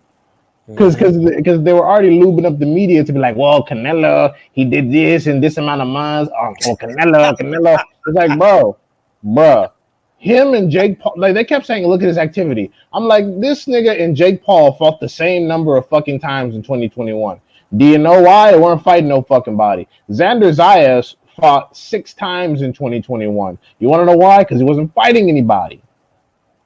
So it's like, just fucking chill. Oh, well, they have belts. Blah, blah, blah, blah. I'm like, yeah, okay. And when Robert Easter beat the shit out of Comey for a vacant belt, how much respect did he get? Not none. Lomachenko beat the man for nothing in a title defense of an inferior unofficial title, and all of a sudden, Lomachenko deserves undisputed. What? Like, just bruh. Like, I can't. Like, these people, and it's funny because only on the internet, these people would never get into a public forum and try to argue this shit because it don't make no sense. It sounds stupid. And hey, one other thing. Speaking of Sergio Martinez, like we was, he fought and won last night.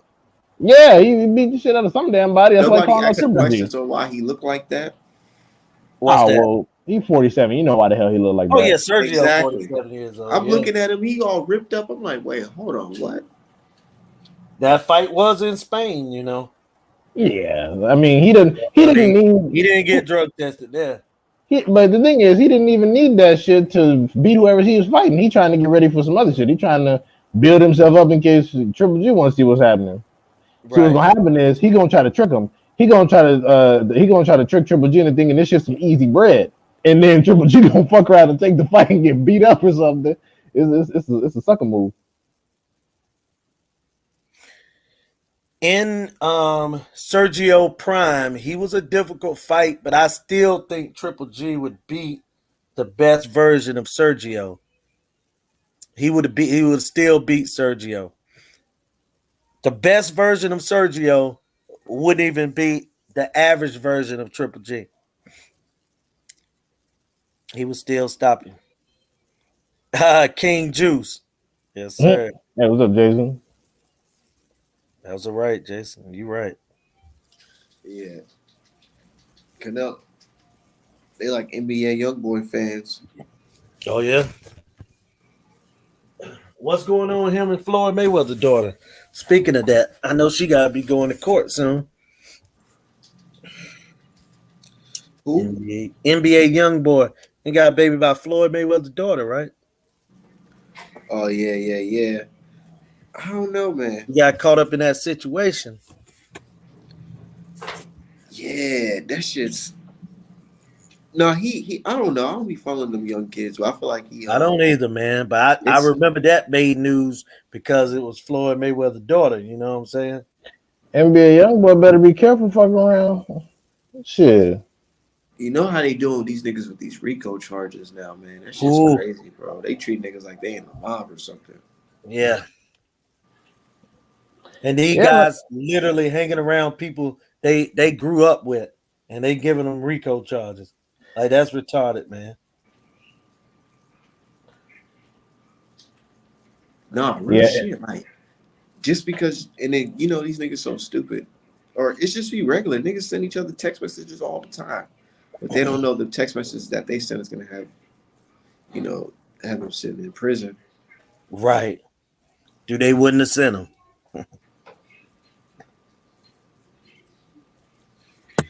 Man, that's just fucked up, man.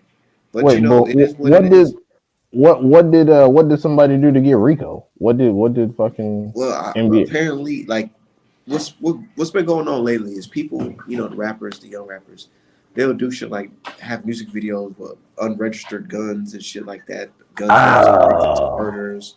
Oh my goodness. And then they'll send text messages, and all the judge had to do is just say, hey, you can get a warrant to get your phone searched. And nigga, that's the whole case right there. Yeah. Well, That's just foolishness. All that to make And a then video. he shit like this. He facing attempted murder, but then put NBA YoungBoy? I think so. I don't know. Don't quote me on that. But that's what Jason said. Oh shit! Oh damn. Okay, well, I mean, shouldn't have been bullshitting, but you know, But it's just shouldn't have been. very unfortunate, man. Man, that court system is something, and I'm just speaking in general, man. It's hard to get out of stuff, whether you did it or not, man. I mean, the court system is a big trap, man. You got to have money or influence, you know what I'm saying, in order to get a fair shake. And then sometimes that's not even enough. Dude, you spent all that money for what? On a lawyer and all that. Hold on.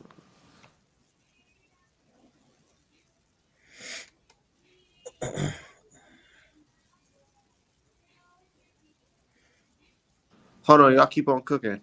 Okay. No, okay, for sure. Yeah, we got it. Dude tried to this weird dude Father of the Year is going through all Art Man's 2016 tweets. He said, Really? yeah, doing it? yeah, he's still doing it. He said, you support a racist that votes for Donald Trump and because of a random tweet that didn't even say Art Man's voted for Trump. And you know what I said? I put a picture of Jesse Vargas running as a Republican in Nevada, and I said, so voting for Trump makes you racist, huh? I'm like, how about Jesse Vargas over here? What do you say? He hasn't responded yet. He's probably not going to. He's a fucking idiot, bro. Yeah, man. Like I say, man, I still don't understand this connection with that dude that they was talking about, man. In regards to that pedophilia and it just keep going on and on and on. And I just, like I said, man, I just don't even at this point, I don't even care, but I just don't even understand it no more, man. I don't even understand it, man. Yeah, it's nuts. It's nuts. And I don't. Yeah, I mean, a lot of these dudes are bored, and the worst part is that they thrive. They don't. One thing they don't want to see is black unity, because that means everything else they're doing is neutralized. Right. Like everything else that they're doing is fucking neutralized, and it would never do anything. So they're like, yeah, let's keep them separated. Yeah, you're one of the good ones because you don't like black people either. And this dude, like, right. And it's funny because dude was like trying to make fun of my English, and it's like, that's just like you're making me here. So I'm like, do you prefer I don't like this, where I speak two languages shitty? He like, you sound like Carlton Banks, and I'm like, I mean, no, not Carlton Banks, but fucking Jeffrey the butler from the Prince of Bel Air. And I'm like, so first of all, you're telling me you watched the Prince of Bel Air as a child, and you're being racist as fuck. Like that's weird. First of all, like if you don't like black people, what you doing watching black television late at night? That's right. You watching Jeffrey the butler? Yeah, and I'm like, second of all, you're making fun of me because I speak proper English. Right. Like maybe I should sound like you. I should talk like this. Yeah. Orale, maybe I should sound like this, and then we could go talk. It's like, yeah, well, who the fuck wants to talk like that? Fucking Eric Estrada sounding motherfucker. Shut up. You're fucking silly. You're fucking sick. Like, it's just fucking weird. But yeah, nah, man, this guy is garbage. Like he comes after me, and I have to keep embarrassing him. I'm like, how you gonna respond to Jesse Vargas over here running as a Republican talking about make America great again? Fucking idiot. Oh my god. But shit, as far as fights go, is that all we have this weekend? Is that literally it? Conceição versus Martinez? Say that one more time. Is all we have this weekend Conceição versus Martinez? I think so, man. And then what next week is? Hold on. Who's next? Next week is the Keith Thurman, right? Oh, thank God. I hope so. Thurman and Barrios. That's next Saturday, I believe. Gotta be something because this weekend is looking dry. And weren't we all just complaining that there's too much boxing on during the day? Now we ain't got no motherfucking boxing. Ain't that a bitch? I never complain we got too much boxing. Now we be having some bad matchups. That's when I complain, when we got a lot of boxing and there's some scrub matchup. You know what I'm saying? Like I say, I got so sick of all them domestic English cards. You know what I mean? Now I got sick of them. Like all the MTK Global fights. Yeah, all them MTK Global and all them fights in Eddie Hearn backyard, and you know what I'm saying, all this dumb stuff, man. And the only thing that I'm happy about Eddie Hearn's situation is him giving those women opportunities to fight because they need programming. It's not because he's into women's boxing, but they need programming. So I am happy about that. You know what I'm saying?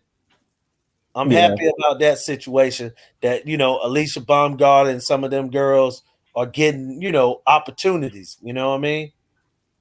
Yeah, absolutely. But because I used to watch a lot of the MTK Global fights, but now they've been reduced in quality. They're signing anybody over there at this point. I don't know what the fuck. Absolutely. I don't know what's going on next week. Oh shit! Right, Clarissa Shields does fight on the 5th.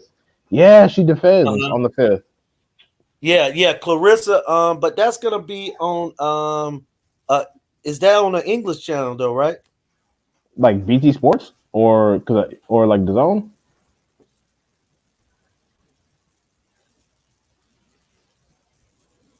Oh, I can't hear you, Julius. You muted. Oh, hold on. Yeah. I was speaking. So give me 1 second, D-High. Oh, okay.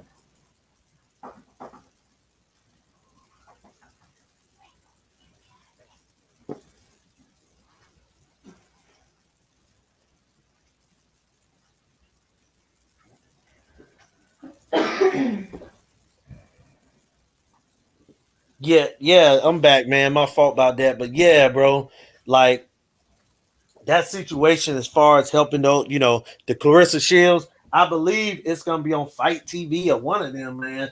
You know what I'm saying? I'm not even for sure. I don't know if any, United States, networks is picking up the fight. Yeah, I just think that situation with her brother. Her brother messed that situation up at Showtime, man. What did her brother do? When she was getting ready to fight this European girl, and the fight got canceled the night before the weigh-in because her brother punched the trainer for this girl, man. The trainer was a black guy.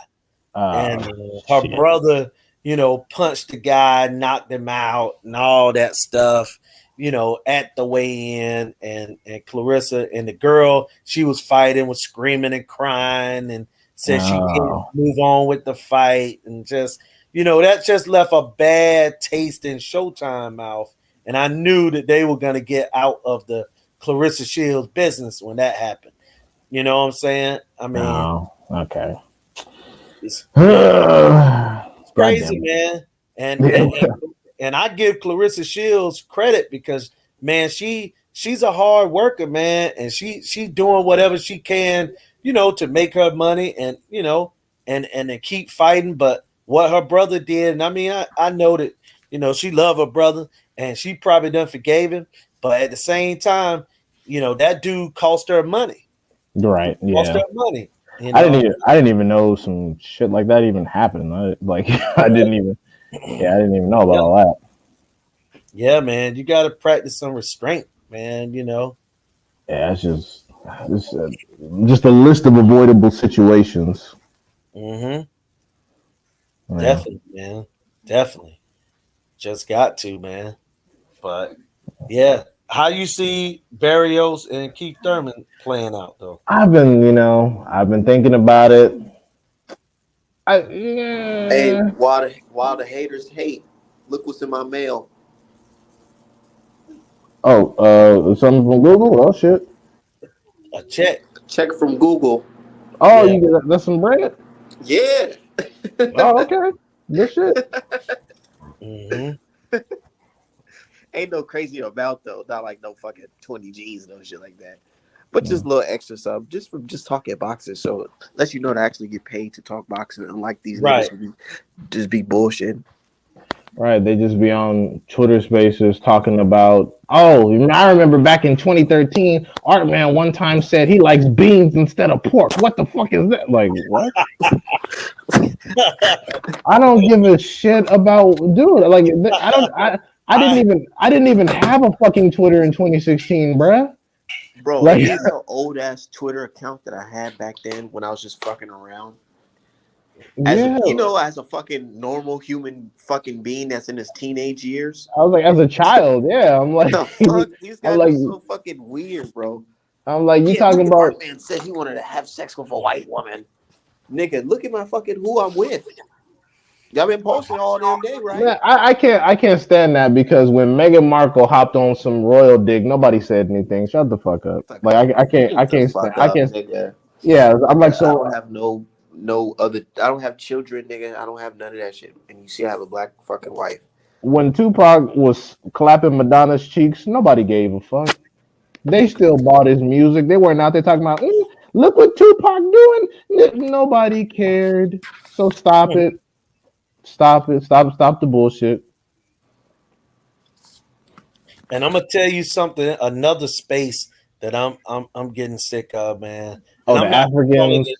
No, The no, no, Af- no. Excuse me. I shouldn't have said a space. Yeah, I've been checking out some of that stuff, and that's ridiculous. You know what I'm saying? People, talking about Nigeria. We're Nigerian, Oh, and you're fuck. this, and you have baby mamas. I'm like, what? Like, you gonna take that approach? But anyway, getting off that, I'm talking about this one where these so-called white people are like these black, everything black. Thanks, Kev. 29 on Fight TV. I thought so. Oh, Um, okay. you know, they getting up here like they the black people protector. You know what I'm saying? And every black issue, they jump on it. Oh, how dare white people do that? White people are so mean and bad and this They and have that. And spaces like that? no, not spaces. That's why I said I shouldn't have said spaces. I said I'm Oh. getting tired of those that are on Twitter and my Oh, doing okay, that, okay. man. I see. Like it's getting sickening, man. Like come off it, man.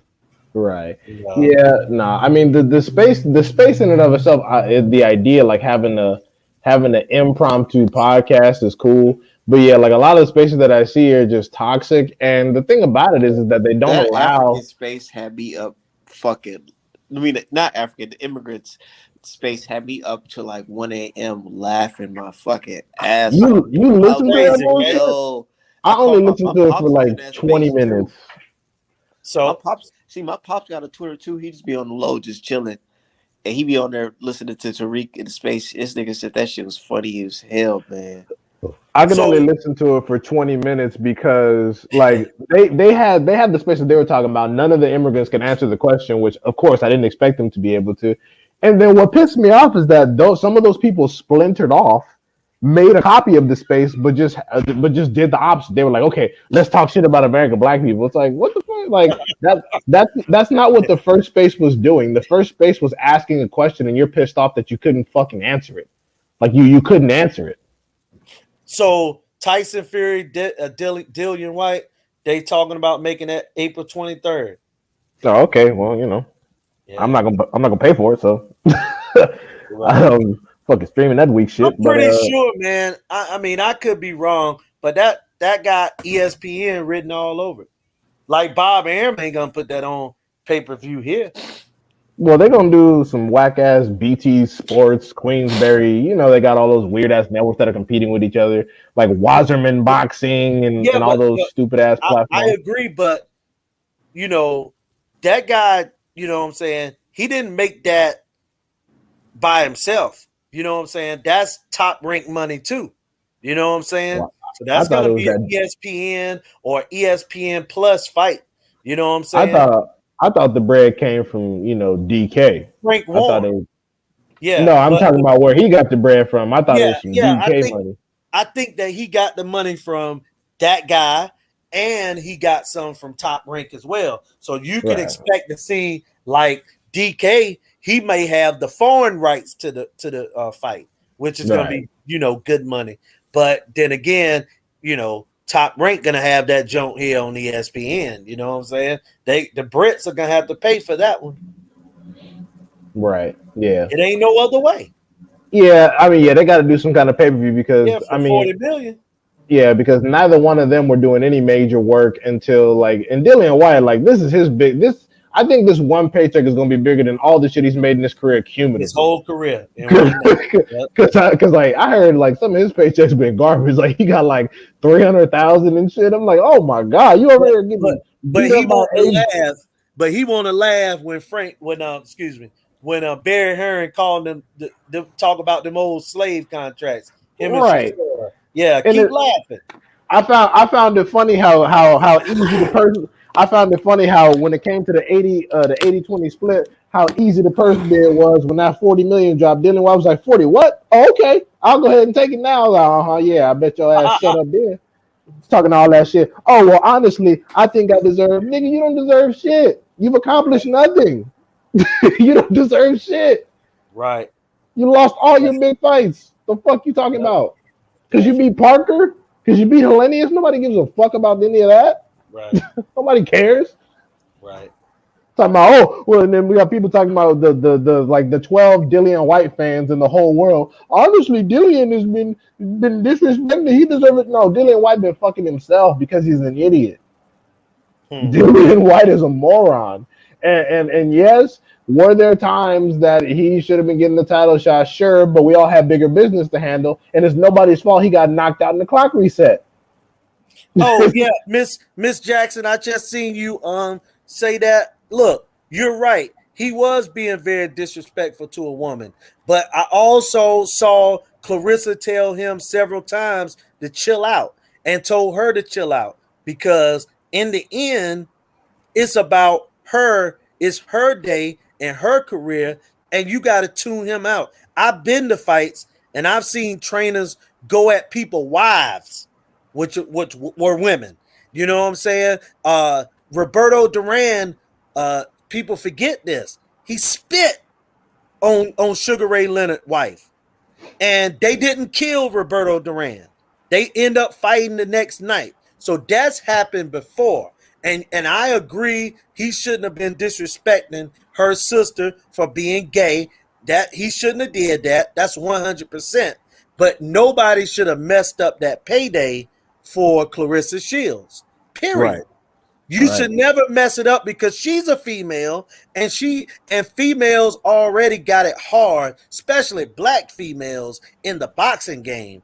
Trying to make money as a black female in America is hard work. And Clarissa Shields worked her butt off, and she's supposed to have got that payday, and she wouldn't have. And maybe had she gotten that payday, she was one of the first. She was the only female fighter ever to be signed to a lucrative, an exclusive deal with Showtime, and she should have continued that. And he messed it up for her, and I hate that he did that. You know what I'm saying? And the worst thing is that when you're a black female and you whoop an ass, oh, you definitely ain't gonna get no fights. And like you know, and like some of my cousins used to tell me, some of my cousins that be into some unscrupulous activities, they would always be like, "Look, bro, we can get that nigga later. We don't need to get him right now. We can get him at any point. Like we can find him and we can get him. You know, so you know, let's not blow up the spot right now. Let him think he getting away with something. Back him up offer so he doesn't do anything crazy, and we can get him later. We can easily get him later. And let me tell you, that guy is an ignorant guy, and he definitely is ignorant because, you know, Clarissa Shields' sister, to my knowledge, won't doing nothing but cheering for her sister. You know what I'm saying? And he got a problem because you know they out there, man. You know, people got a problem with gay people, whether they male or female, and that's what he was doing because what he was talking had nothing to do with boxing. But I guess Clarissa brother just had heard enough. But guess what? Clarissa now, we got to support her.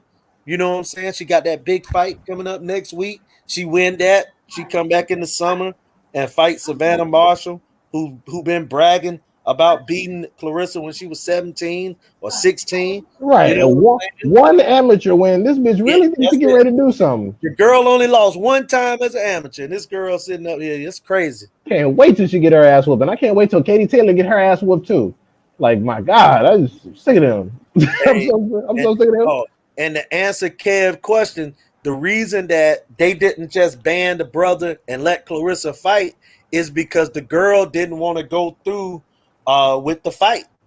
The girl was crying and she didn't go through with the fight. She was and let me say this, bro.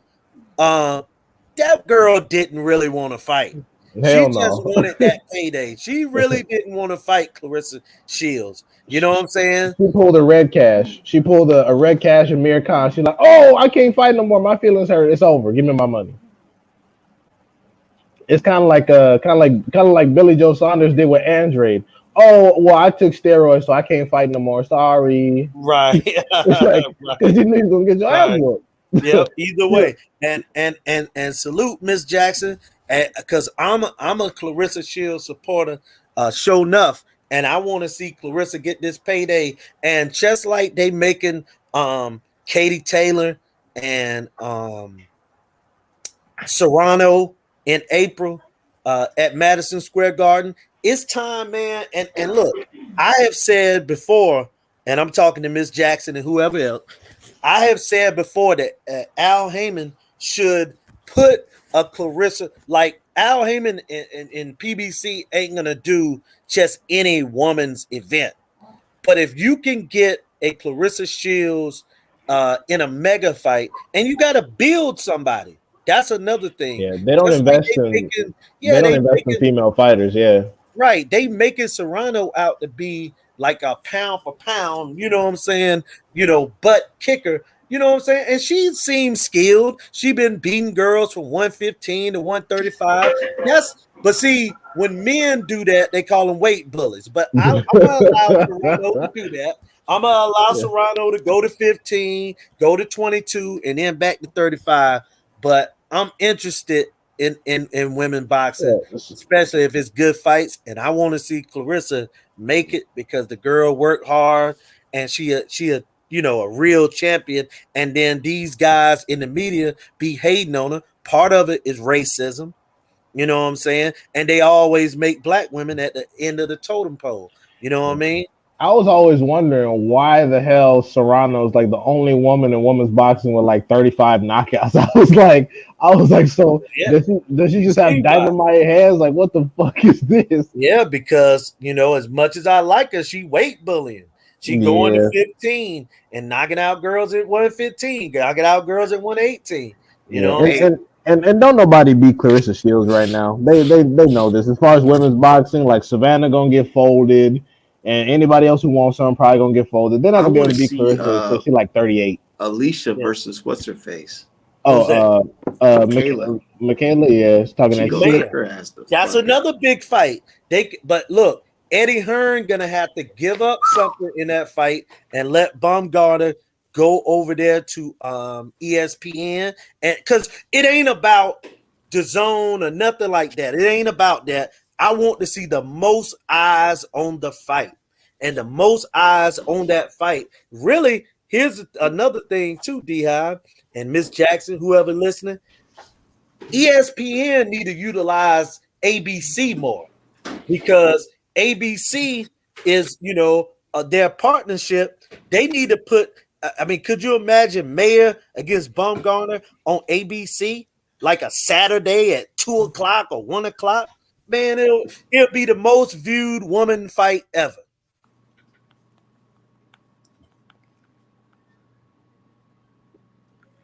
Man, these people are crazy. Some dude was like, so this guy Ray, he posts his all of boxing Twitter coming to cook art, man. And these dudes so fascinated. Somebody Ray Jackson. Somebody said, "Damn, I missed the whole thing. I need to catch up." Wow. Nigga, what did I do to get this type of life? Be safe, Miss Jackson. Be safe. All right, go ahead. What were you saying? Wait, what do you say? Oh, yeah, see Miss Jackson. Right? Yeah, Ray Jackson posted something. He said, all of boxing Twitter coming to cook art, man. and it's like a little group of people just dancing or whatever. And then somebody retweeted and said, "Damn, I missed the whole thing. I need to catch up." What the fuck? People are really that like interested, like this is Hey, a TV series or something. hey, Do it as long you as know they what get you you. should? As long You as know they what get you you should trending. tweet, Ray Jackson? You should tweet Ray Jackson. Okay, everybody coming together to cook art, man. I know you ain't coming to cook no black man, are you? That's what I want to ask him. And the I know crazy you ain't cooking a black man, are you? And the crazy part is that like people have said all kinds of shit about Ray Jackson to me, and I haven't said anything about it because I'm like I'm not gonna Yeah, mention that because it doesn't do anything for me. That's like yeah, when he invite like they invite us to come talk shit on their spaces, and I'm like, what good does that do for us? Like I had to ask him like, what would I get out of talking shit to you? What do I gain? I don't gain shit. right. Like I get nothing. And some people have said, you know what I'm saying, and I don't know, man. I'm not even gonna repeat it, but they have said something along the sexual line about that thing, and all the posts that he be doing with all the BBW women and Yeah, just he likes a lot of porn on Twitter, and that's cool. porn. Like that's Yeah, that's his thing. And right. but sometimes people take it to the extreme. Like, oh, he's liking some younger people. I'm not gonna Yeah, say I've exactly heard that. what. That's what I'm saying. Yeah. And nobody jumped on his ass. Everyone defended him. I was like, wait, hold on. So no one's accusing the people that you're accusing, but a woman is actually coming out and accusing him, and y'all are protecting him. I thought y'all like do y'all care about women? Do y'all not care about women? Like make up your fucking minds. Yeah, that right there is becoming the funniest thing that I be hearing. Is like if you like a tweet that somebody have, now you're supporting their hatred of women. You know what I'm saying? It's just getting funny, man, on some of this stuff.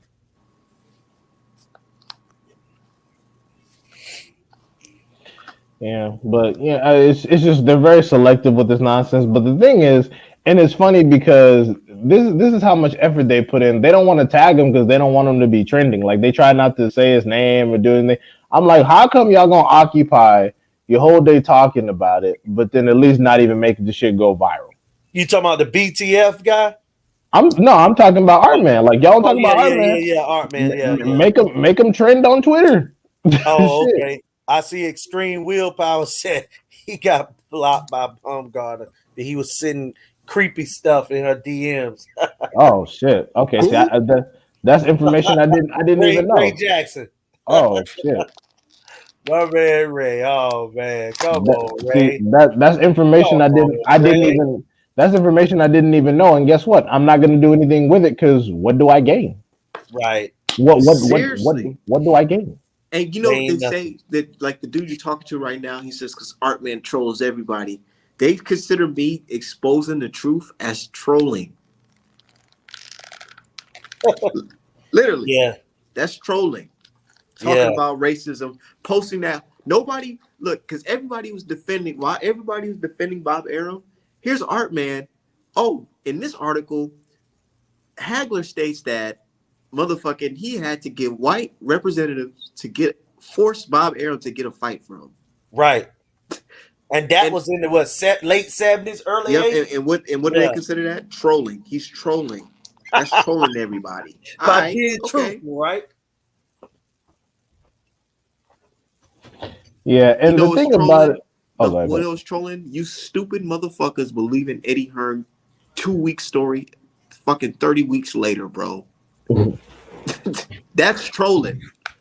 But here y'all are loving Eddie Hearn today. It's a done deal. It's a done deal. We just got this fight signed, 2 fight deal.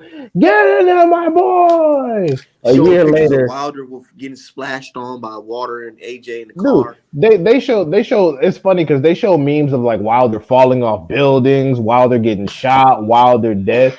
We don't go, oh my god, stop. We just fire right back, and then we're the terrible people. I'm like, it's funny because when black people simply point out racism, we're victims. When we fight back, oh, we're the racists. It's like, okay, so moral of the fucking story is we're not supposed to fucking win it all. Okay, cool. But the reason why this type of shit don't make or break me because at the end of the day, I'm making some bread off of it. And two, I know exactly who I am as a person, and I know this comes with like speaking the truth. They talk all this shit about all the brothers talking this shit. They talk about ego. They talk about Dante. Nation. They talk about Dante the most. He's got almost 500,000 fucking subscribers. Right. They call Dante Dante's Race Nation. He literally, but they always on there. He literally made so much money. This motherfucker moved to Thailand and opened multiple businesses on YouTube alone. He literally moved to Thailand. He now owns a nightclub, a massage parlor, and a fucking restaurant off Dante's Boxing Nation. Dante doing good. Got Dante cooking Nation and everything. Yeah, y'all niggas gonna hate somebody into some success. Like, it's crazy. And there's only a handful of people that I really listen to in this boxing shit, like I said earlier, and Dante's one of them. Even though I don't agree on some of his takes on when it comes to certain parts of racism, I just feel like he's spot on. Yeah. And what's crazy is that he is one of the biggest Bud fans on YouTube. Like he said, he said Spence dug Bud and PBC didn't want the fight, and they still say, "Oh, Dante is." I'm like, dude, he agrees with y'all on some points. Exactly. Like, what do y'all talk about? But because he doesn't hate black people, we gotta throw him in the trash. I'm like, y'all gonna keep hating motherfuckers into success. Meanwhile, all the fighters, all the channels y'all actually think are unbiased, can't get fighters on, don't meet with them, never met the fighters, never even had good seats or press credentials at a fucking fight. Blue Blood got almost 200,000. Champside got almost 100,000. Jason said he got a hotel too. Oh damn! This nigga got a hotel. My goodness. Hey, but I'm happy for Dante, and me and him had talked before, and we talked about them race soldiers, man. And and his son getting ready to go pro, bro. His son about to have his first professional fight. Right, because he fight out of Vegas, right? Shit, I don't know that, but I mean, I don't know. California, he fight out of one of those two, Vegas or California. He was a top amateur about 3-4 years ago. Mm-hmm. Yeah. So it's like y'all hating, but niggas is getting money. Like he getting a lot of money. He got a lot of money off this shit. Good money, nigga. Why do you think I'm over here putting every little fine detail into this Bum Gardner picture right now? Right. What y'all talking about? You niggas can share pictures of me all day. I'm painting pictures of other people. Right. And they hate on that, man. Hey, you ever seen the Boondocks episode when Ruckus said, niggas can't paint, and that's exactly how most people think of our people. You know what I'm saying? Like, because niggas can paint no beautiful picture like that. Right. Hey, how dare him? His name ain't Pierre Lafont from Florence, Italy. You know what I'm saying? Like that, a lot got to do with that, man. Self-hate, like straight up, man. Self-hate.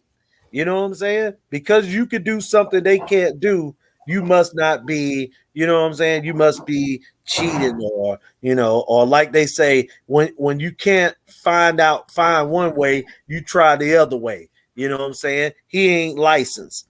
You know what I'm saying? And they're going to be making nigga, my life is like that damn episode.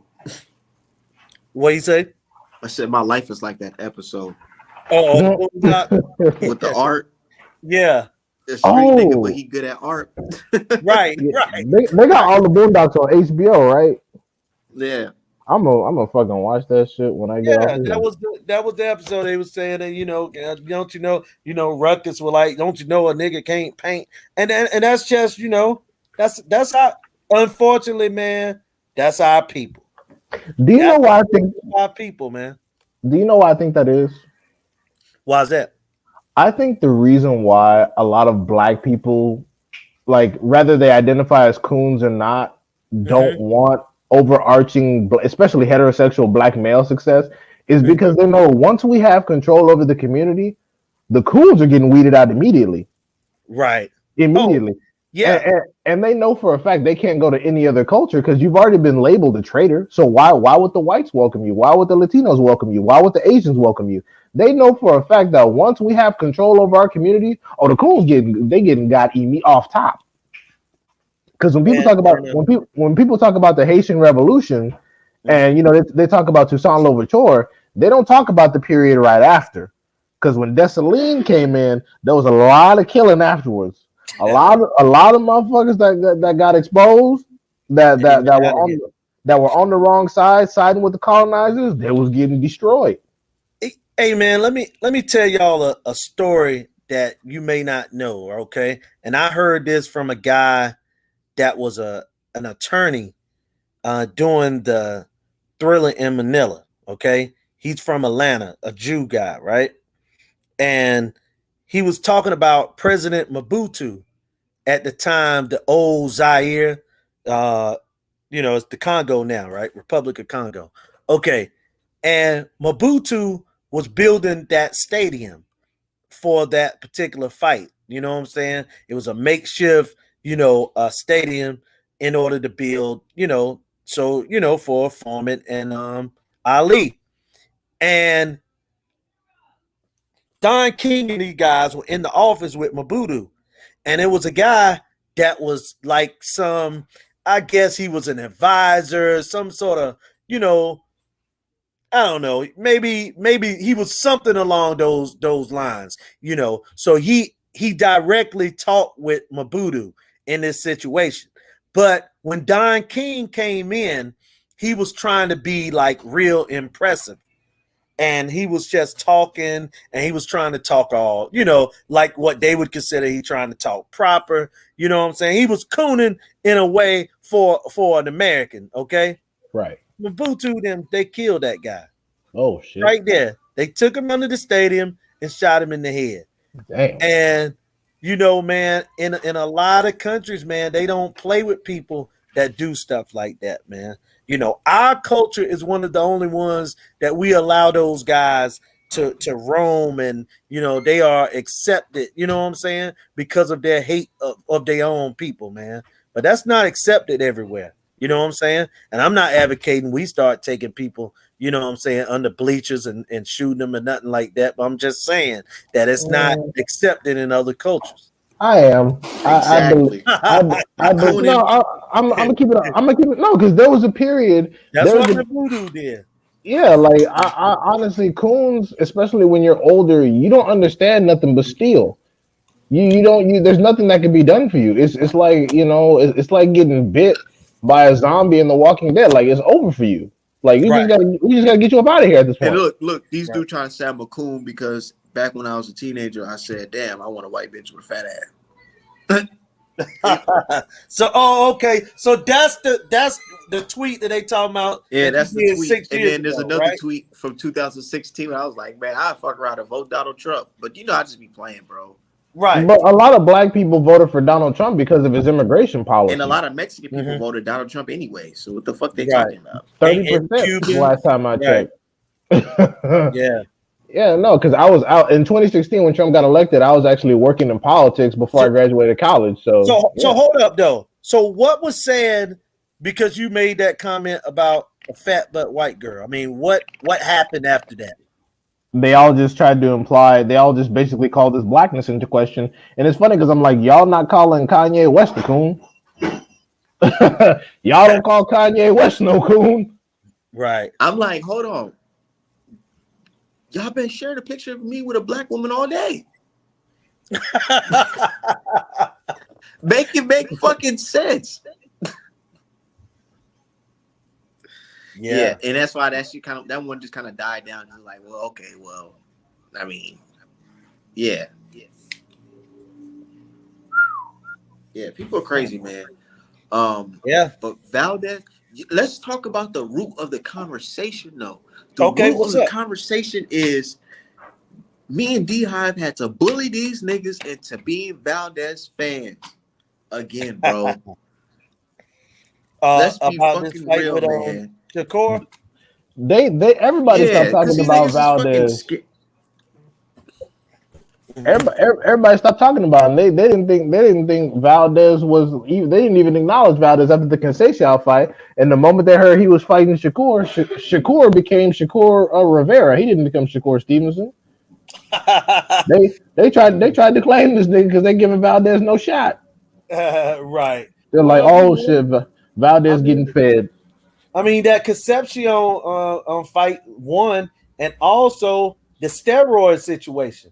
I mean, that steroid situation was so bad that really you won't have no credibility if you try to back Valdez right now. You have no credibility. But I hear you. Have that same energy because before that Concepcion fight, people were talking. Valdez ain't ducking on Shakur. He'll beat him. He'll beat him. All this and that. Nah, it was gonna be the same way, no matter what. And 12 rounds to 0 or stoppage. And the worst part about it is Valdez is on steroids getting beat up by a man that can't punch. What in the hell you think Shakur gonna get in there and do? Boy, you better you better make some retirement plans, Nick. You better figure it out. You better make some plans because this shit is over with. You might as well line up your next opponents, change, move up in weight, move down in weight. You better figure it out because this shit is done, boy. Unless you bring a pistol, this shit is over with. You notice that I'm the only motherfucker posting anything about Valdez? Right. His fans ain't talking shit, ain't saying nothing. That's the crazy part. I'm posting training clips and shit. Highlights. Niggas ain't posting shit. Right. But you know, you said Shakur Rivera, and that's funny because you're right. But one person I know was like, you know what I'm saying, it's just like get insulted when people call Shakur a Puerto Rican. Is Nika me, but me. Yeah, I get upset, right? And Shakur don't claim none of that. You know what I'm saying? He like he say he black through and through. You know what I'm saying? Like he told Andre Ward. You know, my mom is black. I'm black. You know what I mean? My brothers, sisters, we all black. And he got 10 of them, right? But yeah, Shakur beating that guy up, man. It ain't no question about it. Shakur gonna beat him up. The reason why I get upset is because I don't like when you can't claim them at their highest, but not claim them at their lowest. Oh, I don't like that shit. Man, if nobody said that Shakur dad was mixed with Puerto Rican, nobody would even talk about it. I mean, you know what I'm saying? Like Top Rank brought that up. Jason said coons are loved in other communities. And you saw my response. I just said they're used. Coons are very effective, but there is no coon retirement plan. You're not getting accepted in the community and doing anything like when unless you die, they name bills after you and they try to pass it to your people. Right. Well, I mean the only coon, the John Lewis bill. The only you know, I mean, yeah, like the only coon retirement plan you can get is if you happen to marry someone on that side, like Candace Owens did. She found herself a goofball that's attached to some bread, and now she's gonna survive off of that because she got fired. The bitch got fired, so she ain't got no job. Like look at Diamond and Silk, they're back broke. Right, they ain't got North Carolina, which I take personal because I look at it like, man, nobody from this state should be you know what I'm saying be jumping into coon their coon chip shouldn't be activated, you know what I'm saying? That's the truth coming from this state, you know what I mean? Yeah, anybody that is actually there anybody that's actually from like in the 21st century or 20th and 21st century, if you're from a slave belt state, you should be the most down to ride. Yeah. Right. Ride or die, no doubt. Yeah, you should be the most down to blow some shit up. I love today though. Out of all the bullshit that people were saying, what I love what Dude posted earlier today when he showed his family history about his family being connected to the Panther Party, bro. Mm-hmm. That shit made me proud because I'm like, yo, you see, this is real life history. Dude showing us like, yo, his people fought back. You know what I'm saying? Our people fought back. Mm-hmm. We didn't flee nowhere. Right. You know what I'm saying? Real shit. And I'm like, it made me feel proud as a black dude because I'm like, man, like this is where the fuck we come from. And reason why you niggas can be cowards all day because y'all ain't about shit. Y'all ain't never been shit. Y'all ain't never stood on nothing. That's why y'all can't even pick a fighter. Y'all can't even choose a fighter. Y'all gotta fucking vote for the majority. Y'all not really standing on your own on nothing. Nothing. Right. Literally. Right. Bitch made niggas. And it's funny because like you brought up earlier today, Art Man, you can't find photos of any other culture doing that against the US government. No other culture. None. Zero. None. Zero. These niggas is what? But unfortunately, boxing Twitter is inhabited by all the people that snitched on Malcolm X and Martin Luther King, gave up their locations because all the people that were righteous were either killed or they're doing things that are important with their lives, like us, like people like I Allen. know. And that's why I be Allen, trying to. That's why I'm telling niggas you gotta Yeah, I stay miss stepped up Allen, out man. here. Niggas is crazy. yeah, people like Allen. Allen is, just he finished up. He finished up college. He's getting ready to go into the United States Air Force, which is already difficult to get Already in. there now. And he's getting into the medical program. But of course, Twitter niggas should be dominating the discourse. Of course, we should be listening to y'all. Hold on, let me get up this shit. I was just trying to see if that shit worked. I was just fucking around on Twitter, see if it goes live on my iPad. Who is Jerome Hall saying is a devout Muslim? Oh yeah, Jerome, who He you talking said about, bro? Shakur Stevenson. Oh, Shakur. Okay, gotcha. But Man, whenever I don't know I how ain't gonna lie, devout. sometimes Okay, go ahead. I'm sorry. Go ahead. what you say? I was gonna say I don't know how devout Shakur is. I was on some real shit. I don't know how devout he is. Man, I just whenever I think about that, the mosque over there in New Jersey, I just think about the folks that who got Malcolm X out the game. Yeah. Real shit. Exactly, because That's it's what all I be thinking. Them boys from Philadelphia had some some dealings in that too. they always need an insider because black people are already suspicious. Like we're already kind of paranoid when we see As it others. is. Yeah, so they all need an insider. Hey, Yeah. Oh L Dog, damn. he came back right in time. Oh my god. I thought he fucked around and like got a girlfriend or some shit. He's Yeah, actually dog. And moved yeah. on. I was like, man, this one person I ain't seen this fucking shit. Yeah. Fuck the rest of them dudes. Yeah, but no, and it's funny because after Allen, if he stays in the Air Force with his medical career, or if he comes out, he's going to be somebody that we should look to for some information. But they ain't gonna listen to Allen because you talked to Art Man a few times, so everything you got to say is bunk. I'm like, okay. So then because he has a business of his own, I'm like, when he starts a business and doesn't hire any black people, shut the fuck up, because it's y'all that did it. It's y'all that did it. Put a fucking bad taste in his mouth. All the black people he interviewed sound like y'all. Hell yeah. I'm gonna link it over my brother Alan Young. Let's get some shit popping. Yeah. Yeah, because he has a clothing. That's what we're supposed to do. We supposed to all link up, man. I can help him with some designs for his next brand or whatever. Ain't no and telling. I got a DM connected. Yeah, I got a DM Allen because he had a badass varsity jacket, and they said I got a DM specific and get it made. I was like, oh shit, because it used to be on the website, but apparently he sold out. So I gotta talk to him about that. Troll. Shit. Malcolm wasn't that dude. Okay. Cool. Shit, I like Marcus Garvey. You don't even know what Marcus Garvey famous for. See, I like Marcus Garvey. He had to deal with you niggas' ancestors. Right. Real shit. Right. I ain't talking about troll. I'm talking about the niggas that be on black boxing Twitter. Damn. Yeah. Unfortunately, like I said, because all the certifieds get taken out, so their bloodlines can't expand. All the writers they get killed off top. They get murdered off top, so they have their bloodlines can't expand. Like Fred Hampton, we couldn't get no Fred Hampton descendants. We couldn't get. He got his son. Oh, he had a kid. Yeah, he has a son that was he ended up being a leader, but after that shit it's crazy, dude. I gotta watch that Fred Hampton movie. Ain't no happy ending of the movie. No, of course not. I mean, we know how it actually ends, but they just they literally try to go to the court and say, wrongful death suit. They said, fuck all that, fuck you and him. Yeah. Do you remember?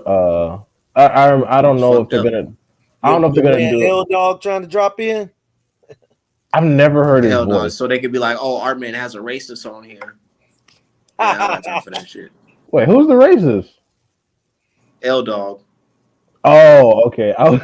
Because I remember a dude tried to call me racist, and I'm like, okay, cool. Based off what?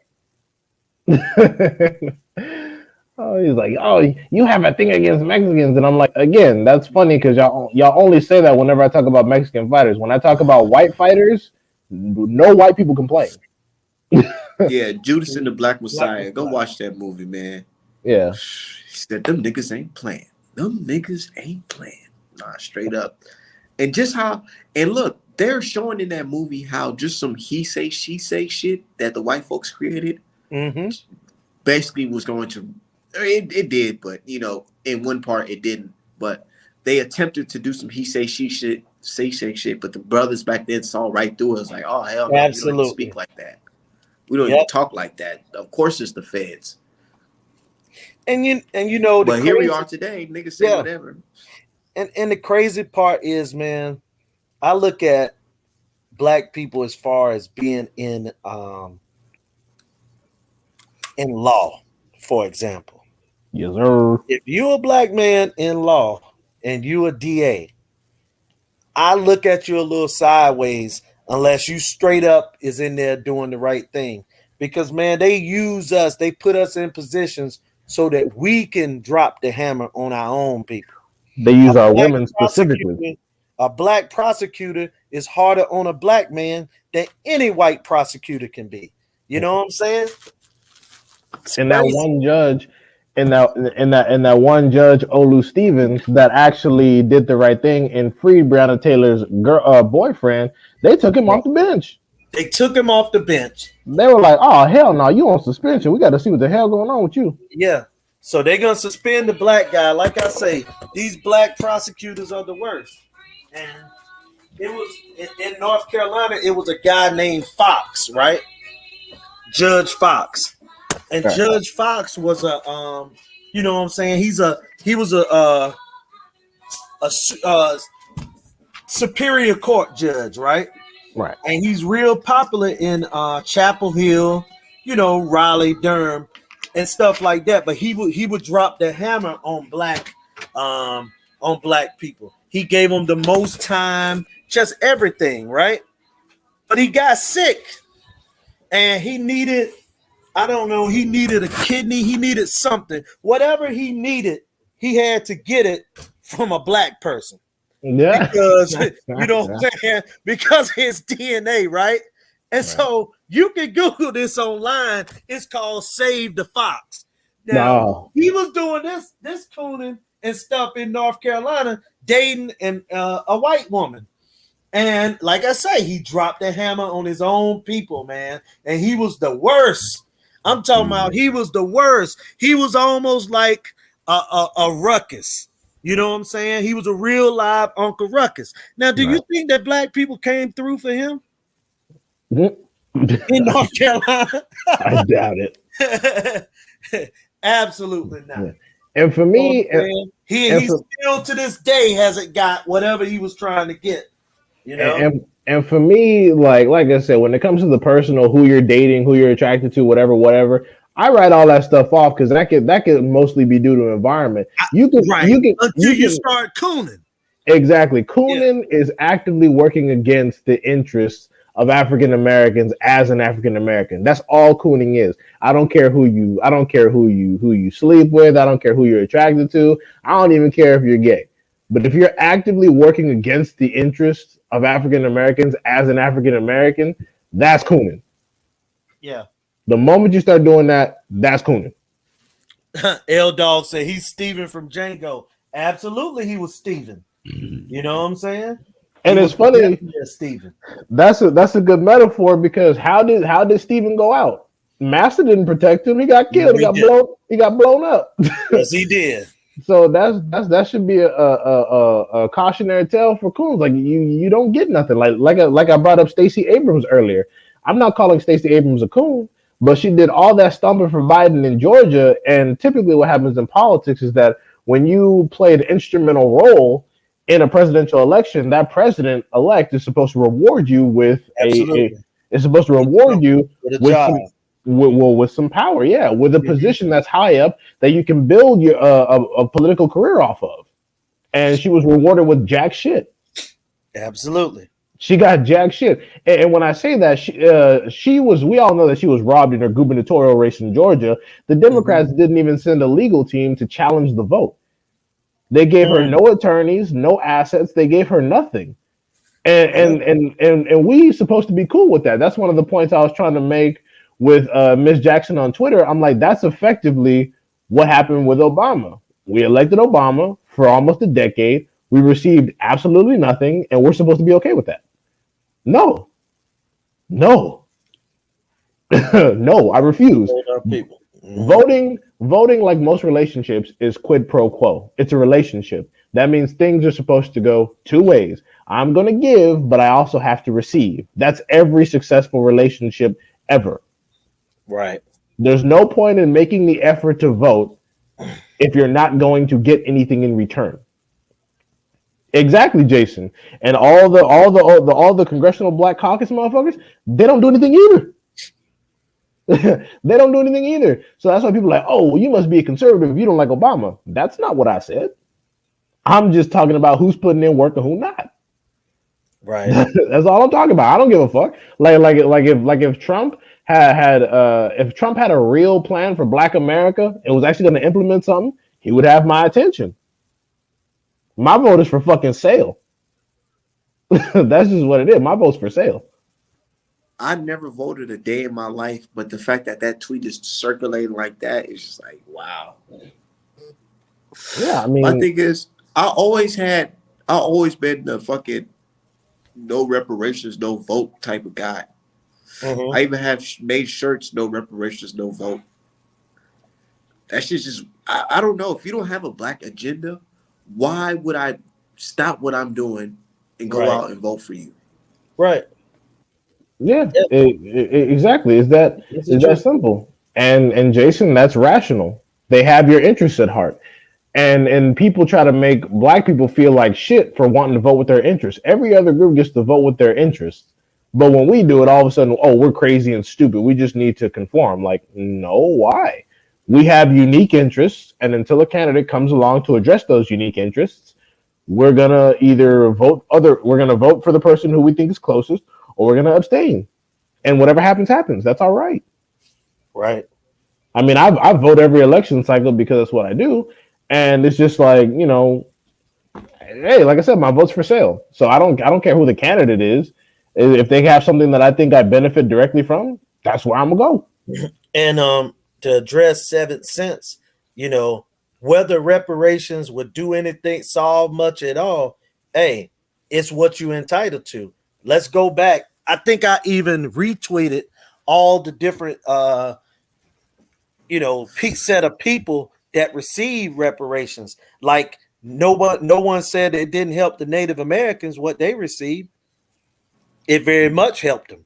You know what I'm saying? So why we can't get reparations? And they give away money. When the pandemic happened, they were giving away money. Former slave owners got reparations packages, Julius. Absolutely, they did. But they telling us we shouldn't. And you know what's crazy? Oh, you can't give reparations to these bitch made niggas because they ain't gonna do nothing with it. But if you gave it to real life hustlers like me, motherfucker, real life entrepreneurs without the licenses and all that shit, nigga, what? We'll take off. They know we'll take off. Right. I'm not like you bitch made niggas, man. I'm come from a different fucking cloth, nigga. Like, Jason, I gotta make some shift. I gotta make something shift. I gotta use my mouthpiece. I gotta use my talent. I gotta make something shift. You guys get $500 and spend that shit. You get $500, you gotta triple that shit, man. But you know why they won't do that? Give me fucking extra $400,000. See what the fuck Artman Boxing can do with it. But you know why they won't do that, right? Why? Because based on what's already happened, they know that you wouldn't be doing shit for them. You wouldn't give them no job. You wouldn't give them no shout out. So they figure, well, if I'm not gonna make it, can't nobody make it. I'll tell you, it's the crabs in the bucket mentality. Native Americans did get reparations. They got it in the form of medical. They got it in the form of money, land. You know what I'm saying? I'm out here in Minnesota, and the goal for some of these niggas out here is to find them a fat Native chick so they can get her reparations. Yeah, they're still getting it to this day. Last year, they were awarded half Literally. the state of They got it Oklahoma. in North Carolina. Yeah, exactly. They were But this awarded this half chick, the state of I remember Oklahoma. arguing. I remember debating this native chick one time, and she was just like, "Well, they only give us these small land with, it's barely anything on it," and I'm like, "What?" So y'all The not doing fact, shit with it. I Y'all don't over here care. I don't care getting if drunk. it's motherfucking three. Nigga, I don't care if it's fucking 60 yards, bro. Give me that shit. Give it I to will me. make something shift out of that. Right. Yeah, The they're fuck? not doing anything with it. It's just like whenever Yeah. Mexican people try to say that their land was stolen. I'm like, no, the parts of the United States that were once Mexico were sold to the United States by Mexico in the Treaty of Guadalupe Hidalgo after the Mexican American War in 1848. Nothing was stolen from you. They You don't just even know didn't. their own history. Yeah, nothing was stolen from you. You just didn't do anything with the land, and now that the land is valuable, you want it back. Absolutely, Jason. You're right. That's all that happened. Hey, and keep in mind, Jason, all those casino profits, tax free. Tax free. Tax free. Yep. That's You know what trillions, this chick told me? School She was like, free. she's like, all right, she's like, we go to the reservation, right? But you can't get caught up with no weed or nothing out here because that's like some type of crazy federal charge. If you get caught on a reservation with like drugs or something, they got like their own type of laws on reservations. Absolutely. You Literally. just can't Yes, go up there and get any of them either. it's You know what I'm tribal saying? law. Tribal law, right? Like this Native American guy raped somebody and was tried by the federal judiciary, and they actually said that they didn't have jurisdiction over him, and they actually moved the line of where tribal law applies to cover half the state of Oklahoma. So effectively, if you do something as crazy as rape somebody, if you happen to be a native on native land, you don't fall under federal jurisdiction despite being a citizen of the United States with a social security number. Do you know what kind of power that is? Yeah. Especially if you know the people personally that are responsible for trying your cases. Like that's an incredible kind of power that they definitely don't want us having. Sound almost like they're a diplomat in the United States, right? Yeah, like their lands are embassies that are immune to federal prosecution despite committing federal level offenses in the United States. But again, you try to have that conversation with Twitter niggas and they'll be like, man, fuck all that shit, you a bitch. Fucking idiots. I ain't trying to get no money. I'm a street fighter. Just I don't want to conduct proper business. I want to fucking squab in some snow. The fuck are you talking? Just goddamn. Just I've never seen such unchecked fucking ignorance. I'm like, so were you allowed? Like my mom, when I was a kid, whenever she saw me doing something like or saying something visibly stupid, she would check me. I'm like, your parents just let you go ahead and you're in one of those households where it's like, oh, it's okay, he's a kid. Well, how long you gonna keep doing that? Oh, it's okay, he's a kid. This nigga 17, still talking dumb. The fuck you doing, man? Just golly, like I swear, you try to have any productive conversations with certain people, and it's just like, nah, man, fuck that nigga. You talking to that other nigga? I'm like, dude, and like we're like the only people that'll actively not be gang affiliated and still be beefing over turf. Like motherfuckers that have no connection to the land that they're trying to fight over, but be like, oh, well, I'm from here, so that what the fuck do that mean? Nobody gives it. How you keep talking now, I'm gonna have to make you go get licensed. Oh my god! You're gonna have to go get. You're gonna have to go get a copyright. Right for running my fucking mouth and saying real I shit. am licensed. I'm licensed to motherfucking carry. Yeah, talking about. Somebody said that we're gonna get lynched on Cinco de Mayo. I was like, nigga. I was Hey, like, you see that? You see that clip I posted? yeah. I'm like, bruh, I wish. Oh, our men at the range practicing his quick draw. Oh yeah, gotcha. Because he got the. Telling, I'm like, bro, don't let these glasses fool you, nigga. Yeah, I'm like, man, y'all don't want those kind of problems. It's funny because y'all see my header on Twitter. That shit ain't fake. That shit ain't fake. I got that. I'm telling you. I got that motherfucker shit. I'll let loose. I'll take a wall out. To defend yourself. You know what I'm saying? Not saying we're encouraging violence. Fuck Nothing that. like that, nigga. I You know what encourage I'm saying? morons. I encourage morons to get themselves killed. Cleans up the gene pool. I encourage self-defense and self-defense only. You know what I'm Talking about saying? some talking about somebody gonna get lynched. They're not gonna do shit.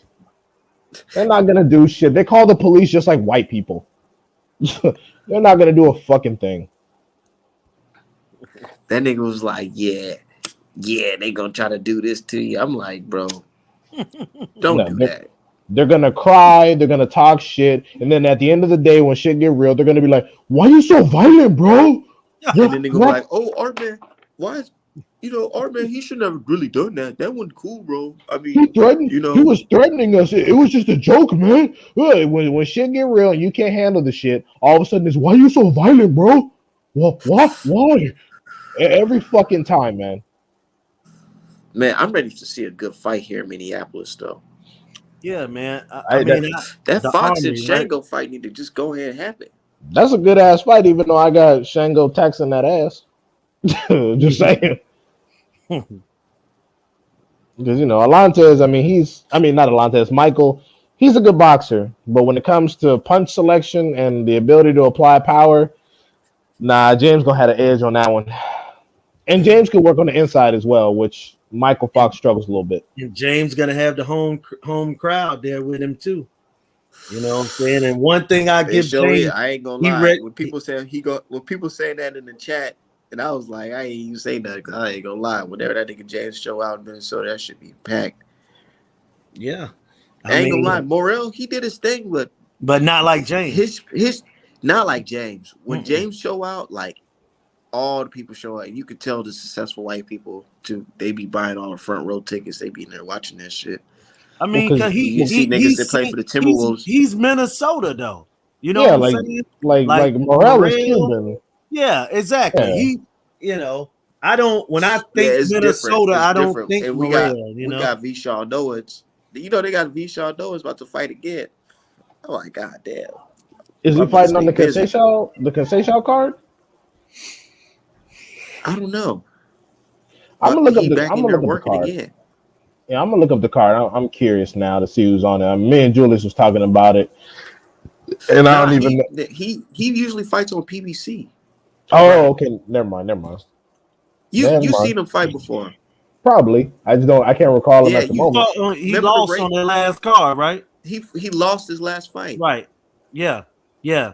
And he The lost guy to from Oh, Anderson it was Fedora. against Dominican or someone beat yeah, him. Alberto Puello, Yep. right? Yep. Yep.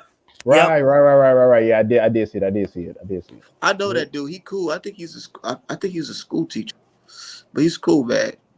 Oh Beautiful shit, family, all that. Stephen Shaw fights But tomorrow. Oh hell yeah. Al Heyman, and that's how you know Al Heyman fuck with you, bro. Like he give niggas like that just opportunities like that.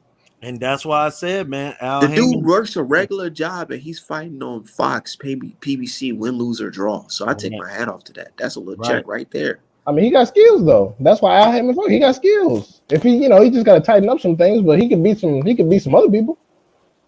Like, Y'all gotta go back and watch him versus Fedora.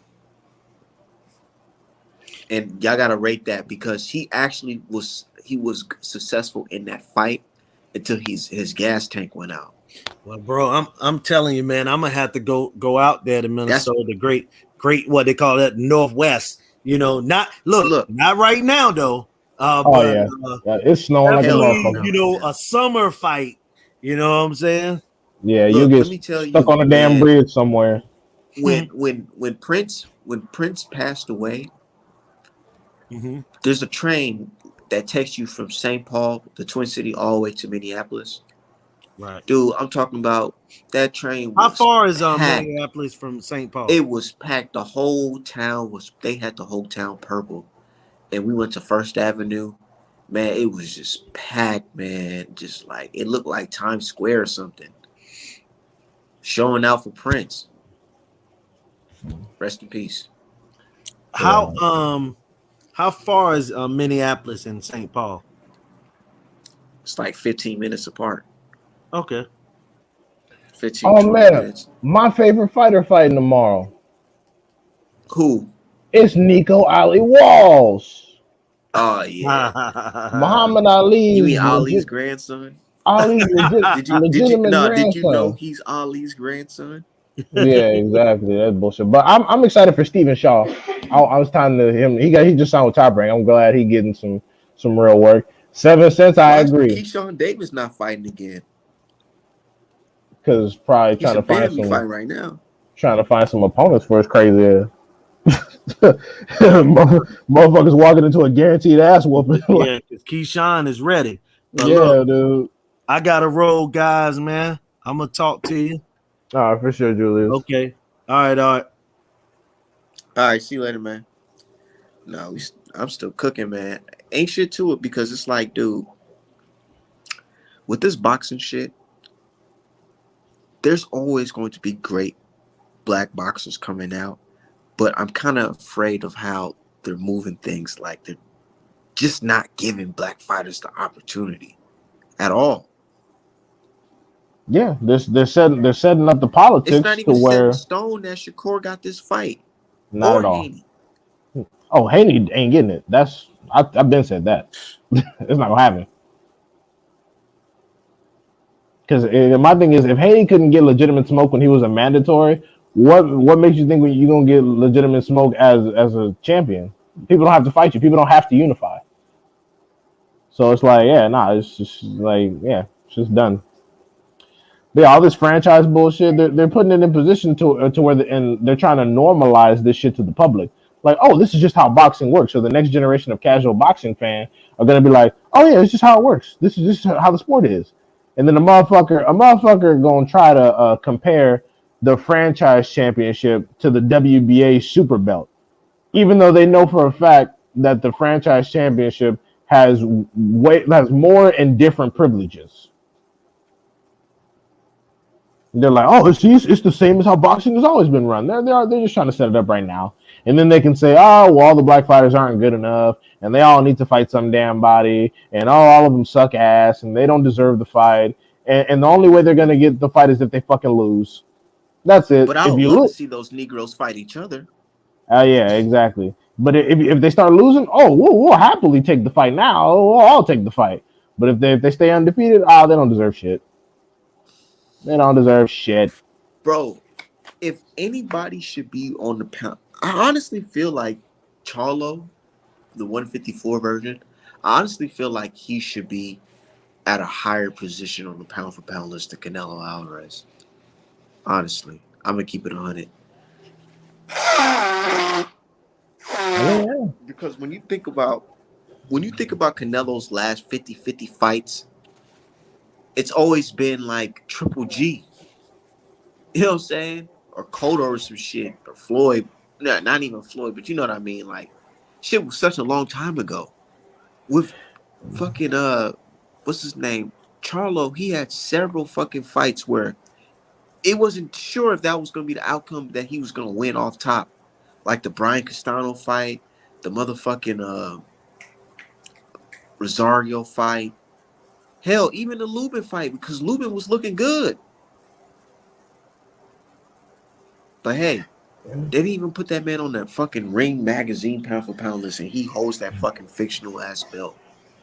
Yeah. I personally don't believe drug cheats should be on the list, so that's what I'm doing. Like if Roy Jones was fighting today, he wouldn't be on my list. If Shakur popped dirty, he not on my list. Like I've never made a pound for pound like a designated list, but I know people like Canelo and Fury ain't on it because they're fucking cheaters. Nigga, I put Canelo on my list, and they still hate my ass. Yeah, like I don't I even put have him at Canelo. number 4. Yeah, and you know, I mean, it is what it is. Like, I don't agree with everyone's list, but it's a fucking list. It's based on perspective. Like, people have to understand how subjective boxing is. Like, the people who decide who wins or loses a fight, like referees and judges alike, most of them have never boxed a professional round. Like, the people that you listen to, like Max Kellerman and Ted Lee Atlas, those motherfuckers haven't boxed before. They're just coaches. So it's like it's your fucking opinion. Now, your opinion should be based on, history, some relevant facts, but for the most part, it's a fucking opinion, and people just get heated. And no one had a problem. No one has a problem when the list is devoid of black fighters, but people have a problem when there are too many black fighters. That's interesting.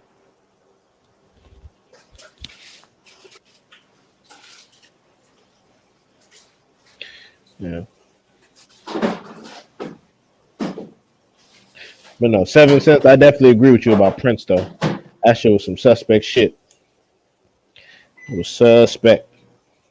Can you hear me all right? Hello? Dude, truth be told, these fans don't like Errol Spence either. Because they be seeing all that shit of him talking all this black shit on the sly. You know what I'm saying? Posting videos of what's his name? The honorable brother who passed away. I forgot his name. Something Muhammad. You know what I'm talking about? Elijah? Can you hear me? Or yeah, not Elijah Muhammad. or What's his Farrakhan. name? Not Farrakhan. It's the bald head brother. Darcy. Oh, Khalid Muhammad. Yeah. So yeah, they be seeing that shit. These fans don't like Errol Spence either, nigga. They know it, bro. And they really be shit like this whole Bud Errol shit. The fans sit back and watch this shit like Biggie versus Tupac. They try to steer shit up, man. The media is steering shit up, dude. And it's like it's starting to become a scapegoat too, where it's like, oh, let's get the heat off of everybody. Let's start talking about Errol Spence needs to fight Bud. They need to fight each other right now.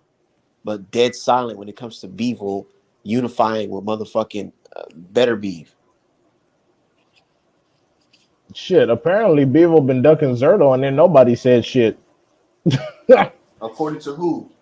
I mean, according to people, like the consensus, apparently Zerto offered him some damn contract that he didn't take. I don't fucking know. I mean, I can't confirm it, but. Oh, I thought you was about to say Polo said it.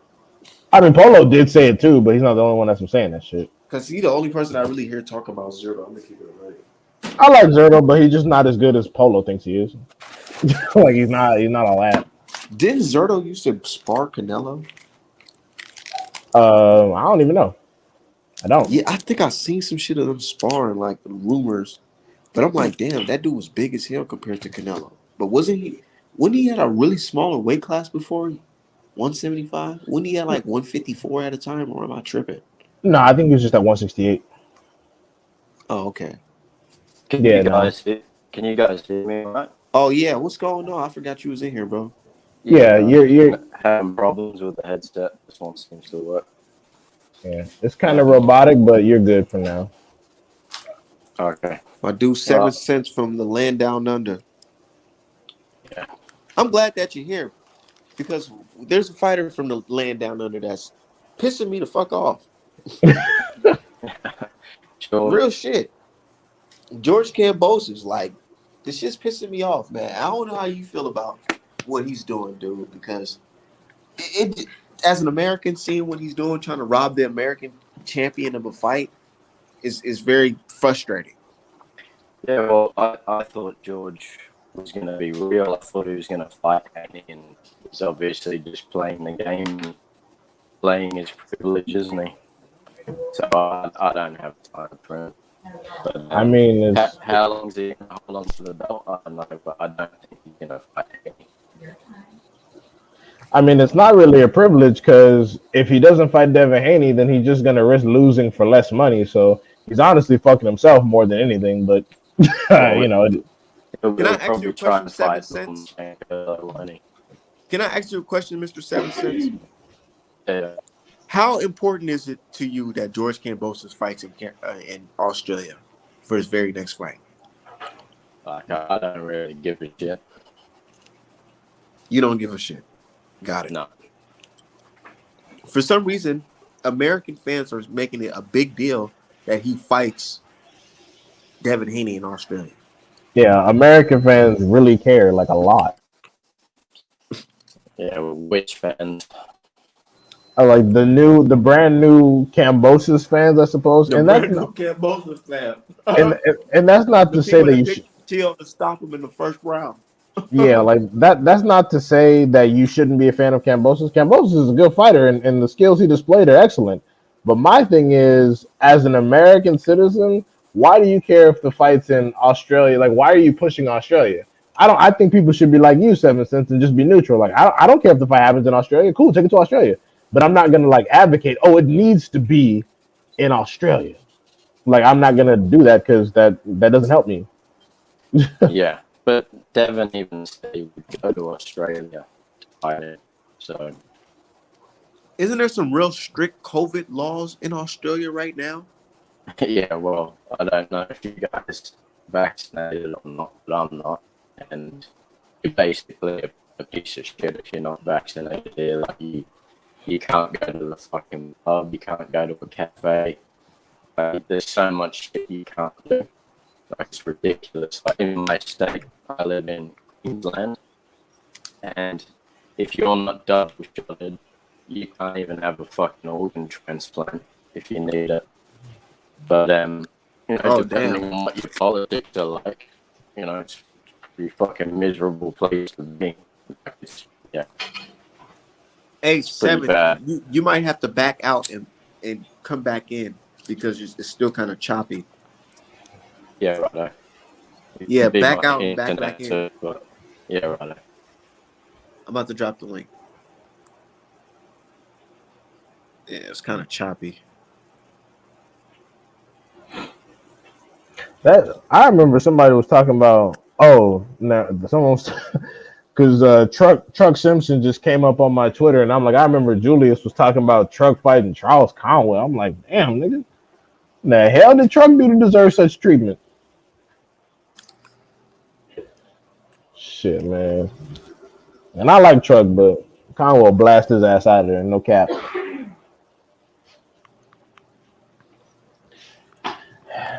Like, why is this Mary Ross person naming all the drug cheats in boxing? We know Tyson Fury's a fucking drug cheat, and he's a heavyweight. Like, I don't understand.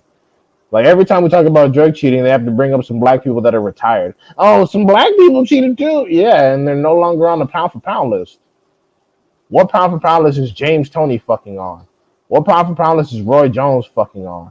And also, you have to understand, were they on the pound for pound list before or after they popped dirty? But, so were they on the pound for pound list before or after they popped dirty? Jesus. And Canelo, oh, for fuck's sake, Canelo is number one on the pound for pound list now. So are you telling me to be okay? And I'm not okay with him being on the pound for pound list. So what the fuck is your point? Yeah, is this better? Is it still shit? Still kind of shitty, but fuck it, we just gonna work with it. Yeah, I've only got 2 bars on the internet, so it could be the internet. They'll let you get Wi-Fi because you're not vaccinated, huh? Yeah. You guys vaccinated? I don't know if everybody would disclose it. I'm not. No, I am, and I got it just simply for professional reasons, and based on what I do and how I'm kind of jumping around because I'm right now I'm a management consultant, but I go to different projects and do different things, and there's just too many requirements. Like, it's just too much bullshit. Not to mention sometimes just in case I have to travel between here and like DC, I can't afford for something like that to get in between me and how I take care of the household. So I'm just like, fuck it. Yeah. Well, you can get fake ones. That's what I did. It's not good enough for international travel. I'm exempt. Mm-hmm. Do you guys shitting yourselves every day that you're in the middle of a pandemic and you're gonna die? I mean, it's crazy, man. It's like, you know what I'm saying? It's just wild, man. But I feel like it's super bad in Australia, so I couldn't imagine a fight taking place over there. Yeah. Well, yeah, I'm pretty sure he seems pretty set on fighting here. What's the last big event that you went to in Australia? Shit, was it like Tim Tszyu versus Jeff Horn? I don't fucking I'll watch that shit on TV, but I go to the local stuff, like see that live, but for the local fighters here, but Yeah, like nothing really excites me domestically with stuff going on here. They give more attention to like retired rugby players who are trying to be boxers now. Like that's like the biggest fight you get here, and it's not even real boxing.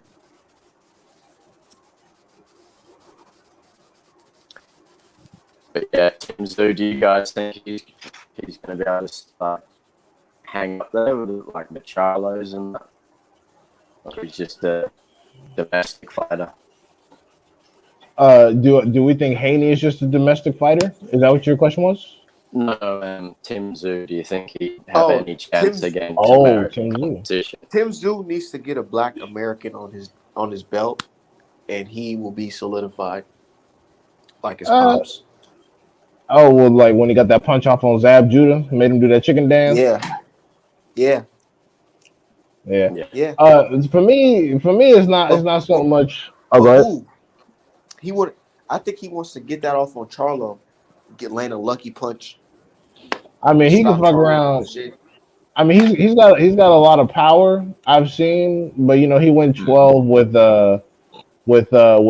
Takashi anyway recently, and I mean, but that guy's a tough fucker. He's hard to knock out.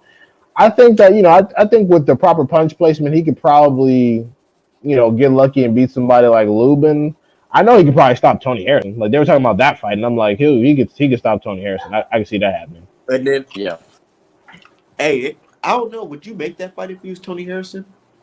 Take the bread, fuck it, get knocked out, or school this kid. It depends. Well, I mean, yeah, Tony Harrison could outbox him for sure if he's careful, but it depends on how much money is actually involved. Like I wouldn't gauge. Would you take it for 1.8? Oh yeah, the money Tony Harrison been making, fuck yeah. Okay, then that's the type of shit I feel like that's feasible. Yeah, if Tony Harrison wants it at his age after like 3, 4 fucking knockouts, Hey, I feel like his worst knockout was Hurd. Yeah, he was gassed. He got wasted. Gassed and Hurd just like out of nowhere, crazy right hand.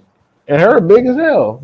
That's what I'm saying. Dude was big as hell in that fight. That's why people wanted Hurd to fight Charlo so bad, because they wanted to see Charlo get wasted.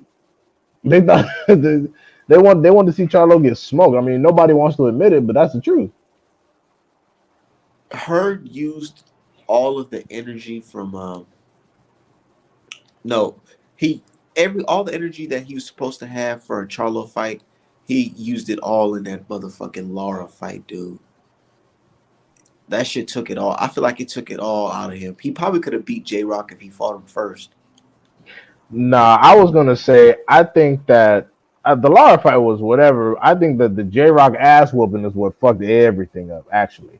So I don't blame Lara. I blame J-Rock. Look, you don't think the Lara fight took a lot out of him? But think about it. Not really, because he took a lot of damage in that fight. I don't care what nobody. I watched that fight, nigga, like 3 fucking 4 times, bro. He took a lot of damage in that fight, bro. I mean, okay. I mean, I'm not saying he didn't, take some heat, even though he won. He won, but I just think that the J-Rock ass whooping was so much more definitive that even if he would have won that fight, I don't think he would have been the same. Because J-Rock, like, if we want to compare, J-Rock got in his ass, bro. Like worse than Lara? Yeah, absolutely. Lara was pot shotting with the straight left, having a jab, moving around the ring because Hurd was big as hell. J-Rock got in his grill and whooped his ass, like, badly. Bad. It was like, bro, it was horrible. Watch that fight. It was horrible. J-Rock looked like garbage. I try to sit back and be like, let me see if I can watch this fight again.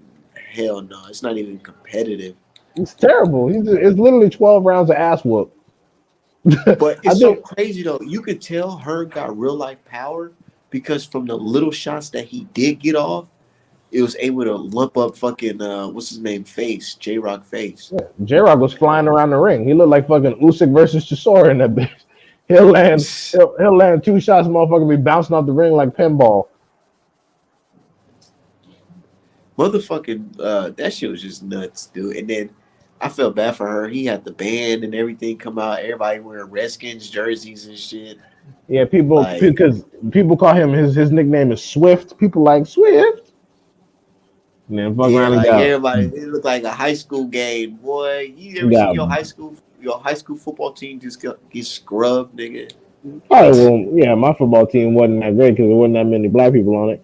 But but yeah, Yeah, so it's like yeah, some shit like that. Yeah, yeah, nah, but yeah, it's that yeah, that ass whooping was biblical. And then what's worse is that the Luis Arias beating was like I it I was like was fucked up because it was raining and shit. He was slipping and shit. I'm like, oh Lord, this nigga, you just well, like, bro.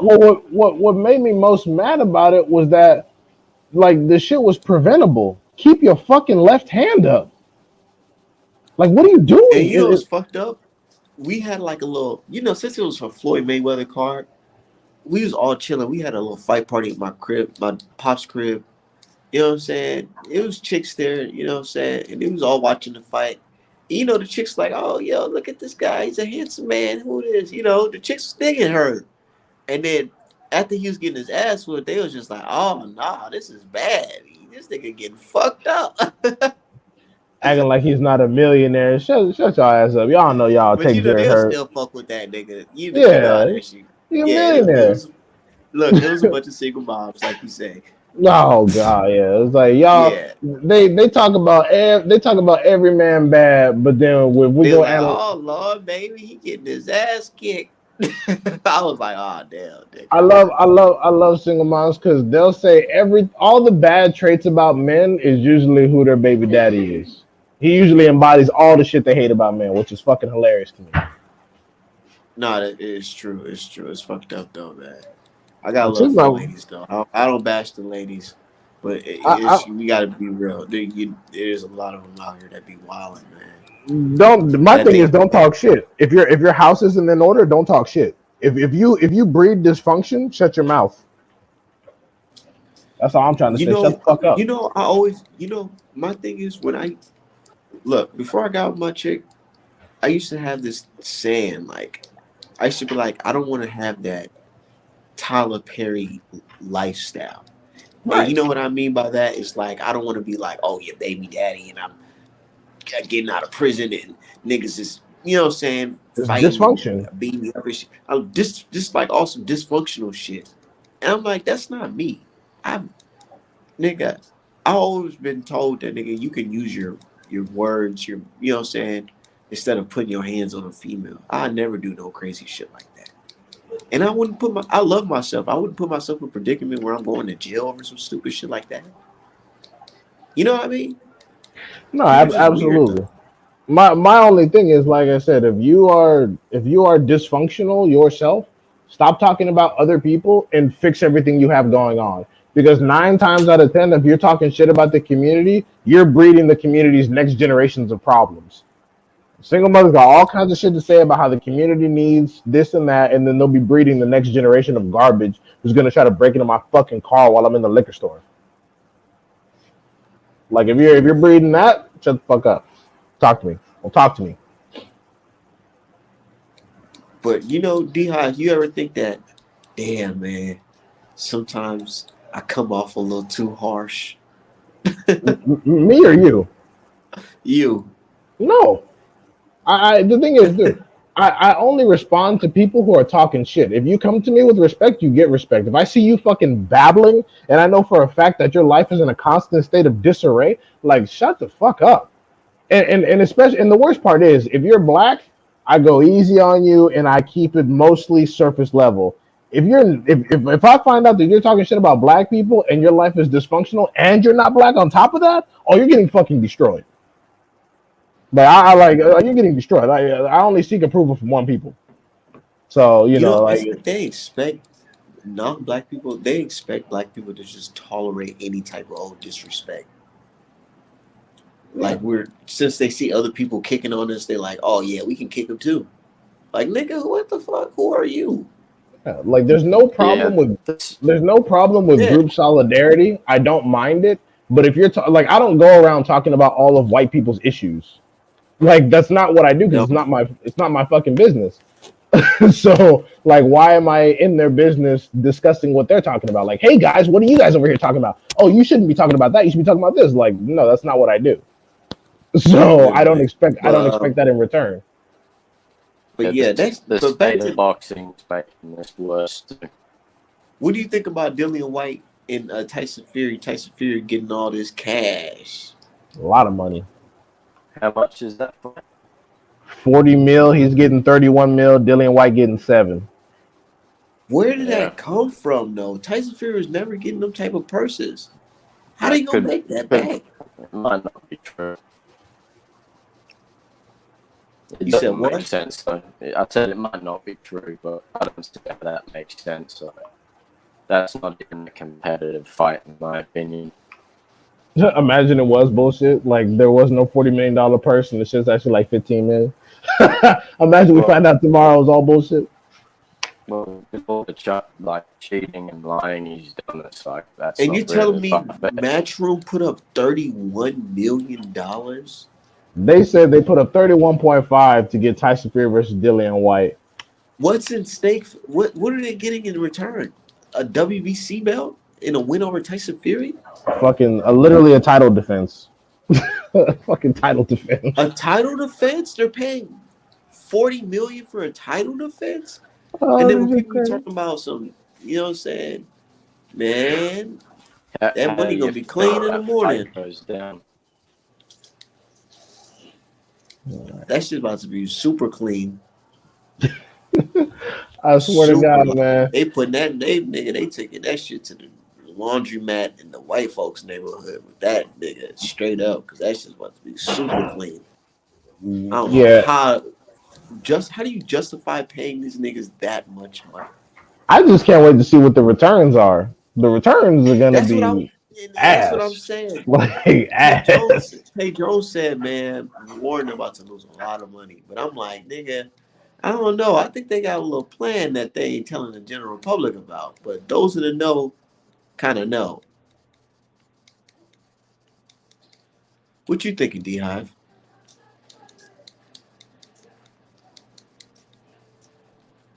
So who buying that shit? Then Coke got that bag. Boy, we know who got that bag.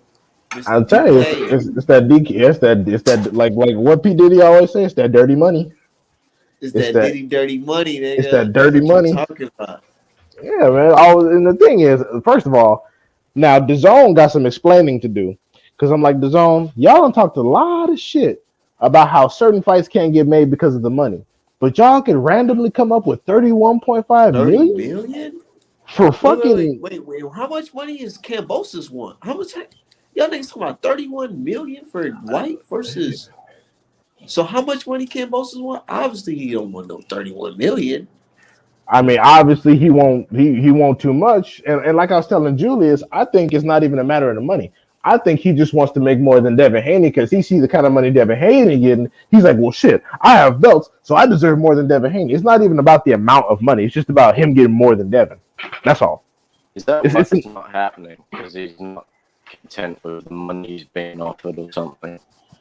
Yeah, I mean, personally, I think that they're stalling so the WBO can mandate Lomachenko, so they can basically like disguise this whole thing like it was in the duck. But yeah, they're saying that Devin isn't happy with the deal when Devin Haney is the team that's offering the deal. So that's where it doesn't make any sense. Like Lou DiBella's like, oh, Haney keeps bitching about the deal, and I'm like, Haney's the one that developed and offered the deal to you. You're fighting on DAZN. He's not fighting on Lou DiBella television. Like no Australian promoters have stepped up to buy the fight. So he's offering the deal. He's not the one bitching because he drafted the deal. So it doesn't make sense. That's why Lou DiBella's full of shit. And I think they're just stalling so the WBO can mandate Lomachenko. You think Lomachenko beats him? Probably, especially because if he fights Lomachenko, he's going to end up fighting in the United States. Yeah. So yeah, and then he beat Lomachenko. Oh my God, Lomachenko is so great. He's so great. He beat the guy who beat Teofimo Lopez, which makes his loss over Teofimo Lopez look like nothing. Yeah, you see, it was his shoulder. He's getting old though, isn't he? He's getting old. He only need Yeah. to rob that nigga Cambosis on cards and go for a fucking rematch. Yeah, it's just like Retire after Kambosos. beating him in a rematch. Kambosos got all his hype from beating the guy who beat Lomachenko. Now Lomachenko about to get all his hype. First of all, Lomachenko amazingly, after all the bullshit, has never lost his hype. I still don't understand why there's hype around Lomachenko. Like he's been beaten clean 2 times, like in public to where everyone saw.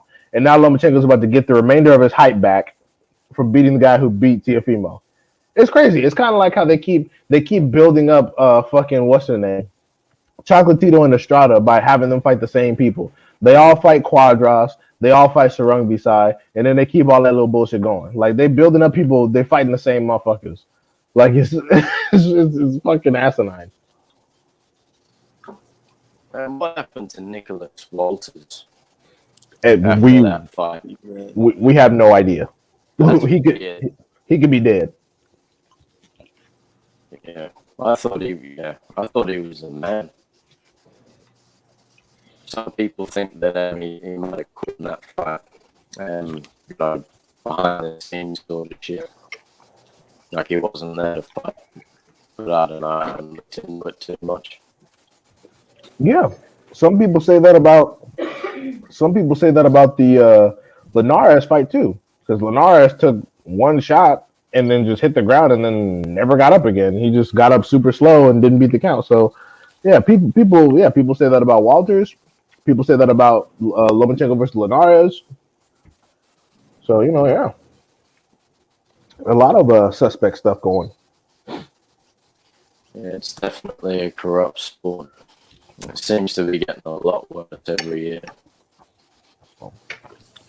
This Devin Haney stuff, I mean, how many fights has he been robbed of now in the past 2-3 years? We should have seen him fight Lomachenko, which would have led to him having to defend against Teofimo.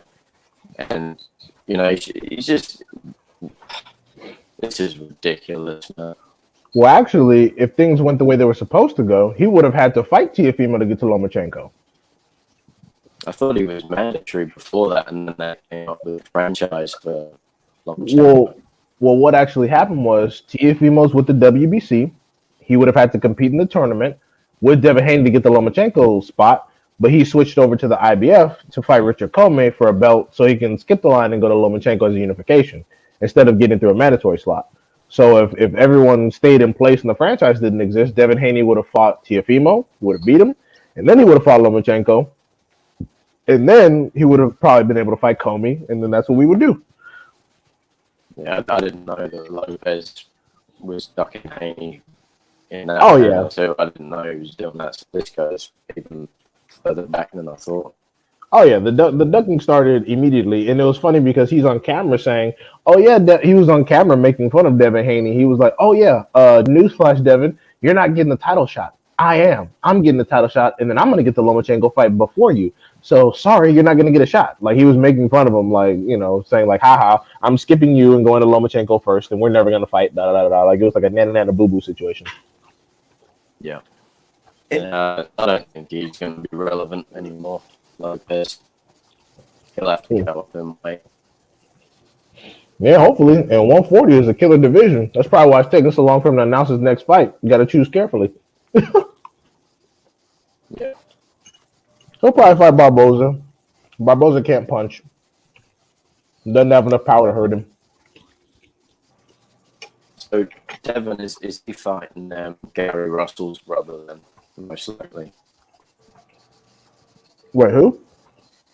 Gary Antoine Russell, isn't he fighting Devin next if this George fight isn't made? No. Antoine Russell will be fighting Postal, and he says he wants Devin after. Oh, okay. Hey, he about to beat the shit out of motherfucking Postal, bro. And people saying like, "Oh no, it's gonna be a real life test." We'll see. I mean, it'll be a test that he'll pass with flying colors, though, because Postal he's good, but he's 38. I mean, he's no spring chicken now. Even spring, I don't know, man. That old age shit is kind of hard to gauge sometimes. It really is, because some fighters can be old, like 36, but still be fresh because they don't have enough they haven't had enough wars or whatever.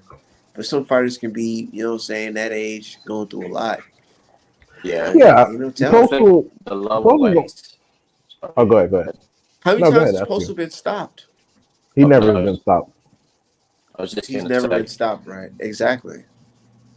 that, yeah, wear and tear obviously counts, but I think the lower down you get in the divisions in boxing, the more of a factor age is, because it's more about speed. But like heavyweight and stuff, you know, it's not as relevant that people can hang around a lot longer. But yeah, I think the lower weights it catches up to you quicker, because you lose your speed first, and then your stamina, but your power seems to stick around. Yeah, power's always last, which is why you can be older. Like once you get past like 160, you can be pretty old and still be fighting.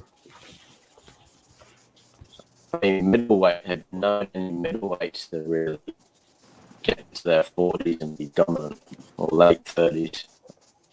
Yeah, like Sergio Martinez is 46, talking about I want to fight Triple G. Huh. You see, what's his name? Bud Crawford. He said, he said that he don't like what training a lot often because he doesn't recover as fast as he used to back in the day, like he used to back in the day. Yeah, These yeah, training camps are taking a lot out of him now. How old's Crawford? He's 33. 34, I think. I think 33 is sort of when you peak, But I feel and like shit when you starts doing going camp down. after camp after camp, of you like intensive jump roping and running up mountains and shit, even though it's good to exercise and be healthy, that's still wear and tear on your bones is doing all that activity. Man, And then Bud only been fighting preparing to once. fight, Bud only been fighting once a year, bro. Yeah, he ain't been doing all yeah, that. that's what he said. That's what he said. Yeah, Motherfuckers, that shit is hard to recover. yeah, exactly. So I don't want to hear You shit need from to go this. jump in that ice.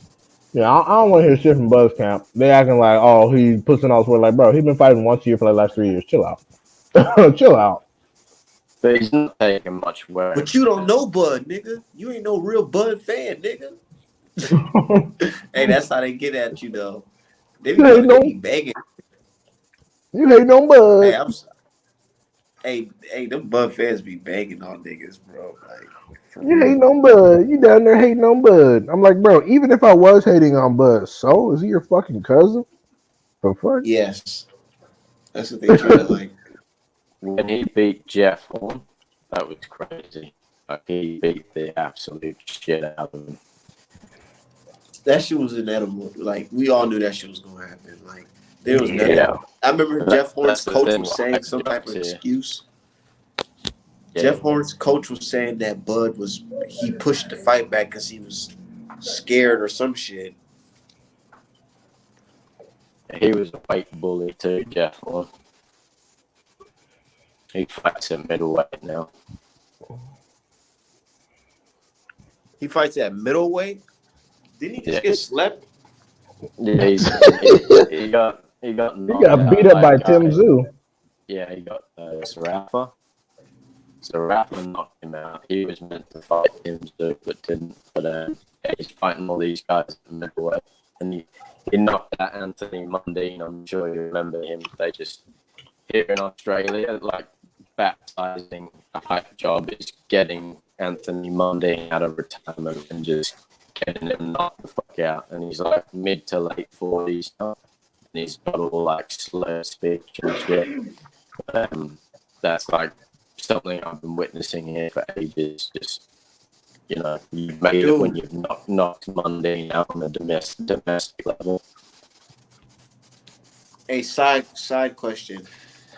What do you think about all them big ass spiders and snakes y'all be having in Australia? Like Oh, that shit is so scary. Like going to the restroom and then there's a giant ass fucking camel spider in the toilet. Yeah, the poisonous ones.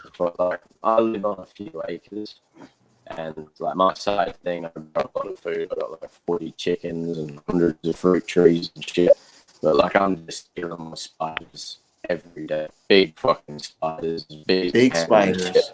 Go and get some fertilizer out of the shed and turn the background to read it. There's a big fucking spider on it.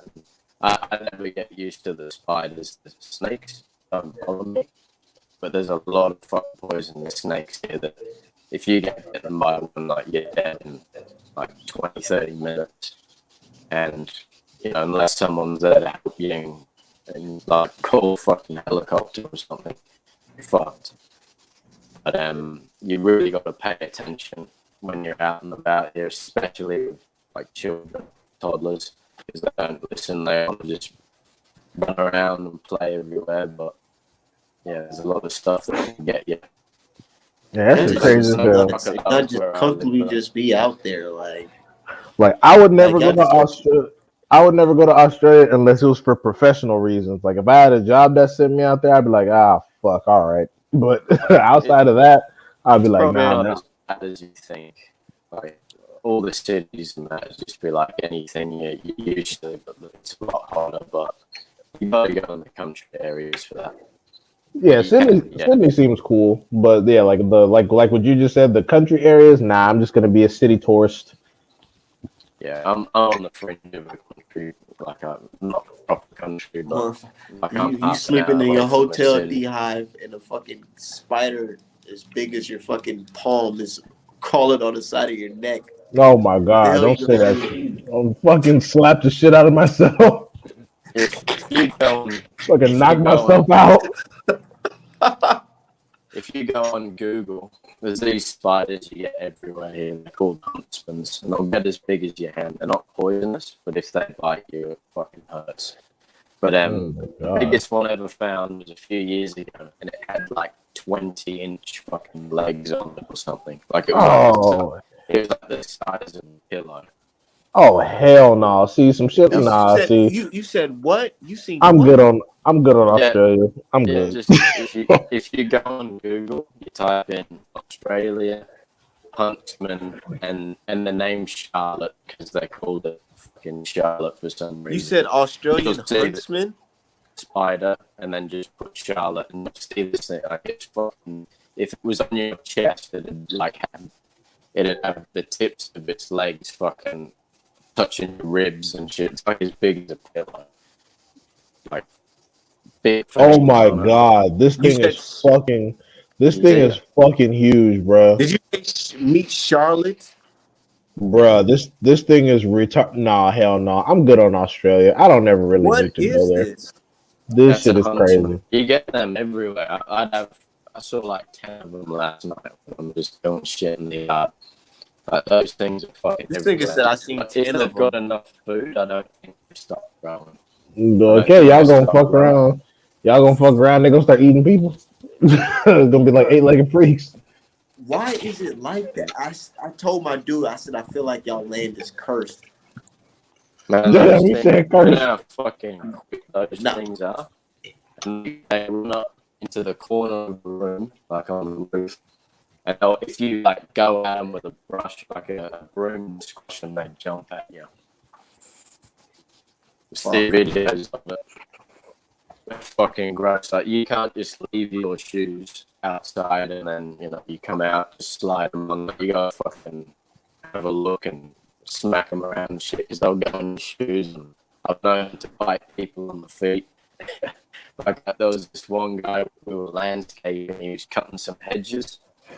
And he had like a long sleeve shirt on. This huntsman ran into his fucking sleeve, and he's like trying to take his shirt off. It runs under his armpit and bites him like 6 times in his armpit. We're all just laughing at him for that. What the fuck? Yeah. It's Beehive, you hear this? Hell yeah! Like I said, I'm good on Australia. I just watched I watched the Ong Bak movies. And this is what George Kambosos wants. Look, but George Kambosos. If Devin Haney fights George Kambosos in Australia, they'll fuck around and drop 10 of them spiders in his hotel room. No, you think they'll set him up like that? They'll set him up like that, so his ass can't. He'll be so tired going to the fight because he stayed up all night worrying about getting bit by a fucking giant spider. Real shit. Oh shit! I mean, no, I don't put it above him. I mean, fuck. Yeah, Say, yeah, you no. take the fight, all right. All right, bet. Take the fight. Yeah, there's other spiders to worry about. In Sydney, you got the far web spiders, and you got those the redbacks. They're sort of like black widows. They're only small. They're poisonous, unlike the huntsman's. They'll kill you pretty quick. Nah, I can't hang with that shit, man. But And the crocodiles are worse than sharks. Like, I don't. Spiders are gross, but there's other shit too that you'd worry about more. But I think America's got some bad shit there too. Like, we've got nothing here to compete with a grizzly bear or a mountain lion or fucking. Like, there's nothing on the land that can really fuck with you here other than a snake. But I mean, what about Africa? Fucking like lions and hyenas and shit. I reckon. I mean, got the we got a virus. virus. We got a virus here in America called white supremacy. So it is kind of equivalent to them spiders. Yeah. Shit. Trust me, there's a lot of that here too. A lot of it. Like, there was a white-only immigration policy that was only abolished in Australia in 1923. I know some history. I know some history on Australia. That's why I said I feel like our land is cursed. It's cursed. Yeah, it's a weird place. That's what happened to the Aboriginal people there.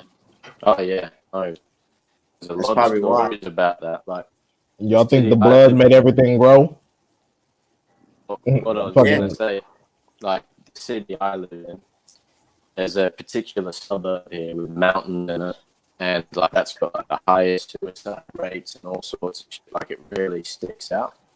But at one point, there was a big Aboriginal tribe that lived there. There's a lot of freshwater rivers and stuff. But you want to talk about genocide? They fucking Tasmania, the little island, little Australia. They literally just formed a line and walked from one end of the island to the other and killed all of them. There's no Tasmanian Aborigines left. There's a lot of racism here. Like, I'm only light skinned. My dad's Jamaican, he's half Jamaican, but my wife's dark skinned.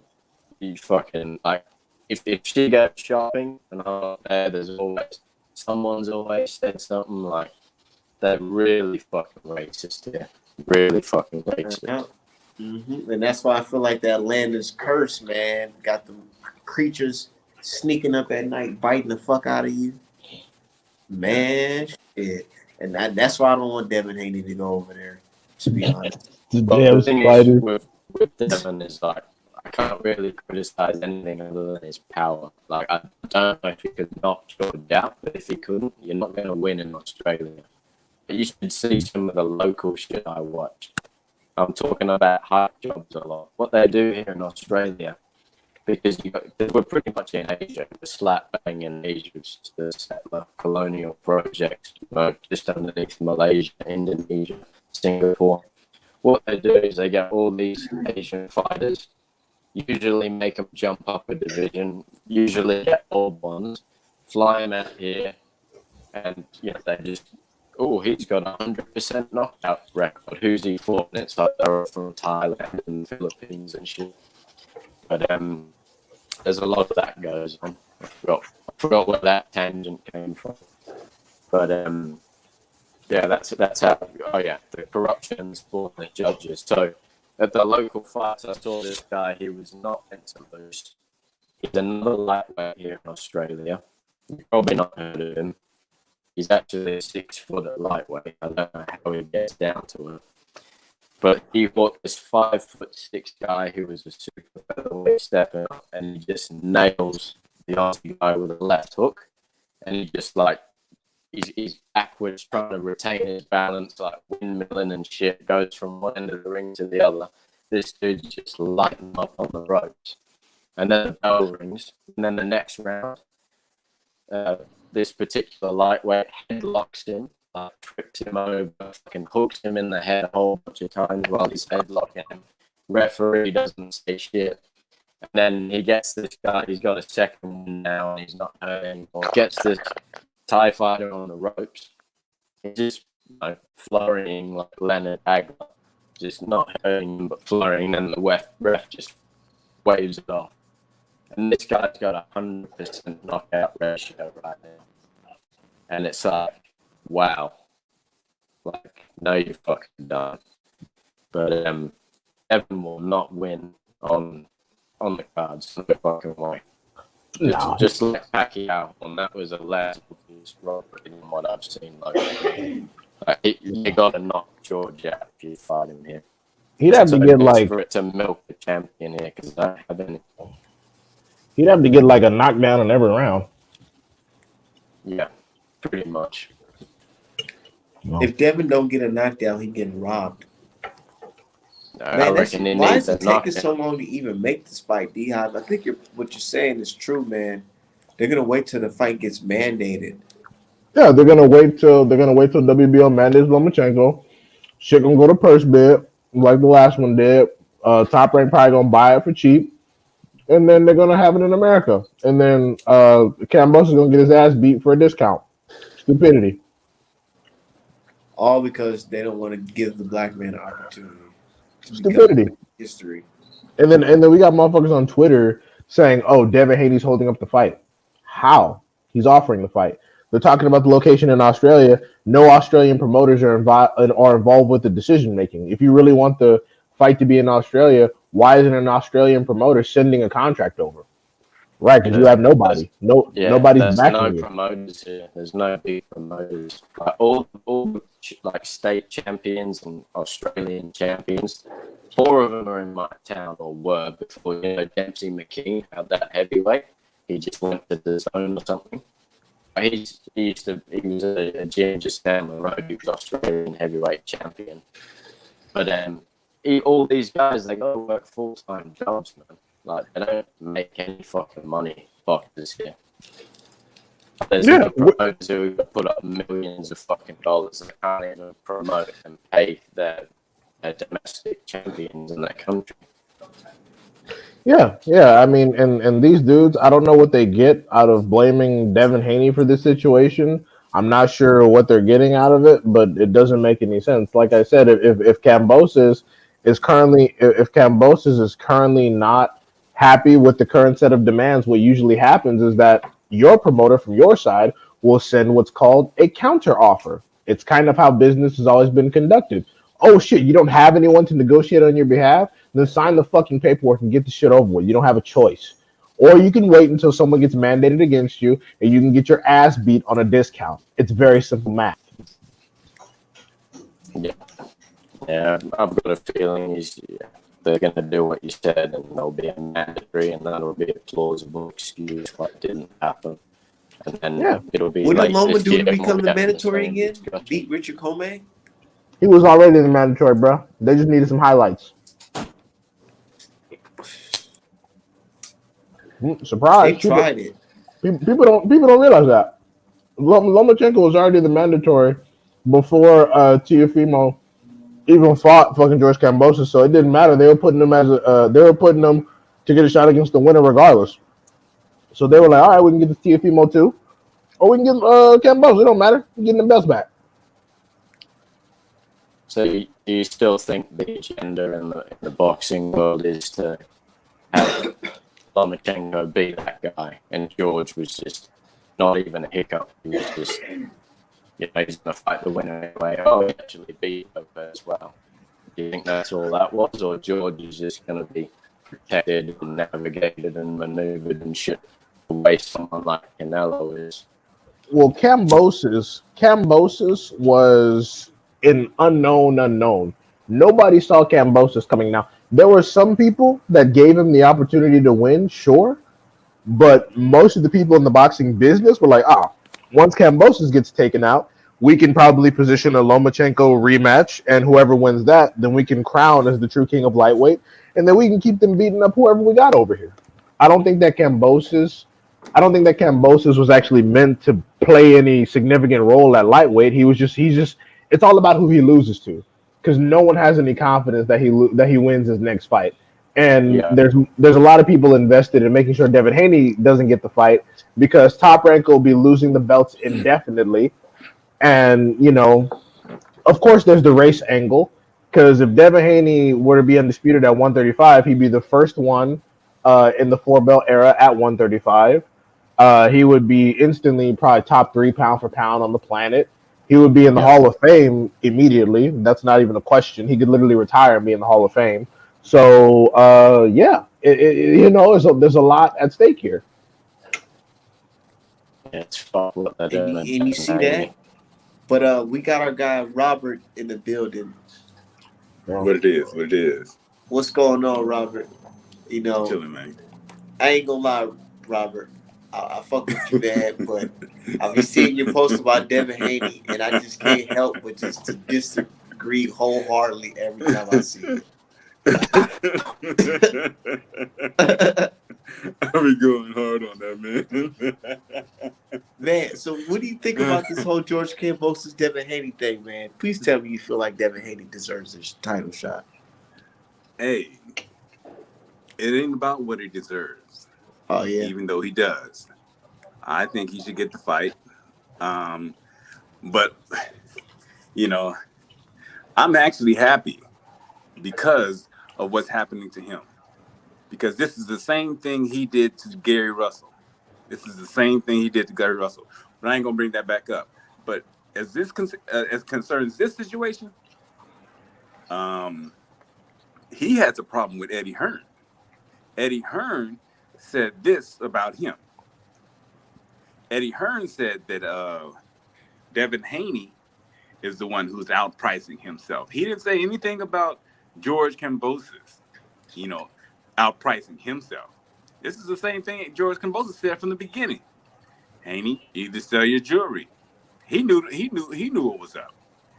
So to me, that says Eddie Hearn told Kambosos, "Hey, man, we can't get our side handled because Devin Haney wants this amount, and we can't do or we can't make the fight with you because of Devin Haney." And then here it comes, and this is on DAZN. This is on what's that? I think I don't know where the other interview is, but it's somewhere. Eddie Hearn is saying this out of his own mouth about Devin Haney, who is his fighter. So I don't see how it's Kambosos' fault. I don't see how it's Lou DiBella's fault. Eddie Hearn is saying Devin Haney needs to take less in order to get this fight made. If Devin Haney wants this fight, he needs to, But what's the money that's being offered? Nobody's saying anything. I've never even heard Eddie Hearn say this. Even all the channels that hate Devin Haney are not releasing whatever video interview this is. We heard it on Trill. Eddie Hearn was on Trill Talk? No, they played a recording and he just said it right there in Black Pipe. He didn't know what to say. He didn't know what to say. They started spinning it. It was crazy. Can you link me to the episode so I can watch it? Yeah, link the one they just put out. Oh, today? They just put out. Yeah. Because okay, from what we just heard from Devin Haney's pops, David Haney's pops said there was never an offer. Man. So how can he outprice himself if there was never an offer? Yeah, I'm just curious. He has to talk about Eddie. He has to talk to Eddie about that there because Eddie, we heard Eddie's voice on the trio. And Eddie said, Devin Haney, if he wants this fight, if he thinks he can win this fight, he needs to not outprice himself or something like that. Right? That's Eddie. Yeah, it's a fucking liar. Well, I don't even know if he said it because no one's talking about this. Like all the anti-Devin Haney channels. Were you on the trio this morning, or were you on the trio? No, that's what I'm saying. No one watched your it. word for it. You said he said it, but we're just saying that it's kind of odd because usually fans would be circulating, tagging us and telling us, brother. Look, yeah, it would be circulating. Yeah, it'd be circulating, and no one's circulating it. Oh, come on now! look at Blue Bloods. Is he doing live now? No, I'm gonna watch. Blue Bloods doing live trying to clean it up now. No, I'm gonna watch It's Trill not Talk good. and listen to it. That's perfectly fine. But I just figure all the people who want Lomachenko to get the fight, I figured they'd be circulating whatever clip this is. You I know? don't know. Yeah, that's They talk. Well, they probably mad because they saying Ryan Garcia is the forerunner. Oh well, I mean, But hey, that's cool. But what did Devin Haney do to Gary Russell besides offer him a fight that he refused and end up losing for less too? man, they clout chased him. They clout chased Gary, and they sent him over to some false paperwork with some stupid bogus dates, talking about May of 2021 or something like that, where they can have a fight in between when they're supposed to be fighting the doggone next month or 2 months from then. Did Warrington's You know, team do that too? Josh Warrington, I don't know. Yeah, because he turned down that fight too for a unification. No, he said it wasn't enough money on that one or something. Oh, But okay. anyways, yeah. Anyways, that was Haney and them fault. That was Haney and them fault. And anyways, Bill has no he can't negotiate for Devin. He can't say yes or no. Eddie Hearn is the promoter. Bill may be out front, face fronting like he the promoter, but he has no say so. Well, Devin Haney's He a has no promotional say so. free agent. He's not actually No, he's signed not. to. No, he's not actually he's signed not. to Matchroom Why is Eddie Hearn talking for him? because his fights are distributed through Matchroom or through DAZN, but he has Devin Haney Promotions, which he actually has fighters signed to, which he works out of. Okay, so he has to go through Eddie, right? No, he doesn't have to. He can fight wherever. Well, why is Eddie talking for him? Why isn't he talking to another platform about carrying this fight or that fight for him? Because Kambosos and Teofimo, who signed to Top Rank, I mean, Kambosos is signed to Lou DiBella, but Teofimo signed with Top Rank, and he just got his highest paycheck from We ain't talking about DAZN. Teofimo. We're talking about Kambosos. Yeah, pay attention. Kambosos. So he could talk to Showtime, right? Oh, What's his name? Can I finish? What's his name? Can I I'm finish? sorry, go for it. Kambosos just fought Teofimo Lopez. They fought on DAZN. Teofimo isn't even signed to DAZN, and he got his highest paycheck from DAZN. Kambosos is signed with Lou DiBella. He got his highest paycheck ever on DAZN. So where do you think people want to fight right now? Probably DAZN. What? Okay. Yeah. Where's Kambosos gonna fight? We ain't talking about. We're talking about. What's talking about Devin Haney Kambosos. is a free agent. Yeah. Devin Haney is a free agent, right? Yeah. So he can approach any platform. Why is he approaching DAZN? Because the person he wants to fight just got his highest payday ever from DAZN. So why wouldn't he go back to where you got the good money from? Why wouldn't he go to Showtime? Does Showtime want the fight? DAZN put out the article. DAZN put out the article saying that Haney is asking for too much. Oh, can you link us? Can you link us to that article? No, I can't. Let me see. Okay. Yeah, but Google. Everybody has Google. No, I mean, because I can Google it and then I can hear Coppinger saying it, or I can hear Lou DiBella tweeting it. But if we don't know, saying it. And the interesting thing is though, Eddie Hearn is the one who said it. That's undisputable. Yeah, well, I'm gonna watch Trill Talk and then we'll see, because like I said, the people that don't want Haney to even get the fight aren't circulating this video. This video should be viral by now. Okay. And this should happen. All I know is everybody out here in the LDBC is trying to clean up for Haney. I don't know why, but y'all are spinning this. Who's y'all? This is the first time I'm hearing of this. I don't really care. I just care about getting undisputed at 135, which real boxing fans are supposed to be concerned about. But people are concerned about drill boxing. You'll find out who's people are concerned about who's getting a clear spin. People are concerned about who's getting paid. A bunch of fight fans are concerned about what Kambosos is earning. Follow through with what he said. We just want Devin to follow through with what he said. He said he's going to do this and that, and then he's going to go to Australia.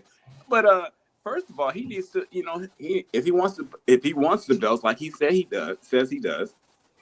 Hey, what is Eddie Hearn saying? He needs to be talking to Eddie Hearn about what Eddie Hearn put out there. In the He just got vaccinated to go to Australia. But I'm just curious, if Kambosos wants to fight in Australia, which Kambosos Australian wants to fight. which This is not- Australian Eddie Hearn is talking which to Devin. which why Australian you turning on promoters Kambosos? which Australian promoters are picking up the fight for a counteroffer to bring it to Australia? Hey, Ludabella. What did Ludabella say? So absolutely none, I right? just saw what None. None, zero. No Australian promoters give a fuck about Kambosos or the fucking fight. That's why he's dealing with the zone. You got Kambosos' countryman here say he don't give a fuck if You the on fight cleanup? is Who's in that guy Australia. talking? Nobody cares. Nobody cares. Nobody I don't. cares. I'm not on cleanup. Who's that guy, Art, man? You said a bunch of Who's stuff this that guy? even Ludabella didn't say. Ludabella never said. Hearn Well, said. how did Devin Haney just respond on IG, or I just saw it on Smoke City thing. Smoke on City? IG. Who are these Yeah, people? Smoke City podcast. Who are these magical sources that Eddie Hearn also so now said you don't that know Smoke City. You don't know Eddie- Smoke City podcast. I don't know who a Smoke I swear to City God, is. Are you an We don't know LDBC? smoke titties. Am I an LDBC? What is an LDBC? What is an Oh, here LDBC? we What go. is that? Look at this guy. Look at this guy. All right. What is an LDBC? What is that? Never mind, brother. Never mind. Okay. I know, Robert. I Come know on what the now. Don't play LDBC is, dumb. but I don't know what smoke titty is. No, he called me Nah, he Smoke called me an LDBC. Oh, What you is an said Smoke LDBC? City? You said Smoke City? Oh, Yeah, you talking about? Well, But yeah, apparently on the, IG, they have a little a picture of Devin Haney's tweet responding to Lou DeBella saying that they offered what's his name? Eddie Hearn now an offer. yeah, I seen that tweet, and You saw people that were too? asking Ludabella. yeah, where did what Ludabella did get the you money offer? from? How much was it? Yeah, and from which promoter? It doesn't matter how much it was. Oh, it doesn't matter. If it doesn't matter, then how do y'all know for sure that which he priced network? himself out? Which network did Ludabella get the money from? Let me speak. Which network? Let's let brother speak. He's speaking. Go ahead. Lou DeBella offered the money. But funny thing is, Eddie Hearn didn't say, man, Lou DeBella, that's not enough money. But what he did say is Devin Haney is asking for too much money. How is that Lou DeBella or George Kambosos' fault? Which network did Ludabella get the money from? It doesn't matter. He got the money. He made Which the network? offer. Where are they gonna fight? Doesn't matter. Does he have the money or the offer? Did he make the offer? Yes, he did. Where are they gonna fight? It doesn't matter. It does. They're gonna fight in does. Australia. For who? Which promoter? He is the promoter. Lou DeBella is the promoter. Which fights has Lou DeBella thrown My himself? goodness, who am I speaking to? Who's this guy? Who are you? You're talking about Lou DeBella got random money. You can't super chat, but I think you can just hit the Cash App Art Man Boxing. You're talking about Lou DeBella made an offer, but there's no promoter. There's no. He is the promoter. So which fights is Lou? Which fights? Where? So where are they gonna fight? Where do you think they're gonna fight? Where did Kambosos say he was gonna fight? Thank you. He never has. Lou DeBella, he's claiming that Lou DeBella has an offer, but he doesn't know the amount, and there's no station. Lou DeBella can't offer shit. Oh, he can't, but he did. How? How do you know? Is there a contract? 50 grand or something. Hey, it's just because Lou DeBella said it. All I know is Lou DeBella, the promoter of George Kambosos, said he made the offer. He said he made an offer. And you know what? Eddie Hearn also said that AJ versus Fury was a done deal. The D-Hive. Hello? My bad. Eddie Hearn said that AJ versus Fury was a done deal. We all saw how that turned out. Now Lou DeBella claims Eddie Hearn did. And Lou DeBella Eddie Hearn said that AJ versus Fury was a quote unquote done deal. Ooh. Yeah, and this is the person you want me to believe, and now you're saying Lou DeBella made an offer. Hearn, so you don't believe Eddie Hearn? And Lou DeBella, you claim made an offer for which you don't know the amount. You don't know which promoter. You don't know where the fight is going to be. You have no idea. You're just like, well, I trust Lou DeBella's word. I trust Lou DeBella. I trust Lou DeBella's word. It's Australia. Who got all the belts? Canelo had all the belts. Where did he fight for Undisputed? The United States. Okay. Josh Taylor had all the belts. Where did he fight for Undisputed? The United States. Did Man, did just Kambosos say he was fucking fighting in trolling you, America? man. Kambosos' Did next fight will probably be did- in America because he's gonna end up fighting the mandatory if he keeps fucking Oh, around. do you know that for sure? 100%. Lomachenko ain't going to no Oh, fucking how do you Australia. know? How do you know? Where are your facts? Where's your? Send a link. Post a link. What has Lomachenko ever fought in Australia? That's opinion. Has That's Lomachenko opinion. ever fought in That's Australia? opinion. Has Lomachenko That's ever fought in opinion. Australia? No, he hasn't. Fuck me, man. Thank you. No, he That's hasn't. Your Lomachenko has opinion. never fought in Australia. Again. That's When has opinion. Lomachenko fought in Australia? Oh shit, he hasn't? Ah, it's a fact. Thank you. George Lomachenko? Kambosos said, "Australia, get it together. Come on over." That's what he said, right? And Lomachenko Yes or has no? never fought in Yes or Australia. no? Yes or no? George Kambosos said he Yes wants or the no? most Is that a money. yes? No, that's Is a that a no. yes? No, that's a no. Oh, George no. Kambosos said he wants George the most Kambosos money. has consistently said he wants. George Kambosos whoever has has the most consistently money, said he wants the most money. and it has to be in Australia. He never said it has to be in Thank you. Australia. He never said it has to be in Australia. He said He he wants did. the most money, and he said he would love a homecoming. No. He said it has to be in Australia. Which Australian promoter? Don't twist it. Which Don't twist Australian it. promoter? Hey, Which how much is Australian Eddie paying you? promoter? Oh, sorry. How much is Bill paying you? Which Australian promoter? How much is Bill paying you? Which Australian How promoter? much is Bill paying you? Which Australian promoter? How much is Bill paying you? Right, so there are no promoters. Gotcha. So Bill is paying you how much? There are zero. Bill is paying you There how much? are zero. How much is Lou DiBella paying you? Lou DiBella sent an offer. Nothing. Lou DiBella sent the Nothing. offer because But he that's sent the the thing. tweet. What's the offer? Where's that? You can There is no just offer. Go saying check that. Lou DiBella's page. There is no offer. He's going off of Go Lou check Lou DiBella's DiBella's tweets. Dude, That's like, man, we look where we at in boxing, dude. We can't You're take going off the Devin word Haney's of these tweets. people. I never said anything about what Devin Haney tweeted. Oh, you didn't? No, that was you. Okay. You're telling me to go on Smoke Titty to find his tweets. Smoke City. Smoke Titty. go look at Devin Haney's Twitter page for real information because I'm an insider. No, you're just like everyone else. Yeah. Lou DiBella sent an offer with no promoter, no network, no nothing. Lou DiBella himself put up X amount of millions of dollars with Kambosos as his representative. Hey, all right, man. Y'all Okay, that's cool. I understand. You clearly don't, man. Fucking Devin Haney made more. Devin Haney made more money off of Gamboa than Teofimo had in his whole career. And yet you blame George Kambosos. I'm gonna watch the Trill Talk.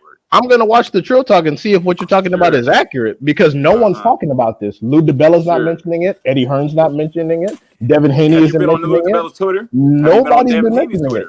You just told me Lou DiBella. You just told me Lou DiBella sent an offer. You just told me he sent an offer. You just told me he sent an offer. I don't get my information from Twitter. I don't get my information from Twitter. Yeah. When you catch up, you're the only one talking about tweets. You're the only one talking about tweets. Just let me know. You're the only one talking about tweets. No, you're the only one talking about tweets. You still could name an Australian promoter that's going to pick up the fight. Did you get that tweet? I didn't see it. From which Australian promoter? Hey, there's none. Right, exactly. There are none. Oh, I didn't know. There are none. Hey, it was Australia. There are none. Lou DiBella's Australia. But the fight's going to be in Australia, so who's going to pick it up? Lou DiBella? Which fights has he thrown? Okay. He needs a venue. He needs a venue. No. All he needs is a venue. Thank you. He's put on no fights. He has put on no fights. Last thing I heard from Lou DiBella is fucking screaming at the top of his lungs on Twitter because Dervinchenko got robbed. Yep. Lou DiBella does not host fights. Got no fights. Got no venue. Got no money amount. Got no venue. Got no Australian promoter. Got fucking nothing. He's over here crying, talking about, oh, Devin Haney needs to do this, Devin Haney needs to do that. Lou DiBella ain't put up no fucking offer because Lou DiBella has never hosted a fucking fight. He's just a fucking agent. Let me find it. Since you please do. Let me please see do. if I can find what Lou said. Let's go off with Lou's word. I sent an offer, so please believe me. Is he his promoter?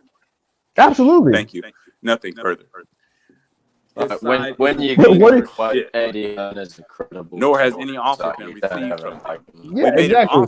He wants us to believe that Lou DiBella sent an offer when Lou DiBella has never thrown a fight. Lou DiBella has never thrown a fight. Hey, why is this dude talking over me? Lou DiBella has never thrown a fight. He's never put on a fight. He has never put on a fight. That's cool. He can tweet. Devin Haney tweets all the time. Devin Haney, yeah, I'm talking. Pay attention. Devin Haney tweets all the time. Should I go by Devin Haney's tweet? Let me speak real quick, D-High. Yeah, tell a little nigga to shut up. Who ass? No, Hurry up, watch your mouth. Hurry up. You gotta chill, man. Y'all gotta keep it 100, man, because Hey, Lou Bella said, hurry up. shut up, little. Hey, Hurry up. your voice ain't deep enough. Just be talking Hurry to up. little boy. All right, here we go. Spit it out. He says his side isn't paying for shit, nor has any offer been received from them. We made an offer and they turned it down. Don't buy into more bullshit. Shaking my head. Hashtag boxing. That's Lou DiBella. we read that earlier, and then go to the other comments where people said, "What was the offer?" He ain't gotta tell the offer. Okay. Yeah, exactly. There is no offer. But offer He to doesn't do have to what? tell the Offer offer. to fight where? And The Devin, price you made here's, behind- you- and here's a fact from Devin our price Haney's made Twitter. behind Devin closed Haney doors. said, Lou, stop the cap. Made an offer to who? So I guess I believe Devin Haney. There was no offer. See how we can both do that? Well, you know what Dazzin said? Oh, you know, Devin Haney, who has- Shut up, little nigga. Shut up, little nigga. Okay, see, look at him. Hurry up. Spin Spit it It's out, all bro. right. Spin it. No, never mind. You got Lou it. DiBella ain't paying you You nothing. know. Hurry up. You know. Never mind. You know. I read Devin Right. Haney's tweet. Are we going off tweets? Uh-huh. Devin Haney said it was cap, so there was no offer. You know. Hey, You know. shout out to the Cash App. I Keep just up. I just went on Twitter. Keep I just up. went on Twitter. Devin Haney said Keep it's up. cap. It's cap. It Keep must up. be cap. Twitter said it's cap, so it's cap. Keep up. Twitter said it's All cap. right. Okay, we're going off tweets. We're going off tweets. Devin Okay. Haney said it's cap, so it's cap. Okay, so it's now we had a situation where Lou DiBella says one thing, and then Bill Haney saying one thing. So Oh, hold on. Exactly. Hold on, Art, man. by Exactly. default, we have to listen to Lou DiBella. Exactly. He doesn't know. You should listen to Eddie Hearn, though, right? Eddie Hearn is his promoter. Am I right? 100%. Okay. Eddie Hearn says if Devin Haney believes he can beat Kambosos, he should not outprice himself. Quote unquote. And Devin Haney said on Twitter, there was never an offer made. So whose Twitter should we believe? Hold on. Devin Haney was talking to whom? He just posted a tweet. So whose Twitter should we believe? Who was he talking to? No one. He just posted on Twitter. Whose tweet should we believe? Whose tweet? No. Whose tweet Was he should we talking to believe? Eddie Hearn? No, he was not talking to Eddie Think Hearn. about it. It's like you're telling All right, me then. Whose tweet should we believe? default to listening to Lou DiBella He needs to talk to Eddie Exactly. Hearn. because of what exactly? Yeah, I don't know. Maybe he's from the DMV and has a personal thing against Devin because Garrett Russell's a fucking idiot. I don't fucking know, and I don't really care. But the fact of the matter is, I don't believe nobody because I don't believe what Lou DiBella said. I don't believe what Hearn said. I don't believe what fucking Devin Haney tweeted because it's just tweets. People just talking. The fact that I'm going based on the facts. I'm going based on the facts. You have no Australian promoter. Lou DiBella has never put on the fight. Lou DiBella has no network backing and got fucking fired. Kambosos just got his biggest paycheck on the zone. Devin Haney is a promotional free agent who, whenever people fight him like Jojo Diaz, get their highest paycheck on the zone. And I'm assuming that Kambosos and DiBella are bullshitting, waiting on Lomachenko to be mandated. They're going to go to a purse bid. And Kambosos is not only going to lose in the United States, but he's going to lose for far more money, just like Teofimo's dumbass. Because Teofimo turned down Devin Haney for what? A mega fight in Australia. What ended up happening? They fought in New York and he fucking lost. So a fan asked Lou DiBella. He says, "Oh, a fan? Okay, cool. What's the numbers then, Lou? Go on." That's his gift, right? And then Lou DiBella says, "Funny, you didn't see. So funny you didn't ask to see Bill's fictitious offer. Get the fuck out of here. No one really trying to make a deal would negotiate through you or anyone else in boxing press, quote unquote. And if they aren't negotiating or trying to make a fight. They're spinning. Peace out. Spinning it. Yo, spinning it. Beehive boxing. So ultimately, you come up with we should not particularly believe anyone's tweets, but I'm gonna pick to believe Lou DiBella's tweets. Don't believe Eddie Hearn, who is Devin Haney's promoter. No, I don't believe anybody. Just playing George Kambosos. He's ducking, right? So what are you implying? Are you implying that Devin Haney doesn't want the fight with George Kambosos? Yeah, that's basically it. He's saying that Devin Haney wants too much money and Devin Haney should take a pay cut because Lou DiBella, who's never put on a fight, in his entire life, who's Did never I put say it on a or fight did in his Eddie Hearn entire say life. No one is saying that. You just said you heard something on Trill Talk. The Hive? Are you okay? The Hive. Is your mama okay? Hey man, I think this dude might be on some drugs. Yeah, he's fucked. Yeah, Look, he's clearly high as fuck. Look here. He's making voices and shit. Blame Eddie. Why are you blaming George? Why are you blaming George Composers? Eddie Bro, said this I'm just about trying to his figure out fighter. the whole basis of the conversation. So, Lou DiBella's word is law, or what? That's basically what he's saying. He's saying that whatever Lou DiBella tweets is what happened. No, I'm saying You said Lou DiBella said. Thank you. I said Eddie Hearn. What's his name? Devin Haney's promoter said Devin Haney is asking for too much money. Right. Why are you blaming Composers? The magical This is clip not that a no one is problem. the This is magical an clip Eddie that no one has and heard. Devin Haney problem. The magical clip that no one has heard. If you had done your homework, if you had watched the Trill, you would be in the loop. But Isn't Trill LDBC? Yeah, it is. Oh shit! In the LDBC, I thought you didn't really like those people because they were trying to spin it. Who said I didn't like them? Oh shit! You see the energy change. At first, it was like, "Oh, you must be one of them LDBCs," and now it's like they're trying to spin it. But you got the information from the LDBC. That's crazy. That's crazy. You see how quick they switched up? First, it's the LDBC trying to spin it, but then where'd you get the information from? Oh, well, the LDBC. Oh shit. They were surprised. They were surprised. Nah, man, you're good. You're good. You just hey, yeah, just came up here and embarrassed himself. First he's saying his own source is incredible. The LDBC just tries to spin everything. Oh, where'd you get this information from? The LDBC, like, bruh. Unless you're a complete imbecile. Like, continue smoking on whatever it is, bro. It sounds like you're having a good time, but you just said that. On your mama's titties. Oh my god! All right. Yeah, like this is what I mean. This is exactly what I've been talking about. Like that dude sounds like he's fucking 50, and he's talking about somebody's titties. What the hell? Usually I agree with him, but I told you that when it comes to Devin Haney, it's like I don't know, man. And that's a black dude. Fuck with Devin Haney for some reason, that's a black dude saying that bullshit. Yeah, that's what's crazy. When Devin Haney is being treated as bad as he is, even if he had a little bit of an argument or something, it's like, why would you even be nothing off about it like that? So, I don't know. I'm gonna watch the Trill Talk. Looking at Americans as fucking crazy. Yeah, and I'm gonna watch the Trill Talk to see what he's saying because it's probably not what it is. Because if that were actually what Eddie Hearn said, it would be viral right now. Lou DiBella would be like, "Look at this motherfucker! Your own promoter said you're taking too much." Every day, bro, they'll be tagging me every 5 seconds right now. Exactly, because Trill comes on early in the morning, so that shit would be viral by now. It's like 10 o'clock where you are, Art Man. That shit would have been gone viral. But even still, as an American, as an African American, which I know that dude is, what do you gain from sucking Lou DiBella's dick? Talk about no idea. I got to shout out to somebody in the chat. Man. Shout out to K Hall who sent me that $5 super chat. He says, "Salute to the champ. There's a major delay in the tank." Oh, shout out to you with that $5 cash app. So I just wanted to see 135 get fixed as a fan. Loma ruined this with this.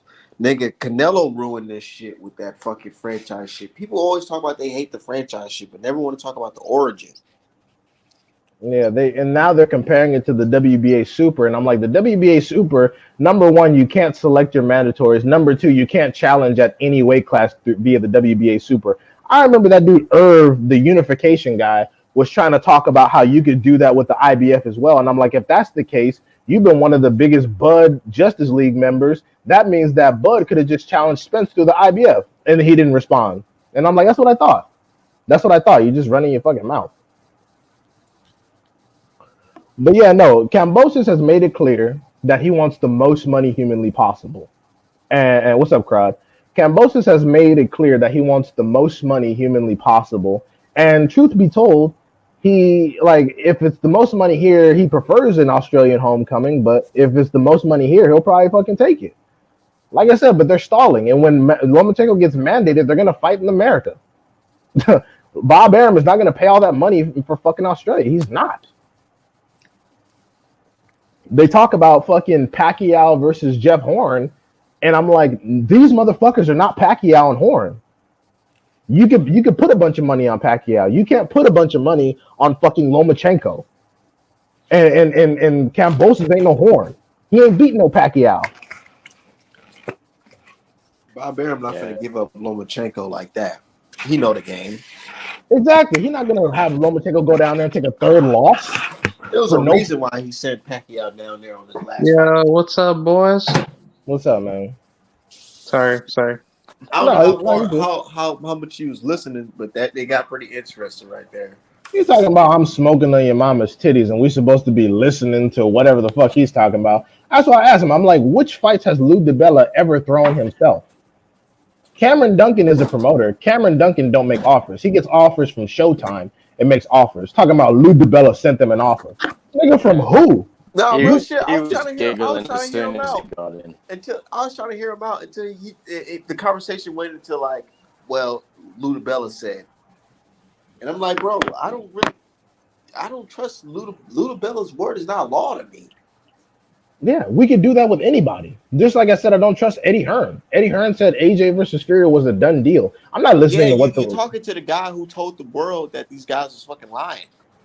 Yeah, like I don't, man. Like I said, I made a viral video when I said I don't trust them dudes, man. Yeah, but my thing is though, I'm just asking like, what like Lou DiBella will be putting this money up. Like basically, if he has no promoter and no network, no platform, that means this is coming out of Lou DiBella's personal pocket. How much money does Lou DiBella fucking have? It's not like he's Bob fucking Arum. He's a little bitty promoter that's promotionally homeless. He's a guy that's known for getting fired. You telling me that Lou DiBella is putting up $10 million of his own money, praying for a return? Hold on, he wants to join again. You want to have another conversation with him? Not particularly. I'm about to get up. I'm about to clean up. I'm about to clean up the kitchen and spend some time with my woman and go to bed. Go to bed. Oh yeah, we bad cooking all this motherfucker. Yeah. 5 hours. Yeah. Yep. Oh man, I wasn't able. I mean, y'all can keep cooking, but I'm a dip off. All right, you can dip out. Thanks for having me on. I'll see you. Yeah. See you, man. Yeah, man. Shit just been real, dude. Fuck it. I'm about to get out of here too, Crowd. But anything you wanted to say before we get out of here? You can chop it up a little bit. Nothing, man. Just be sure to tune in January 29th tomorrow. Mr. Stephen Big Shot Shaw, he'll be fighting on the card, and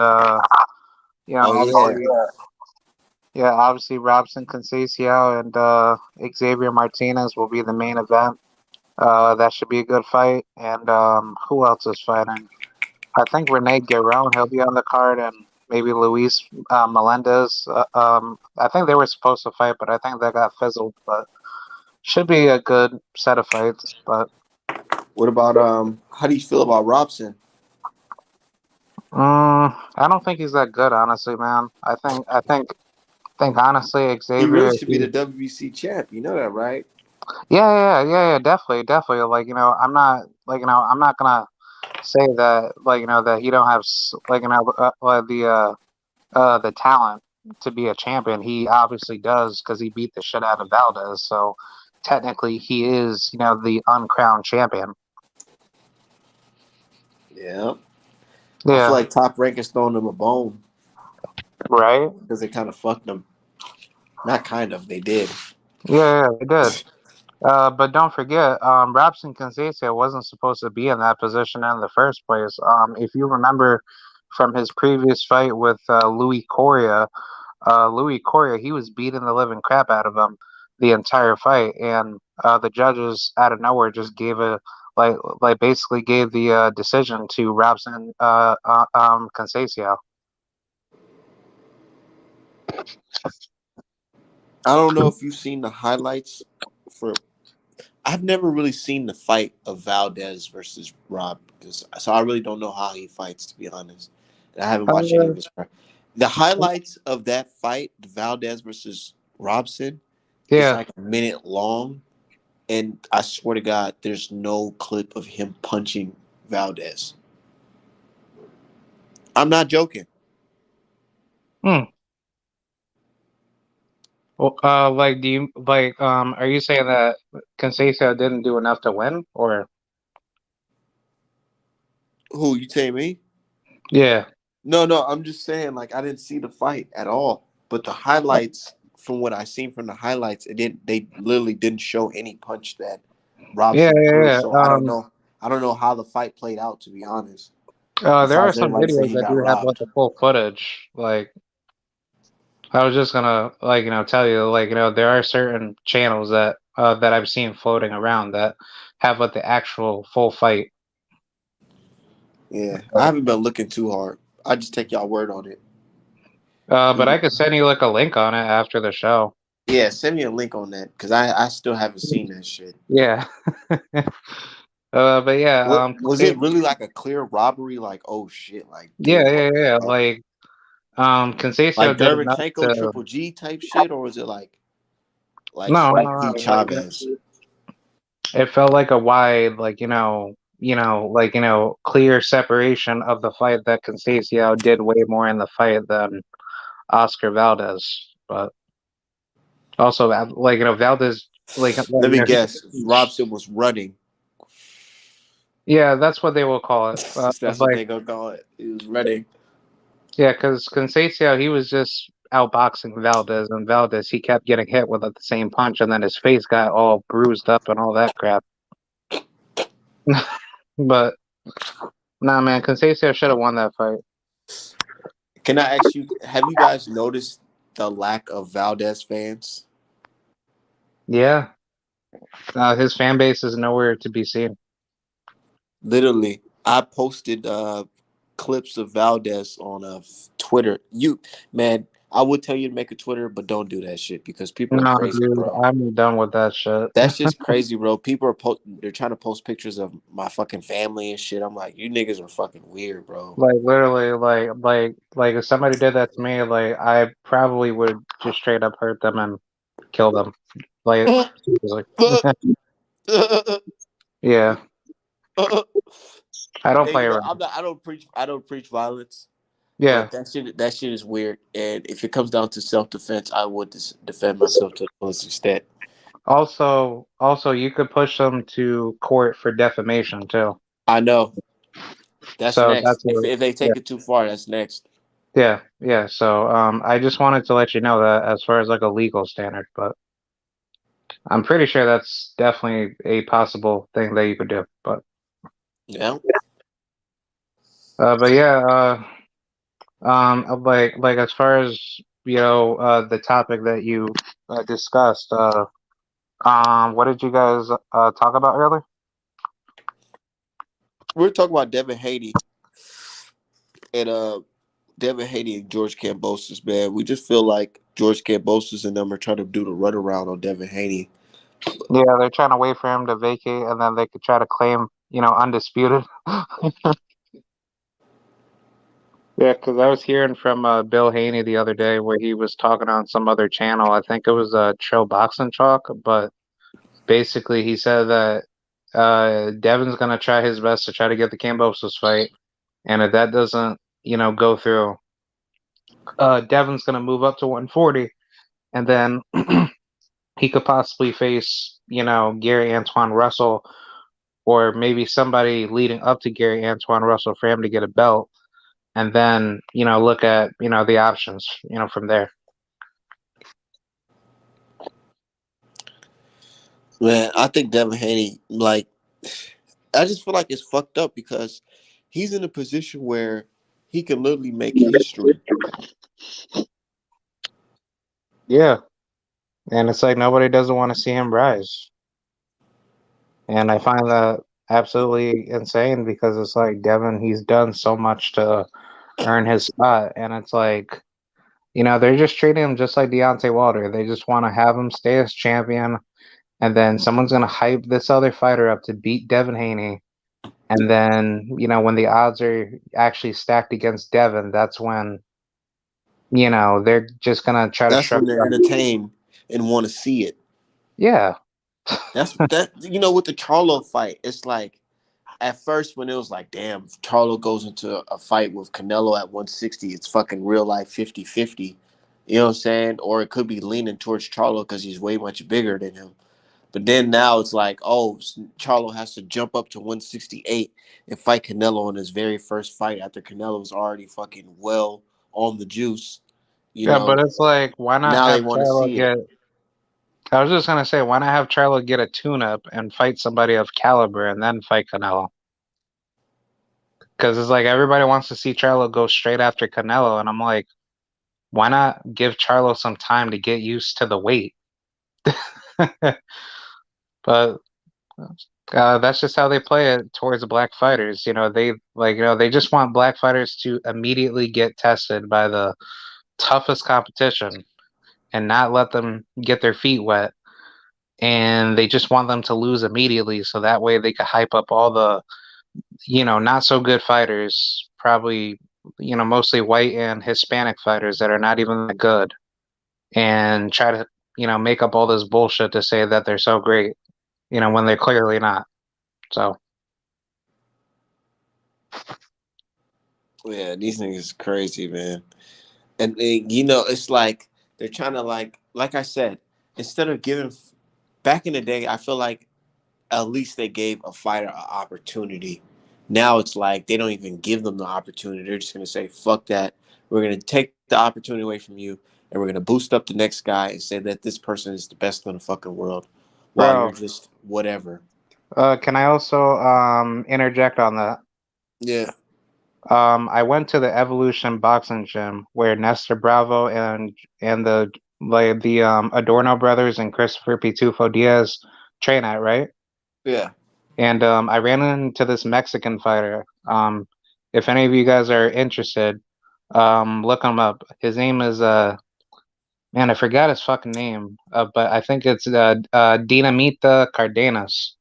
And I didn't know he was like a actual fighter, but I ran into him. I think he fights at bantamweight, if I'm not mistaken. Same weight as Gary Antonio Russell. He was once ranked number 4 by the WBA, but I believe he had to move up in weight for some weird reason. I don't know what happened, but I was talking with him about about the ranking system and shit like that, and then me and him had like a discussion about having certifieds, being considered champion. And then, we had like a talk about Devin Haney. And this man tried to tell me that Devin Haney wasn't the real champion. And yet I told him straight up, in which I have no disrespect towards Cardenas, because he's trained by Jose Luis Guzman, the same guy that trains Josue Vargas and those other guys. I think Anthony Velasquez, that other Puerto Rican kid. But I told Cardenas that if you're going to become the champion and you are being told by your own sanctioning body, in which I'm against sanctioning bodies, but if the sanction bodies like the WBC is trying to make up all these excuses for you to not be the champion, but yet you are like you are beating the certified competition to keep your spot as a champion, then at what point do you consider going against the odds where they're not claiming you as the champion and not making you be considered a actual basically a actual legitimate fighter to hold that belt? Because if they're not going to respect you in the first place, then why would you ever want to get respect for them as a contender? I And always considered Devin Haney the champion via forfeit. yeah, That's my narrative. yeah. But then on top of that, as a contender, you still have to pay sanctioning fees leading up to the world title. So if you're going to work your butt up to get to number 1 to become a contender and to become a mandatory for that belt, and then the minute you become champion, that sanction body wants to turn its back against you. At what point do you go against them, and you basically get your justice and your fair due. People don't want to get blackballed.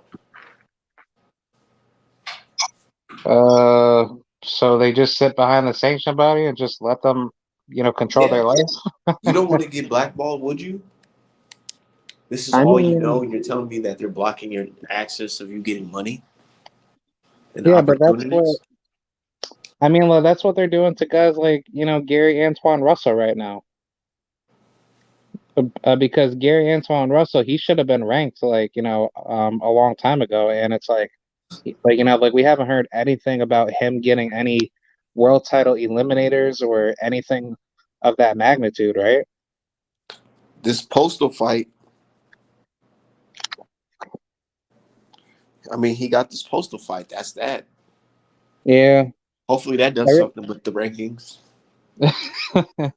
Man, I hope so too, because everybody wants Gary Antoine Russell to be fighting all these top guys, but at the same token, it's like I don't think you I want? think everybody's pissed off. I feel like everybody's, I don't know, at least me.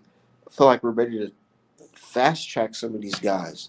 Like Keyshawn Davis should have the same routine as Lomachenko. Like you guys should already be pushing him for title shots and shit.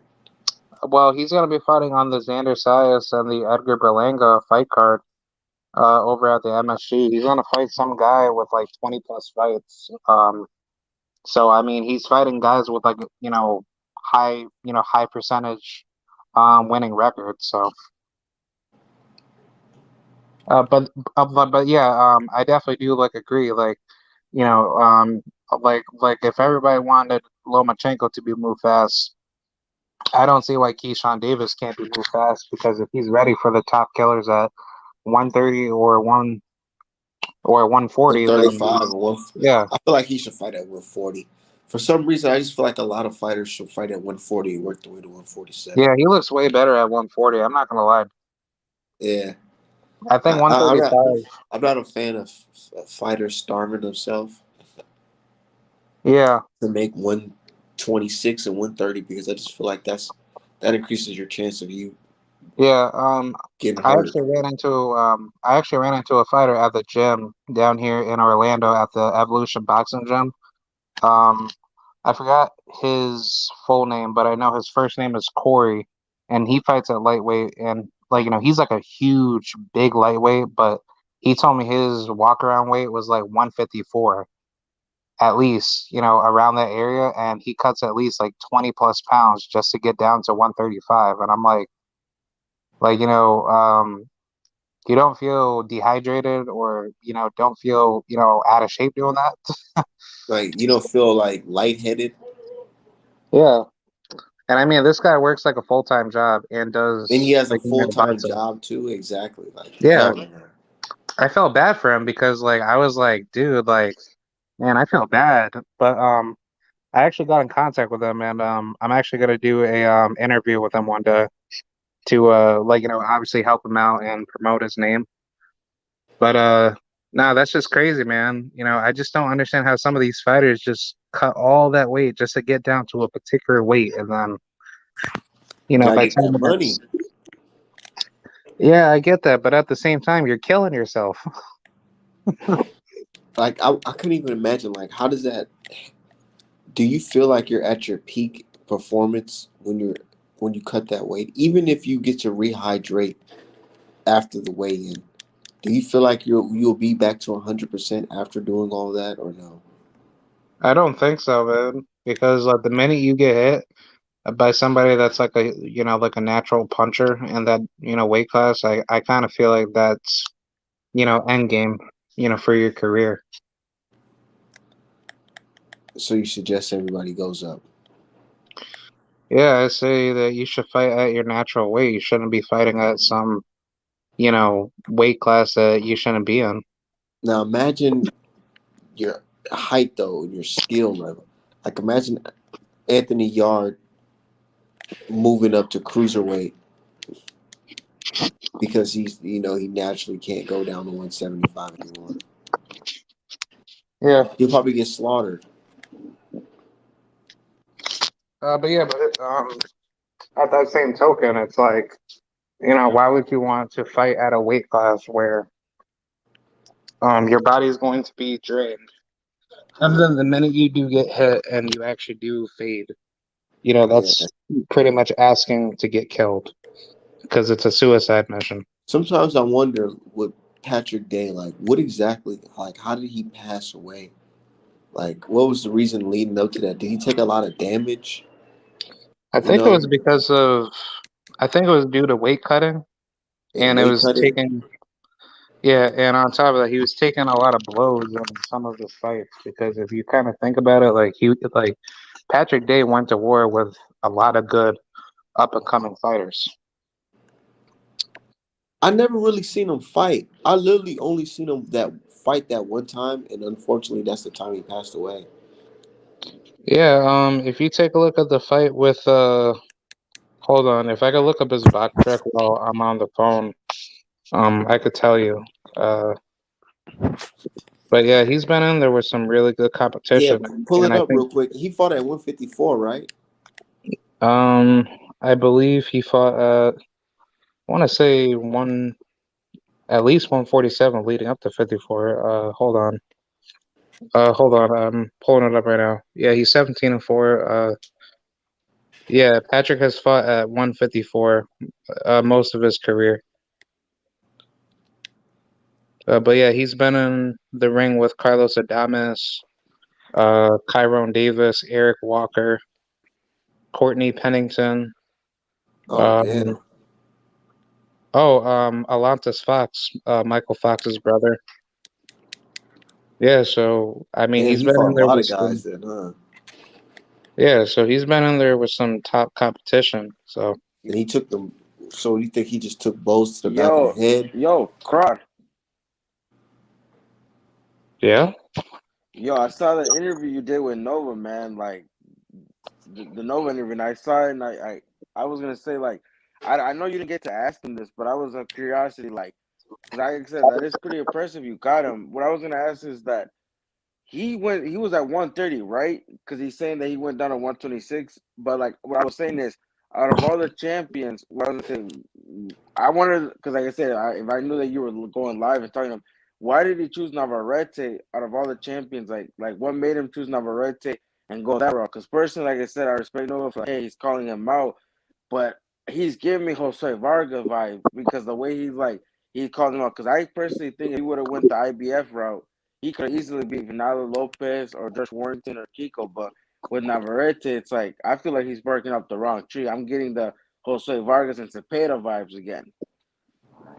I think it's because the WBO is a lot easier to go through versus But the he, IBF. but he's ranked at 130 though. That's the thing though. I'm looking at the rankings. He could have I easily. mean, he said, He's yeah. I was just gonna interject to say, yeah, he told me that he's ranked at least top three in all four sanction bodies, right? At least, but probably like top 15, right? Because I saw that at 130 he was only ranked in the WBO. He wasn't ranked like top 10 because you can only see like I only saw top 10, but I mean if I look at like top 15, he was probably ranked in between like 10, 11, and 15. But only at the WBO he's ranked, and then I've seen like post of a guy named Oshaki Foster saying he's ducking him. But don't worry, bro. I think he could beat Oshaki Foster. I don't think highly of him, but I'm saying like, oh why didn't he try to fight Shakur Stevenson though? Like that's the thing that gets Nova's Nova. not beating. He's not beating Foster. No, he well, has a chance. No, I it mean depends, I would Abraham. love I've to seen see it. Foster. But I I've love seen to see Foster it. fight, bro. I've seen Ring City. I'm like, I mean, I can't disrespect him, but I mean, like, bro, he's not all that. Like, I think Oscar Valdez could be Oshaki Foster, bro. Nah, I Bro, don't you think gotta so. watch. You gotta watch the Ring City Speaking fight, of man. Valdez, Polo, let's keep it 100, bro. Haven't Man, a lot of Valdez fans disappeared, bro? yeah, but here's the thing, though, bro. I'm just saying. I'm gonna give you advice, bro, and you could take you could Okay, I'm diss gonna him. But take I'm it. just saying. But I'm just saying, bro. When it say that if it happens that he knocks out Shakur, he wins, bro. I'm just telling you. I'm getting that Madonna Broner vibe. I remember when I'm on Twitter, people were like, "He's gonna knock Yeah, this dude out." if he wins, I will give him every fucking credit in the world. But that, if But y'all bro, come out and say, "Oh my God, I knew he was gonna do it," That's definitely some sucker shit because y'all know damn well y'all not rooting for I him to noticed win. it. No, like I said, I'm gonna support him. I don't care for the fight. Like if he wins or not, it doesn't do anything for me. He's like he's not even my top 5 favorite fighters. I respect him. You know, he beat Belcher. I actually was going for Miguel in that fight, and I feel like they did the fight perfectly because Miguel was coming off COVID. He wasn't 100%. I feel like if they would have did that fight, fuck the pandemic, he would have lost that shit.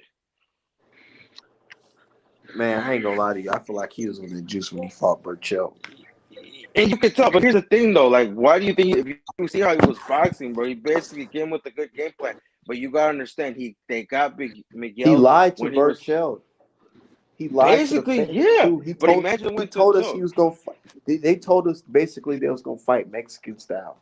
This is gonna be a Mexican war like and Barrera and look, shit. bro, look at how Miguel fought Jason Sosa. Jason Sosa was literally ranked in all the bodies, and look how he did Sosa. Not even Lomachenko did him like that. And look at how his defense. I feel like they got him at the right time, bro. Bob Arum had something in his sleeve, like let's get this guy when he's sick. And no, bro, you know how those fights that you said, bro, they would have happened earlier. I'm telling you, bro, that shit would have happened like, Of course. And bro, he look, would have lost that Burchell shit. was drained too. I'm surprised Burchell survived. To Bro, be he had honest, COVID, bro. He even said his trainer. I talked to one of his trainers, and they said that his heart, like, bro, some of the shit they were telling me, like, I'm like, yo, I was that watching motherfucker. the behind the scenes of the knockout or whatever, and you can literally see his ribs every time he's breathing in. You can see like the outline of his ribs, his back, his spine. I'm Yeah, like, Burchell Yeah, didn't look healthy, dude. he didn't that's look He what I've looked been healthy so in trying to that good. tell fight. people, and people try to discredit. Oh, he stepped like, bro. Do you not see his resume? He beat Francisco Vargas and the other Japanese guy. I can't remember his name because, like I said, I'm not gonna look in how to pronounce it. That he still has the best resume at 130. Still over Valdez, over everybody. To this day, he still has the best resume. Yeah, But I like think you a said, fully healthy But Burchell would have I knocked still out feel like Oscar Valdez Valdez. robbed him, bro, Yeah, because I think that Burchell got. I haven't seen too much of Valdez, but when was Valdez ever really known as I a got a buck. puncher like that? No, he A had punching devastating power. puncher. He had punching power. You gotta understand, he timed it correctly. If you look, bro, before he was with Eddie Reynoso, be honest, bro, Eddie did help him with his boxing because you gotta give credit to Eddie, bro. He does got. We all know Canelo, but you gotta look at his stable, mate, bro. His stable. And I He want to actually know if does. Eddie Reynoso got a plan to beat Valdez. That's what I'm saying. No one, bro. That's what I'm saying, bro. Everybody, you probably might. When I had my other Twitter account, I deleted for all the Mexicans that were like, bro, he's gonna get killed. He's gonna make Canelo look bad. They were like clowning him, like roasting him on Twitter when he knocked out Belcher. Everybody was quiet, bro. You had Mexican legends. You had the baseball player from the Dodgers saying, "Oh, he's about to get killed." Like, and look how they ate their words. I'm just saying, bro. Like, this is like not new. Valdez has been the underdog in almost all his big fights. I'm just saying, bro. Don't eat your words if he beats him, and then you might get another. What happened? Oh, sorry. No, go ahead. Yeah, like you said, bro. I just feel like they're just being quiet. They're letting Valdez, because I'm looking at the videos, bro. I'm like, he's chopping wood. He's training up in the mountains. What it looks like, I don't know his location, but it looks like somewhere familiar. I'm just saying, bro. You gotta watch his training. He ain't posting. Wait. Who's training right now? Valdez, No, he's not. I haven't seen bro. nothing from him. Bro, Let me I see have him that. on Instagram, bro. No, I'm not gonna, bro. I'm just saying, bro. I got some. No, No, I'm about to go. I'm about to go find it. I'm about to go find it no, because you I won't actually. find it. Bro, you're not gonna. I'm telling you, bro. I saw him chopping wood. I saw him running up, bro. I'm telling you, bro. He's training. Like, you'll see, bro. I'm telling you. I'm Where's this? surprised. Nah, I ain't telling you, bro. I'm just saying. Just know that Oh he's shit! training, Hold bro. on. And he got two fat, bro. And he's had family members, bro. Listen to this, bro. His best friend died. I think, like, he's had 3 close people to him pass away, bro. You don't think he's gonna use that as motivation? He could. That's what I'm saying. No karma, bro. And I'm not trying to, bro. You've seen it. Mexican fighters always get counted out. You saw with Barrera and Nassim. Whatever you saw with Reese. You saw with Canelo and Triple G the second fight. I'm just saying, bro. Don't be surprised if he pulls it off. But I think Shakur will beat him UD. But I'm just saying, don't be surprised, bro. You might eat your words. I'm just saying. Then all the Valdez fans are gonna come up. Hey, Art, man. What's up? That Mexican person that I was talking about that I met at the gym, his name is Ramon Cardenas. Is he from here? Or is he from like straight Mexico? Or like I've never heard of that Um, guy. He's from San Antonio, Texas, but he trains I want to say he trains at the Evolution Boxing Gym here in Orlando, Florida. Yeah. But Arman, I'm telling you, bro. I'm just saying, like, don't be like. Remember with Isak Cruz, no one knew who he was, and after the Tank fight, a lot of fans came out because everybody's saying. You even probably did. You think he was gonna get knocked out? I'm just saying. Look at like Cruz. He didn't win, but I mean, he did better than we expected. He didn't get knocked out. I honestly had a feeling like, damn, he might get knocked out. And you saw what happened. He went 12. He get Tank a fight. Did you expect that? Yo, With the Cruz fight. yeah. Be honest, bro. You Okay, saw okay. it, bro. I'm You gonna be were right about I'm that. gonna be honest. I, I've seen I Cruz, and I've seen Cruz a lot. And I said, man, I didn't think Tank was gonna beat him like in the first 2 rounds. I thought Tank was gonna have struggle with him because the guy was, what I'm saying, he was cracking that body shots crazy on them pads. So I was thinking, oh shit, this might be a little tough one. But I thought Tank was gonna at least figure him out in like the 6th round and just stop him. But his hand fucked up, bro. And I'm telling you, man, if his hand wasn't fucked up, he would have beat his ass, would have knocked his ass out, bro. And Yeah. you know I that. No, I don't think so, bro. I don't think he even said they asked him who hits the hardest. He named the boxer, but unfortunately that boxer he named passed away. And he was gonna be a good boxer. I'm talking about, bro. But he passed away. But I'm telling you, like, I don't Are think you so, talking cause about bro, Cuellar? no, he fought someone. I can't remember his name, but he said it, and he said he hits harder than Tank. He said Tank hits hard, but it was nothing like that we couldn't, that could, well, nothing like too out of the. But he Yeah, said he hits because hard. He can only hit you with what, his But right bro, hand. what was everybody saying? You even said it, bro. Did you see any Mexican until they found out that he was going to get? They were like, okay, what's up for Cruz? But they didn't really think high of him. Be honest, bro. All the people that watched him, on the Hell no, on the they don't card, think high of him at well, all. bro, people are just starting to figure. It's because you gotta understand. With nowadays, with this bet, we don't get the promotion. Well, the Mexican don't get the promotion that Barrera got, that Morales got, that all of Yeah, these because y'all different. too busy sucking Canelo off, No, acting it's like he's not the that, only bro. fucking boxer from Mexico. Bro, no, that's not true. It's just like you said, people moved on into other things, and like you said, they like other things. They kind of left boxing on the side. They still like it, but it's not like what it used to I'm be. just saying, when I was watching the Chavez senior fights You seen because those I went matches, back and right? did, I went You, back and do my research, man, and I saw those fights, man. Those man, people, they man, was it was a packed, gang. It was packed, like, bro. It looked like a soccer game. That's how packed it was. And y'all could be like that today, but everybody's too busy just riding for Canelo like he's the only boxer from Mexico. bro. It's not just him. It's the promotion, bro. That's why he's starting his own promotion. He's giving shots. That's why he's helping that little dude. That you might not be a fan of the little divisions, but if you watch Ray Martinez, that dude can fight. The one that's fighting the Isn't dude that from. dude with the teeth signing Canelo? Yeah, there's a bunch of fighters. That's what I'm saying. It's You know just a who I'm lot of talking about, right? who. The guy with the big teeth, Which one? the The fake. Martin? I forgot his name. He fought on his own. He looked like, they say he looked like Elon Musk. Oh hell no, he's not signed Mark Castro. Yeah, Mark Castro. No, he's I not thought he signed. was signing Canelo. That's what I'm saying, bro. There's a lot of fighters. Like, bro, I talked to some of my homies. They're into baseball because or soccer, and I tell them about Sudo. And I showed them, and they think Sudo can give Canelo a fight. You know who Sudo is because you actually, we know about boxing, but I showed them a video of Sudo and his eyes, and they're like, damn, this dude could actually beat Canelo. That's what they said, bro. And these are But casuals. look, my thing is this. I feel like Cruz is a fighter that Mexicans should be pumping up big time But it's for like, bro, actually surviving a fight with Tank. and giving him You a know, fight. Be honest, bro. his When you next watch the fight, stream, y'all gotta show out for him, no that's what matter I'm who he saying. fight. He'll fuck around and fight little Santa Cruz. Nah, I don't want to see that. He'll probably hurt Bro, Lil Santa Cruz. bro, what if he knocks out Lil Santa Cruz in 2 rounds, bro? That shall be embarrassing. What's for I Leo, don't at know least. who you got. Keith Thurman versus Barrios. I don't know, bro, because Keith Thurman, to be honest, bro, like I respect Barrios, but I just feel like he'll probably pick up a title, but he's not gonna be like a a Spence, a Crawford, a Ugas, a Pacquiao. He'll probably pick up like a Venkin, but he'll lose that shit. I don't know. I gotta see what it looks like because I feel like the inactivity might play a part. But then I'm looking at Keith Thurman. I'm like, damn, bro, he looks in shape, and like I said, Barrios got the skills, but Keith Thurman is Keith Thurman. What you think, Crod, about Keith Thurman? I say a draw, bro. I think it's gonna be a draw. Oh shit, Croc, can you hear us? Who you got? I got Keith Thurman, of course. You know, Man, he's he he's FBA. half FBA.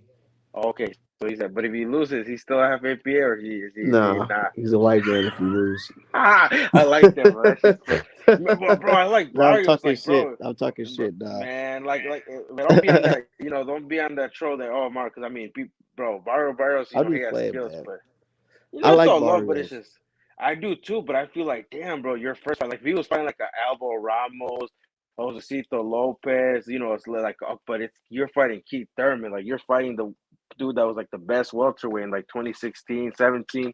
The dude that took 40 spots, like, dude, you're fighting Keith Thurman. You're not fighting just, I know because it's kind of scary because what if the old Keith Thurman from 2017 show up? Then he's and gonna just, fucking beat Barrios' ass. that's what I'm saying, bro. That's what I'm like. I don't know, man. I just feel People like, hate on Keith. I feel like people hate on Keith Thurman, but they don't realize how much of a good fighter he actually no, I is. don't. I like Keith Thurman, bro. When he does the press conferences, when he was roasting Pacquiao and said like, no, I fuck with Keith Thurman because he knows how to sell a pay per view. Like I like Barrios too, but it's just like I don't know. I think Keith Thurman is just like the experience gonna play. He's a natural welterweight. You could just I have that feeling that bro, he might stop Barrios, and then you think that's gonna look bad on Tank, or you think they'll make the Tank fight if he That mean loses. that they'll probably entertain a Keith Thurman versus Tank fight. You know But who I I feel want to like see, bro? I want to see Tank versus Ennis Boots. hell no, nigga, that's a setup, bro. Hell no. What type What of shit happened, is bro? that? Man, I want to see that, bro. Hell no. That's a setup. That's like saying you Bro, want to see fucking Mungia versus Canelo. Surdo. No, Munguia versus Surdo. Yeah, what you know will happen. Yeah, I bro. ain't How gonna lie come to you. I'm gonna Surdo's keep it didn't 100. get bred up though? If Mungia tries to fight for Andre's belt when Andre leaves, he's a hoe, man. I'm sorry. Yeah, I know. I'll give you props. He is, but he's not going for. He's going for the WBC, bro. He's that Kazakhstan dude is gonna fight him, and we're not gonna get unifications because you heard that they're not gonna fight. He's not gonna fight Triple G. Triple G's not gonna fight him. You didn't hear? So if he's gonna get the WC, what you mean he's gonna fight for Charlo's belt? Yeah, because if Charlo moves up, bro, I don't know. Like you said, bro, they might do a deal with Charlo where he might just, I don't know. Like you said, we got to see with boxing, bro. Next thing you know, if Benavidez ain't fighting for the interim title, they get like you never know, bro. They might do some shit that they might screw Benavidez over. It But just but might. bro, because what happens is they tell Charlo, okay, you can fight Canelo, but we'll let you keep your title, or they tell him like, hey, you fight Canelo, but you fight for the interim title because you didn't miss weight, and Benavidez missed weight. He's been doing some. Bro, what do they do that to him? Would you complain or would you be like,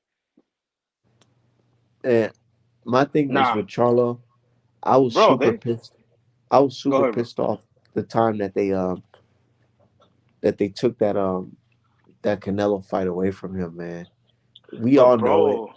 bro, I still remember he beat Hugo Centennial for the number one spot for that but wasn't WBC Triple belt. G with the belt though? Wasn't Triple G that had the belt at the time and then Canelo beat him? No, But here's my thing, bro. it was the for the winner of Triple G versus Canelo 2. Oh, but here's the thing, bro. How could they have fought? Didn't Canelo have the zone contract where he can only fight on the zone? Like if he fights on any other network, that's where he got the money deal. So how would he be able to fight Charlo if he's on a Bro, contract? because it don't matter. Bro, if Al Heyman would have got that shit done, man, he would have let Charlo fought on his own against a Canelo if it was possible. Man, I don't know, man. I heard that he turned that offer down, man. De But La Hoya Canelo said ended it. up losing. He ended up losing the belt because he didn't fight. He didn't even But attempt bro, to make a fight with Charlo. So which Derevchenko priced Derevchenko himself out. IBF Look who his situation. promoter, bro. Look who his promoter is or who his manager. Look, you were just talking. I think I bumped in and Lou DeBella. I heard that it was Lou DeBella's fault. Like he's the one that wanted he was trying to price him out and trying to get the most money. But I feel like, bro, he would have beat Derevchenko. What would he be proved? He beat against Yeah, of Thurman. course. But like you said, I don't But I blame don't him. Like, know. I ain't gonna say this for sure, but yeah, I feel like he would have been the favorite to beat Derevchenko, of course.